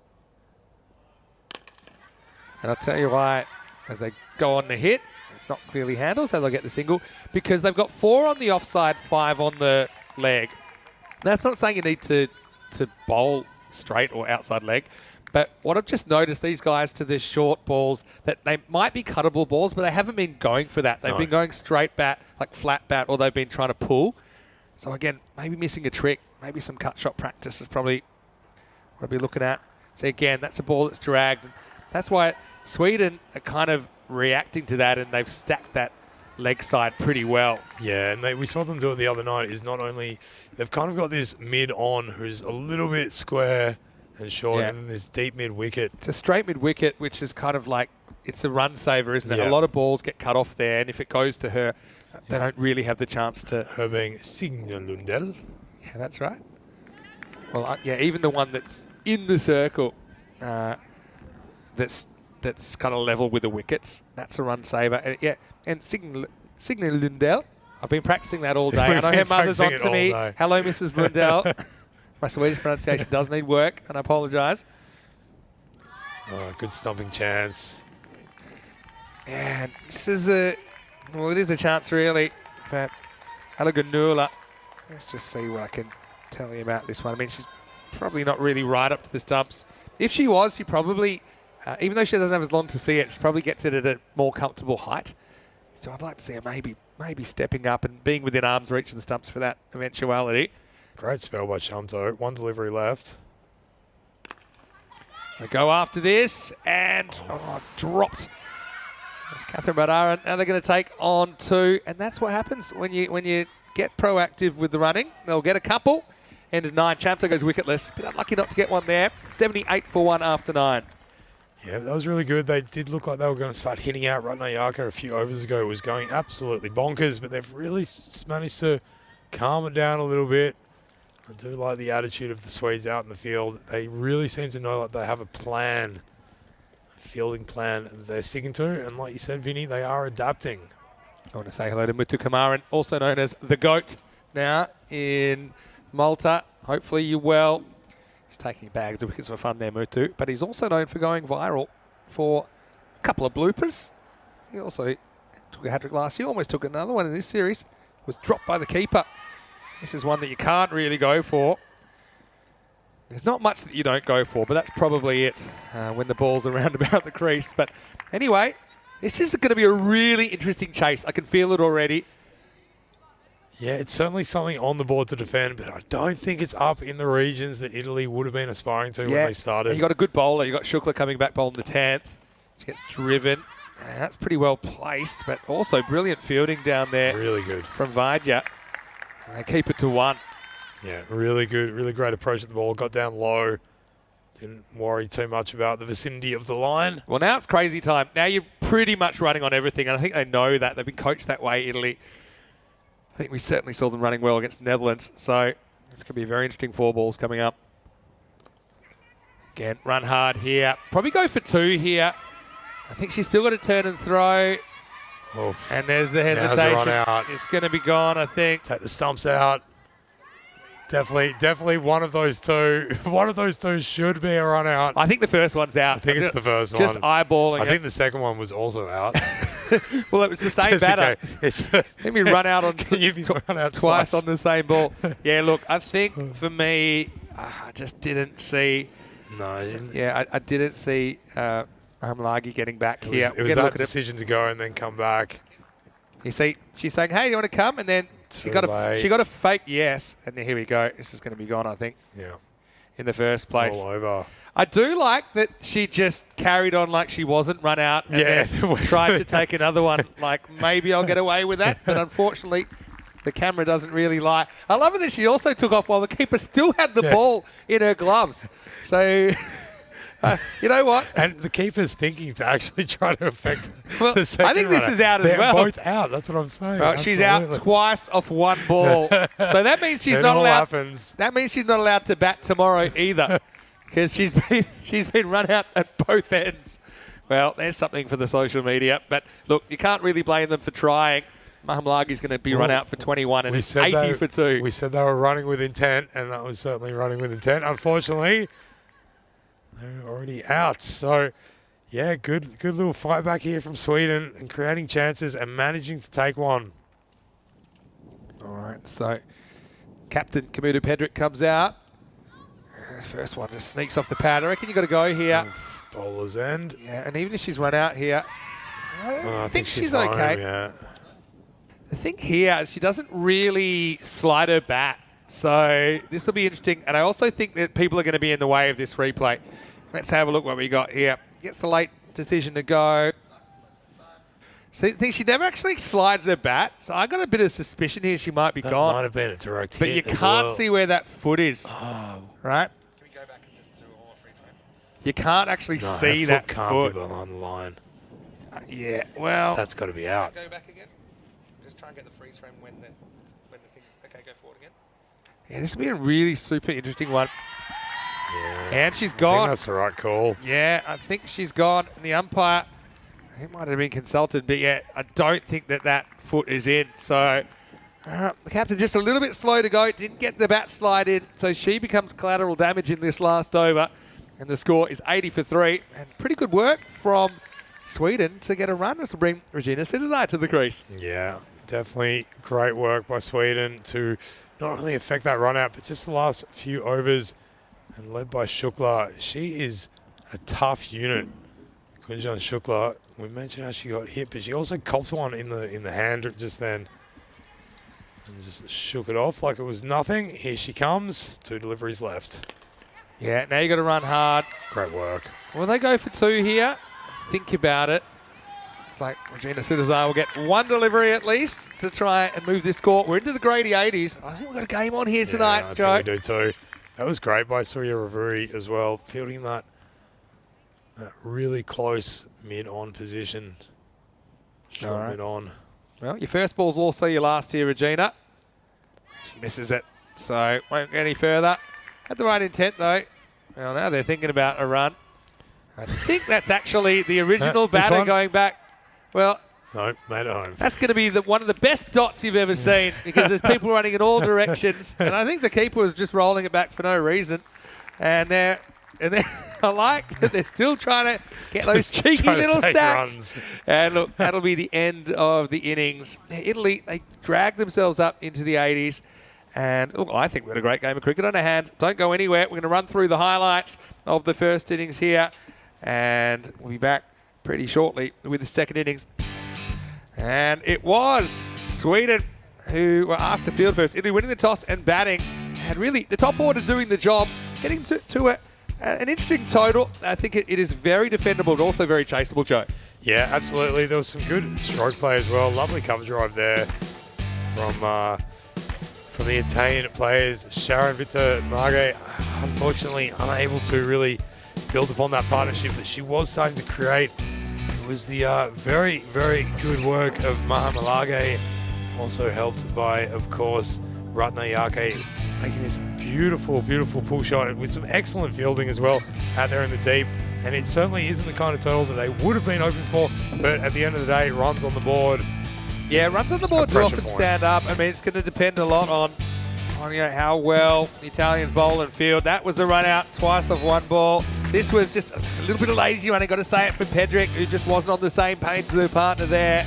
But yeah, ultimately, they do drag themselves up to 81 off their 10 overs. Sweden will feel like they're right in the game here in the grady 80s. Just looking at the scorecard, Ratnayaka batted really well. Didn't really have a lot of the strike late in the piece. She scored 41 of 29 balls. 4 fours and Maximo for the opener. She's also got an important job to do behind the stumps. Maha Malagi with 21 and Witanagi with 13.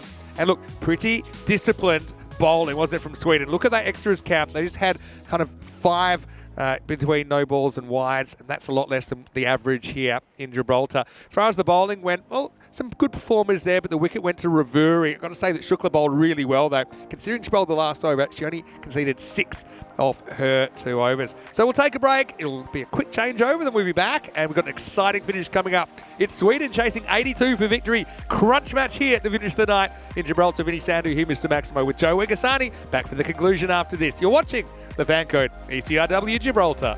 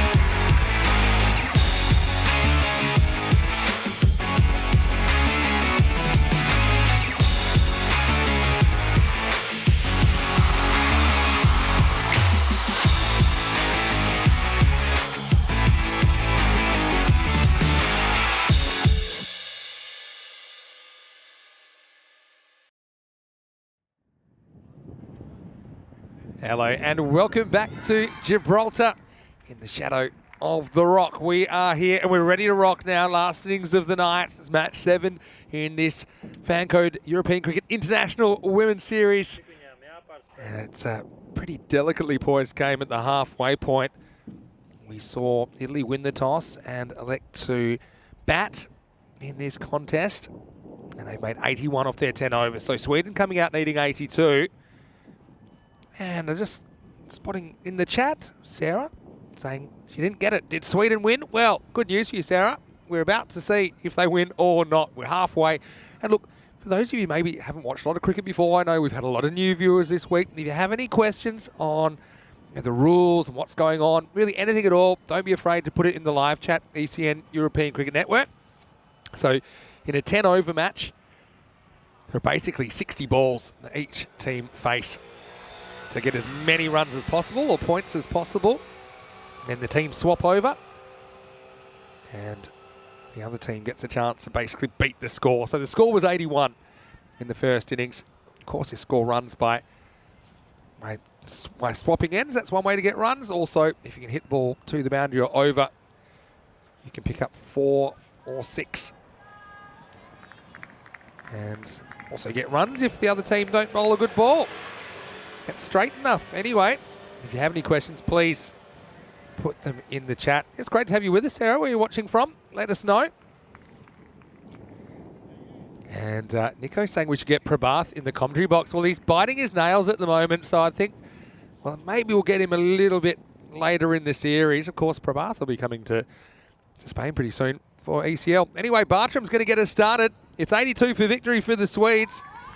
The Swedes are always bringing the drama, especially in night games. If you remember in the ECC last year, there was a crazy last over finish. As their skipper Chowdhury smacked it into the commentary box off the last ball of the night to get the 6 to win. Also that random, completely ridiculous win over Belgium, the impossible chase we called it back in 2021. This is good bowling from Bartram. Testing out Rana first up. Here's Kanchan Rana, who's out there with Signe Lundell. Yeah, Bartram had a really good other game tonight against Gibraltar. Batted through the innings for 40.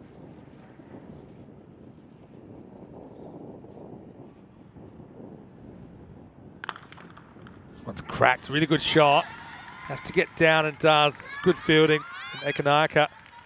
It'll just be one. That's a good shot for one. Andrew Hogan asking, do I think there are any WBBL potential players in this tournament? Well, what I will say is there is a lot of untapped potential in this series. How far they can take it, maybe it's just up to them, but I know that players are at different stages of development, but I think, short answer, yes. I think short answer, yes, but I mean, probably more likely they'd be looking to just continue playing for their national teams and trying to push their own countries up the rankings, of course. All ICC countries now are internationally ranked. Lundell just skips away from this one and can't catch up with it. Bartram bowling with good pace here early. It's kind of got the breeze behind her. He's that extra bounce doing Signet. But yeah, thanks for all the comments. And yeah, if you have any questions about anything at all, don't be afraid to ask. There's really a lot of viewers in this chat probably and watch this broadcast. They might not know a lot of the rules. They might be watching family or friends or workmates. They might have just been tuned in, stumbled on us from somewhere. But yeah, we love kind of trying to break it down for you. This is a really exciting game in progress.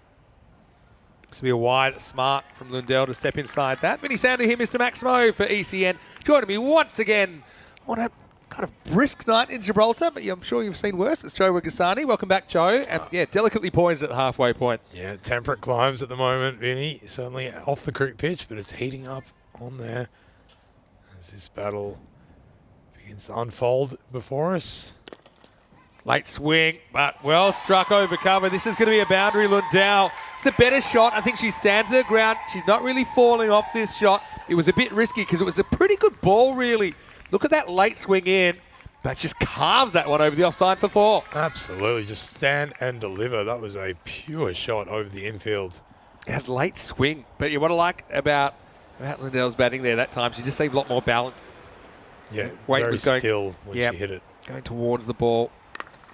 Same again this time. Can't quite pick the gap, but they do get a single. So yeah, you don't want to fall too far behind here. That's the end of the first over, 7 without loss. So they need to go about 8 throughout this innings.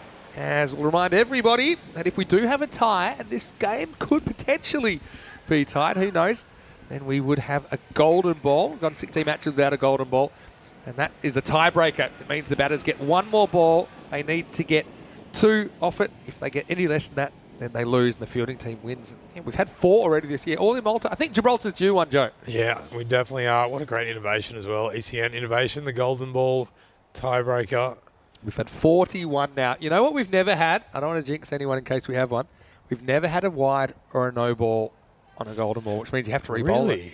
We've never had 41, so that's almost 7 full overs, 6.5 overs. Gee, that's good. And nothing against the current group of players out there, but with the wind in Gibraltar, if there was going to be a wide or no ball, it probably would be here. Anyway, here's Mahamalagi, who's going to bowl. Right on cue. This is one I think goes over the line, so the call goes to the bowler. The day will come. So if you do, some people ask me this, what is there if there's a wide? I mean, basically you need 2 off ones. If there's a wide, then you bowl it again, you need 1 off one. Yeah. And then the only way the fielding team can win is a dot. Yeah, yeah. All the equations. Goes after this leg side, but she's picked out the fielder and it's gone. Fielding's going to be important, and that's Ekanayaka that takes the catch. So Mahamalagi breaks through. Lundell looked good while she was out there, but this wasn't quite out of the middle. Tried to beat the infield and lost. It's 7-1. Yeah, she'll be a little bit disappointed to have lost the wicket, but she certainly made the most of her time out there. And what I really liked from Lundell here is the intent to go about it and the heavy hitting. Yeah, I don't really blame her at all. I mean, it was there to hit. It was kind of going into a wheelhouse, but couldn't quite get in the middle of the bat on it. Look, credit to the fielder, Nimesha. She got around to her left and took it very well. I think both these teams have put a lot of emphasis on their fielding. You saw that from the Swedes in the first half. They made some very good stops. That was an excellent catch running round to her left. Yeah, it certainly was. The Italian team, they are up for the fight. Saw them in between the innings running shuttle runs. Yeah, well, you got to keep warm somehow. Keeping themselves warm, yeah. It's certainly... It's one night where I probably want to join in here. It's not super cold, but certainly it helps to get the blood pumping.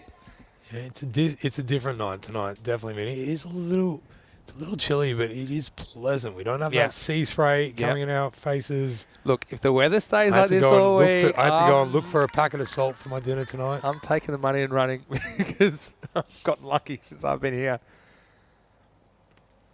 New batter at the crease is Ritu Raheja. And she played some nice shots on opening night. I mean, she showed that she can find the boundaries. So she's been sent in the power play. You don't want to fall too far behind. They want to be about 16 off this over. Only 7 with 3 balls to go. Love just a boundary to relieve the pressure here. Take the wide. Just missing the leg. That's kind of a skill in this format as well, that batters spotting wides and just not spoiling them. Yeah, it certainly is. And on the first night of this tournament, we saw someone fall bowled behind the legs. Happens occasionally. Trying to leave it. And it was Elizabeth Ferrari that went that way, unfortunately. Yeah, that's right. Yeah. It's well judged, though. Pretty sure this didn't get anything. We'll wait for it. Or maybe that did hit the leg.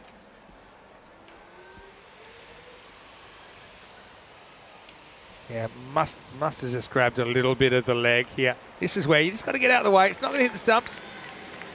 A little bit of the hip. Must have just flicked something. Oh, there we go. And then, the old bowler clothesline. It is wide. Oh, I think maybe just forgot to signal there. Yeah. So it's been a long month. Wonderful umpires, Michael Charge and Gareth Gomez out there at the moment. They've been very good, the umpires as well. I mean, not easy conditions for them either. And night after night after night as well. Yeah, of course. Tell you what, that's something that's crept into the game in Malta. It's nice to see it here in Gibraltar as well. The bowler clothesline, where the umpire makes a late decision to hold him up. This is hit pretty well. Oh, if that was taken cleanly, there might have been a chance. Yeah, or if they kept running with the fumble, might have been a single. As it is, no run added. But it's been a pretty good over from Mahamalagi. It's only conceded 2 at this stage. Oh, again, trying to go leg side, but that's good length. It's very difficult to hit that length across the line. Yeah, it's a nice piece of bowling. It's the dangerous spot on this pitch, as we well know it, Vinny, as that over comes to a close. Yeah, it does. So it's 9 for 1 after 2. Let's have a look at the table. You can see why this is important, because Sweden, they can catch Italy on 4 points. And after this game, those top 3 teams, they will play at least 3 games each. So that's past the halfway point of the group stage. Then it all starts again, and they face each other once more. Italy helped, of course, by that positive net run rate from their very first match. Top 2 teams straight into the final. Here's the captain, Kamudu, getting a bowl that bites back off the pitch, doesn't it? And she does get good turns. She really puts some work on the ball. Yeah, absolutely does. And there's one that goes nice and straight. I think they actually caught a bit of seam. Yeah, might have helped. Difficult to hit that in the offside. Coming back so far. Pretty well bowled. You don't want to take the run on here. You don't want to be too defensive. You do have 9 wickets to play with. I mean, no one likes losing wickets, and they have lost an early one, but I still think you want to be proactive here. Yeah, it's about keeping the bowlers guessing as well. I want to let them settle into a rhythm. Talking mainly about the running. Oh, it's a good bounce there. That really jumps on the keeper at Naka, who's a good keeper, but had to protect her face this time. Yeah, Rodney Harker's been doing a superb job tonight behind the stumps, and on that occasion did well to keep that away from doing any damage.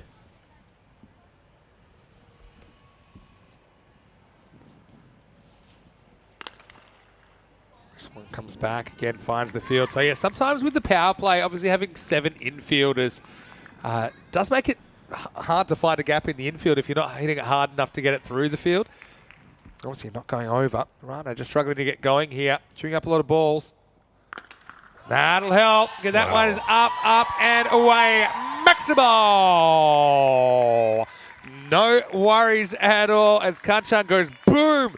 Just what Sweden needed. Just a little bit short. This one was right out of the middle. Yeah, she was smiling from the moment that ball left the bowler's hand, Vinny. That was just right in her area, a little bit short, and just moving with the swing of it. So Great shot. Yeah, when the bowler does make a mistake, you've got to cash in. That was a really, really good hit. This is a wide. So, yeah, Pedrick, see what she's thinking here. Maybe trying to lure her out. I've got to say, I'm a big fan of Kamuta Pedrick as well. I think she is a real leader of the team. Yeah, exactly. She is great with some of the younger girls as well. And I love her ponytail. Yes, well bowled. It's a good comeback from the captain. He got whacked once, but really didn't give too much else away. So 7 off that over. And the score is 16 for 1 after 3.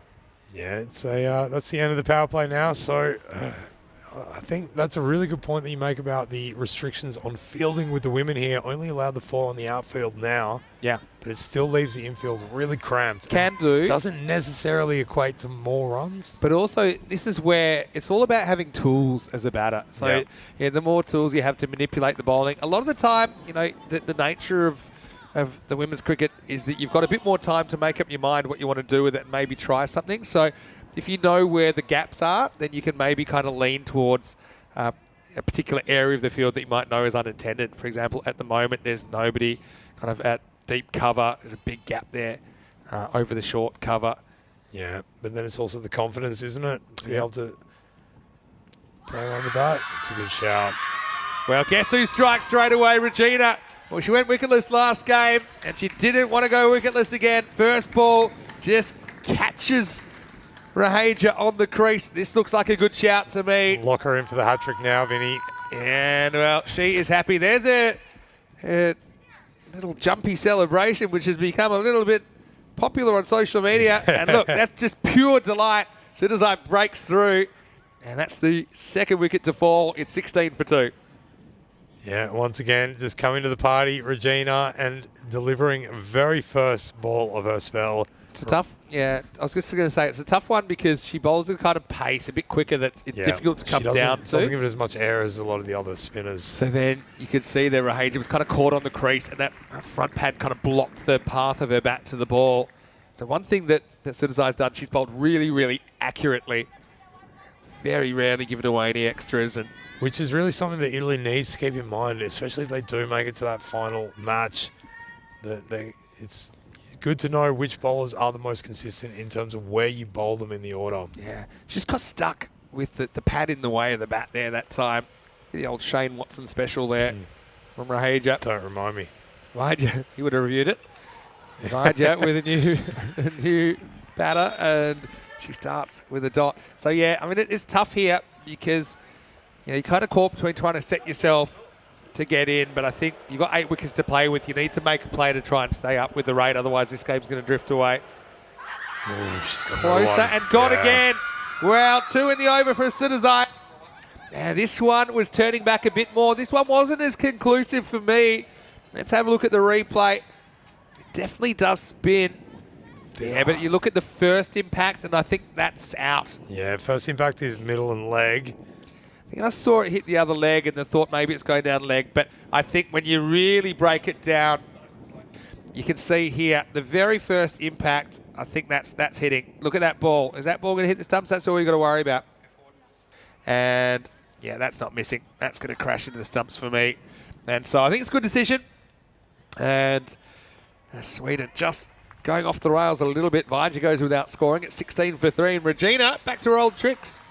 Yeah, very big challenge now for the Swedes in front of them. Catherine Badarin now coming out to join her partner out there. just need a little something, don't they?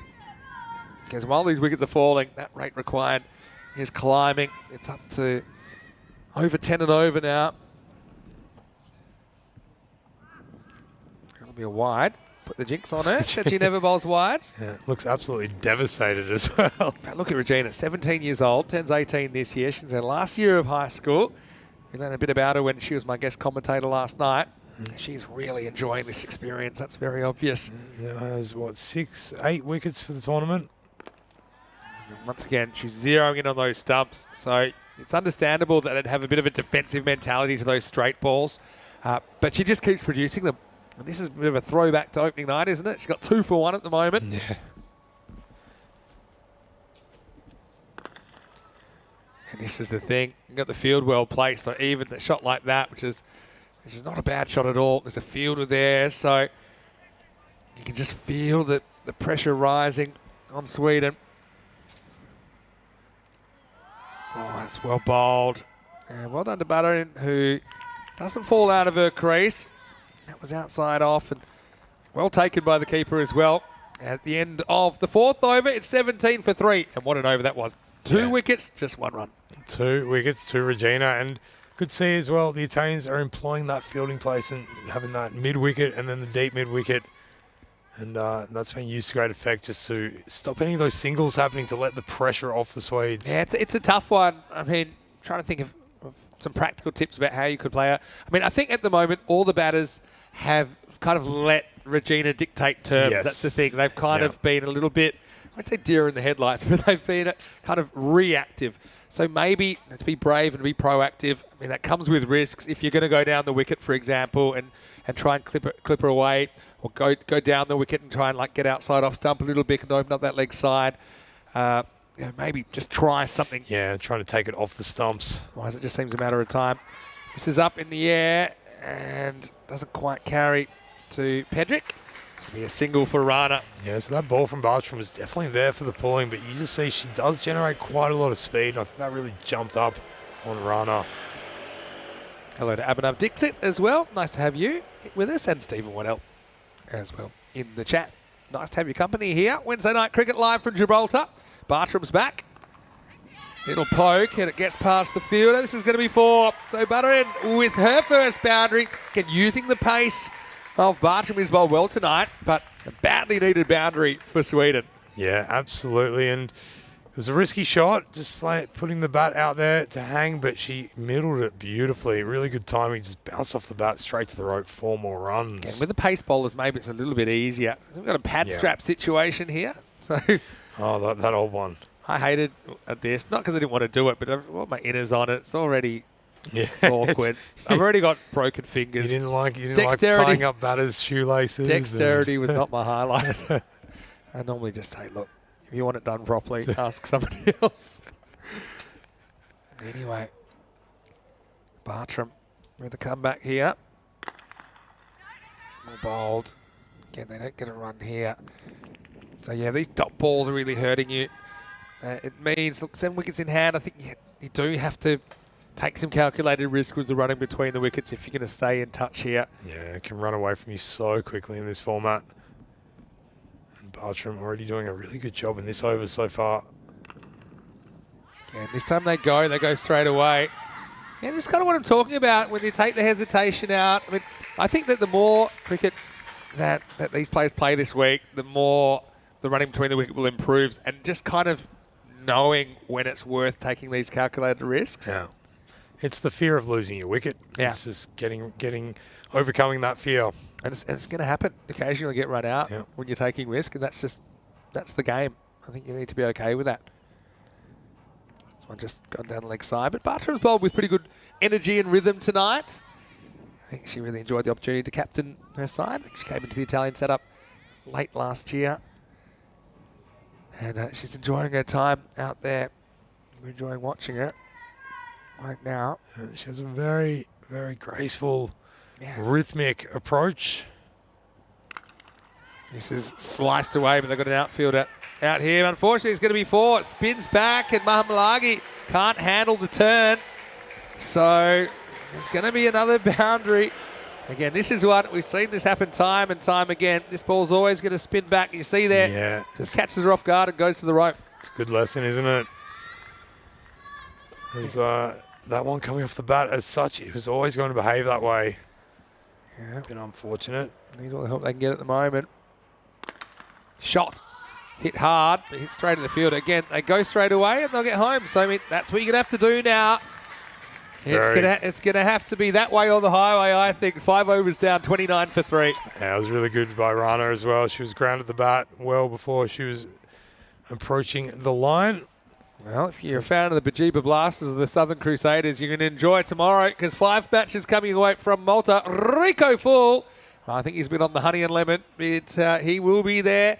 And the Masita Warriors will be first up against the Blasters in a doubleheader. We'll also get the Raw Strikers on date 25 of 27. Everything's leading up to what's going to be a Super Saturday with finals in Malta and here in Gibraltar. We'll have Sunday off. It's our first rest day for a long, long time. And then we'll be back with the ECL starting on Monday. The Champions League of European Cricket. All right, let's roll. Start of a new over. And this is Kirandeep Kaur. I think she bowled pretty well before. So they're going back to spin. At the moment, Sweden haven't really had the answer to the slower bowlers. No, the really taking the pace off the balls made it very difficult for them to generate any power in their shots to break that infield. Extra fielder on the offside. In the air, but safe. Again, they go on the hit. That forces the mistake in the field. Sharon with Nagi, a rare fumble from her. Yeah, but look, 7 wickets in hand. You've got to give this a shake. You kind of need that boundary and over to stay in touch. In between, you need to be productive.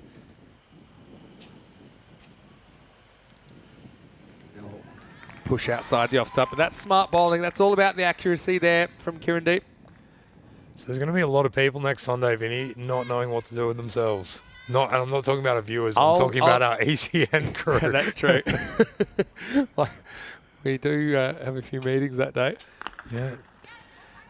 Jeff McGuire wants you to do karaoke, Vinny. Well, we'll see. It'll be a busy day for us, even though there's no cricket. This is no ball for height. So that means we got a free hit coming up. I think it's a good call. Yeah, on the waist. It's waist height. But I'll give everyone homework of what they can watch on Sunday. I'll give everyone a link for homework. Good. All right. Sunday, I'll be travelling to Malaga, and we'll be getting ready for the ECL.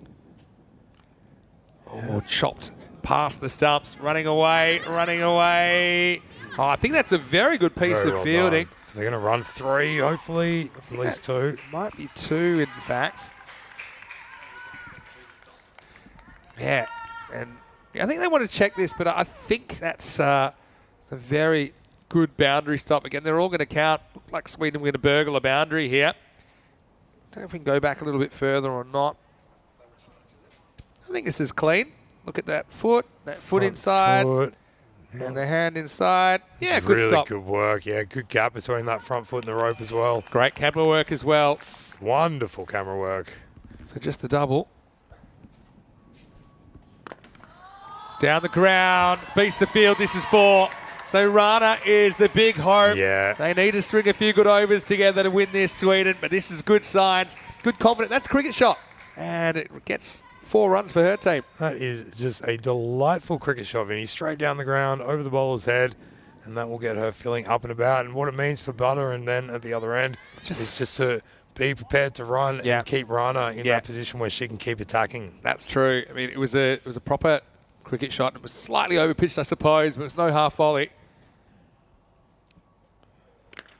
Great shot. Yeah. Certainly gaining some confidence here. Great shot and good fielding. Yeah, good running though. I think dot balls are a bit of a crime at this stage. You've got to score off every one and really push for more when you can. End of 6, it's 39 for 3. And yeah, Shrug enjoyed that one. Hello, Shrug. Hopefully you're well. Heard to Stuart as well. 4 carreras más. 4 more runs. Who's asking how are we rocking? Well, we're rocking pretty well. Some pretty good bowlers to come back. Look, this is where you've got nothing to lose if you're Sweden. You look at this required run rate, 10.75. So I'd be kind of treating it, pretend you need 11 off this over. Let's play a game within a game here. You got Sharon with Nagi who's ready to bowl, and she's a pretty clever, accurate bowler. But you've got Rana on strike, who's moved to 21. Let's see what she can do here in the 7th. A little bit short, well struck. Stop has to be made, and it is. And that's Ekanaka, who's a really good fielder, I think. Yeah, it was a little bit short, but I don't mind that ploy at all from Vitanage. She's got protection out there in the deep and looking for that elevated shot to be caught. Oh, that's well bowled. There's a little bit of a mystery ball there. Yeah, it seemed to come back where it looked like it was going straight. Look at her arm here. Yeah, it's kind of like this kind of rolling spinner. It's not a traditional off spinner. Bit of a mystery ball there. See now, I think you got to go on contact. Yeah, absolutely. You got to kind of know the situation. They would have gotten away with it. I know it's difficult, and this is something I think the players will learn more from the more cricket they play in this format. But yeah, I think that was one to go for. And now the dot ball. So yeah, the dots do create the pressure as you feel this game drifting away. It's gone past 2 a ball required now. Yeah, the good thing though for Sweden, they've got 2 batters out there who've seen a bit of it. Butterin just has to make contact and run. Well, she does, and she's going to run, and she might 4. get a boundary here. And it will be a boundary. It was a good chase from Ladage, but she can't chase it down, so Butterin, well, she makes up for not taking the one earlier in the over. Again, nice shot. I like the offside shot here, going with the line. 4 more runs to Sweden. So what are we on now for this over? 5 runs off it? Yeah, this over, I can read it ball by ball if you like. This over's gone 1.4, so we're up to 5. Kitty Hundley in the chat saying time to start slogging. Great coaching, Kitty. Not a bad shot. Here they go with the hit. Oh, this would have been gone. There's a very good piece of fielding by Bartram. He picked it up and threw in one motion, but couldn't hit the target. But that's what we're talking about. That's a run. So Bartram will have the strike when we start the 8th. It's 45 for 3. Coming up tomorrow night, more cricket from Gibraltar. Join us at the Rock, the host versus Sweden. That's their second last group match from memory. Sweden first up in the proceedings tomorrow night. Netherlands and Italy. I mean, that's a rematch of a very good contest we saw the other night. I think it was last night, I think, that we saw them playing each other. So join us from 6:30 p.m. GMT, 7:30 in Central Europe, and midnight in India. 2 matches coming up on night 4. I really love the fact that this rock has stood here for billions of years. Yeah. And it's seeing women's international cricket for the first time. Who would have thought when this rock was born billions of years ago that they would see this moment? Yeah, it's a run there. I think now you're running on contact. I think you just got to. I think you're going to have to run your socks off to get close to this target or die trying. You've got 7 wickets to play with. You kind of got to trust that if you get out, your teammates can get you close as well. Yeah, dot balls are as good as wickets. Rana has been the boundary hitter, though, so far in this innings. She has 2 4s and 6. Butterin with a couple of boundaries of her own. She's not quite run a ball pace. Yeah, and the other thing is this ground, I mean, even a few years ago, it was just gravel, right? It was gravel, and up until a few years before that, there was one main activity going on in this area, Vinny. The car shoot. Oh, yeah. Okay, we'll talk about that in a second. There's Ekanaka's back here. Well bowled, well pitched. Accuracy so important. Yeah, so on the way home, we found out there's a car shoot, and I didn't know what they're talking about. I originally thought people lined up and like shot rifles at cars when you said car shoot. But what you meant is like a shoot. Which actually sounds pretty good. I was like, okay, there's guns everywhere here. It's cannons, Gibraltar, you know, what are they shooting cannonballs at them? 100-ton cannons. Yeah. I saw the 100-ton gun today, by the way. Good. 1 of 2 on the planet. Yep. Oh. Yeah, run on contact. Bit of work here. That would have been a catch. Yeah, it would have been a finger stinger. So the car shoot is like a rubbish shoot. So if you want to get rid of your car... It used to be where in Gibraltar, if you were getting a new car and you want to get rid of your car, you take it to the car shoot, which is on the cliff, and they drop it into the sea. Yeah. So... I mean, how do you get rid of your cars? Under the water, there are a lot of cars. That bit I didn't understand what happened next. I thought it was like something that just crush it. They crush There's each other. a big sea monster and then there once a week, the garbage truck comes and collects all the cars. No, they just all fell under there. Wow. And then in recent years, they've been building these reefs along the coast out of the sunken cars. Interesting. Yeah, again, good contact. I'll just get one problem at this stage. They need 2 a ball minimum to keep pace. But Economica's been pretty good here as well. It's been brought into attack at a time where, you know, if she bowls a bat over, things can get a bit hairy. Yeah, She's been pretty accurate. It's these overs that the team can really grasp or lose some momentum, and the Italians are certainly seem to grasp it at the moment. And they'll take the one. I think what we've seen tonight, I think if the players and the coaches watch tonight's play, you can really see there's almost been two paces out there. There's been when people are prepared to take risks and when they're not. And when people are prepared to risk their wicket and when they're more concerned about not getting out. And I think strategically, let's wait for this ball from Ekanaka. In the air, hanging, should be gone. And taken. Sharon Whitnagi's got a very good pair of hands. So Butterin batted well for 13, but she's going to have to go. And at the end of 8 overs, it's 49 for 3. Yeah, not too bad that from Butterin to go for it, but unfortunately just getting a little bit of the toe end of the bat, hitting it up in the air, and a very safe catch down there at mid-off. It's a good reward for Ekanaka as well for her accuracy. You could really feel the pressure building on this pair, and it resulted in a chance, and it resulted in a wicket. Yeah, so there's clearly been two paces. The first part of the innings where people are scared of getting out, and the second half of the innings where they're like, okay, let's go.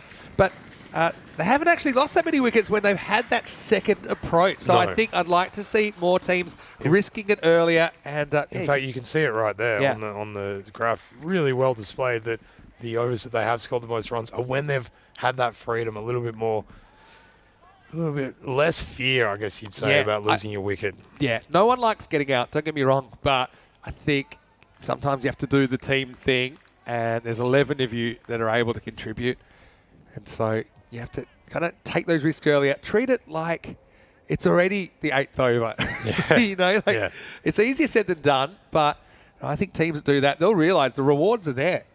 And if it goes off the rails, it goes off the rails. It goes off the rails, you lose. At the moment, you know, it's up, it's in the air, and it is dropped. That was a tough one. Down to long on. That's Kirandeep. I think a 2 here. I got to say that was a pretty good shot. Because as soon as like I said, she's been dictated to so far, but now they're kind of forced to go after her. And look, Rana, again, it's a confident shot. This isn't just a kind of block. It's a shot that gets to the outfield. And that is the kind of shot that you've been in there for a little bit. You've seen it. This is going to be cracked through the offside. This is going to be 4. So, again, Shukla comes in. And look, this is the other thing about why you attack. Because, look, if it's not your day, maybe it's somebody else's. And Shukla's come in and absolutely banged that one first ball for 4. What a shot. Yeah, that is a great shot, isn't it? Just rocking onto the back foot. And she was very still when she played it. Yeah. Oh, that would have been an amazing catch. That would have been. That would have been a run out as well. Now, the batter said, if you can't knock over the stumps with the ball, I'll do it with the bat. I got to say, the old Italian emotions are out there on full display as well, aren't they? I love this. The passion. She would have taken a blinder here, going at it with one hand, which I can understand, but if she could have just got that second hand across to it as well, would have given her a far better chance. And then on her back, trying to hit just one stump. That would have been a real highlight. Rana can't catch up with this one. Yeah, so Jeff's saying in the chat he might take a day trip to Gibraltar. I know he's coming to Malaga. Look, it's about, about an hour and a half drive or so. I'll tell you what with the customs, leave your car in Spain. Yeah. Don't drive across the border. Walk across. Take your passport with you and get ready to just hold it up and flash it to whoever's nonchalantly checking the This is up and it's out of the ground. Maximo! Great shot. Well, I mean, you see this now. They could get close to this in the end, but you just feel like the ship sailed at the moment. That's a good shot, getting plenty of that runner. Yeah. He's played the spin well, takes her up into the 30s, takes the Sweden team into the 60s, but 7 balls to go. They still need 21. Yeah, and I'll tell you what, Shukla, she obviously is a captain and, you know, one of their key bowlers, has a lot on her plate, but this is evidence that she could probably bat a little bit higher up the order in this format. Yeah, I mean, well, look. Has the ability to come out and start delivering straight away. Goes hard again. Just picks out the field. This will just be 1. So, yeah, runner's batted well. Yeah, just looking at how many balls she's faced. 25 in the first 9 overs. Not too bad. She'll have to do something magical in the last if they're going to get over the line. Score is 62 for 4. Yeah, so the tip from us is it takes longer to drive in because of the queue than just to walk in. So go park your car in Spain, walk across, you can grab a cab or something to the Europa You point. can also walk. Takes about 20 minutes, 25 minutes from the border to Grizzly to ain't town. walking. He's in a cab. He wants to get to the pub as Grab, soon as grab he a can. cab, mate. Grab a cab, Grizzly. Unless he grabs a six-pack at the deli on the way. Look, there's a few on the way. No doubt about it. They've been pretty accurate here for the most part. 6 wides through 9 overs. And it's actually been a little bit of a feature about teams that have done well. I mean, Sweden didn't give away too many either. So both teams been pretty accurate tonight. All right, 10th over, they need 20. Make that 19. And look, if they get one boundary here, I mean, if Rana can hit a 6 here, that'll be a real game changer. It's pressure, yeah. We're potentially one hit away from a game changer. And she's the one to do it. Hit some beautiful shots so far. Jeff has confirmed in the chat what I said. Has to swing for the fences. You pretty much got to go now. Could be a run out here. Yeah, I think this is gone. We'll see it on the replay.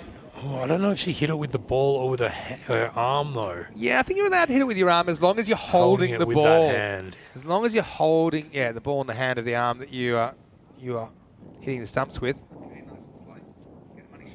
Oh, yeah, it does really well. Yeah, and I think this is just out. And I think this will confirm it. There it is. So look, you can't really blame Sweden for taking it on, and I actually think she would have made it if she'd gone straight away. But it's going to be the end of Rana, who batted really well through 9 overs, got her team as far as she could, but she's going to be run out for 32. It'll be 63 for 5. Yeah. So look, here's the thing.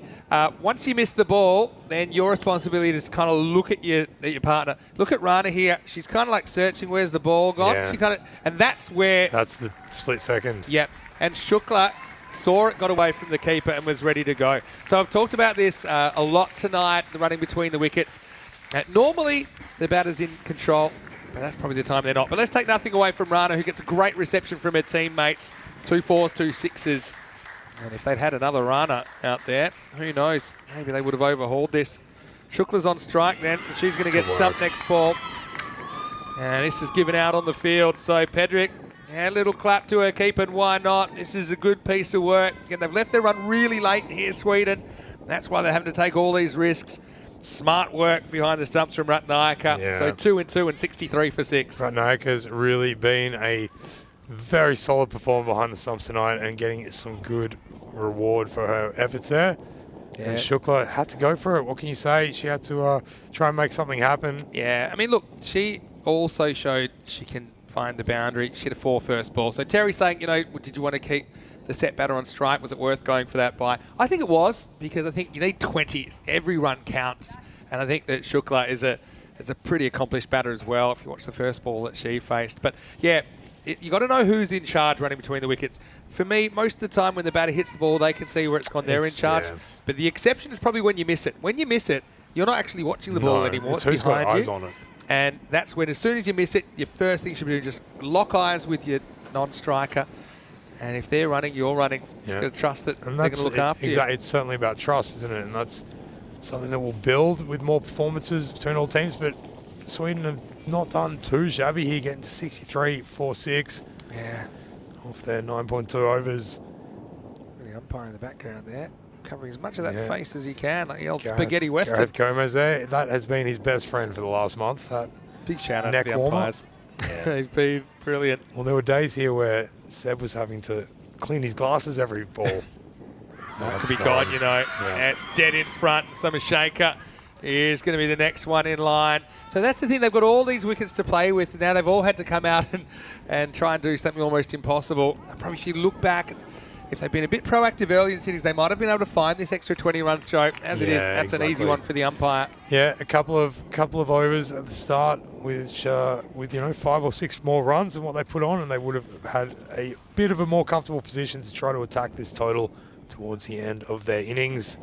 So, well pointed out by Shrug, team hat-trick. Yeah, team hat-trick. And actually, she's on a hat-trick as well. Pedrick, there's been the stumping, then there was the OBW. We've already had a hat-trick in this series. Regina Sidazai, who's out there for Italy. Yeah, and then I said, have you ever taken a hat-trick before? She said, I've taken 5. And she started taking hat-tricks at 14, now she's 17. Unbelievable. Never heard of anyone in my life that's taken 5 hat-tricks.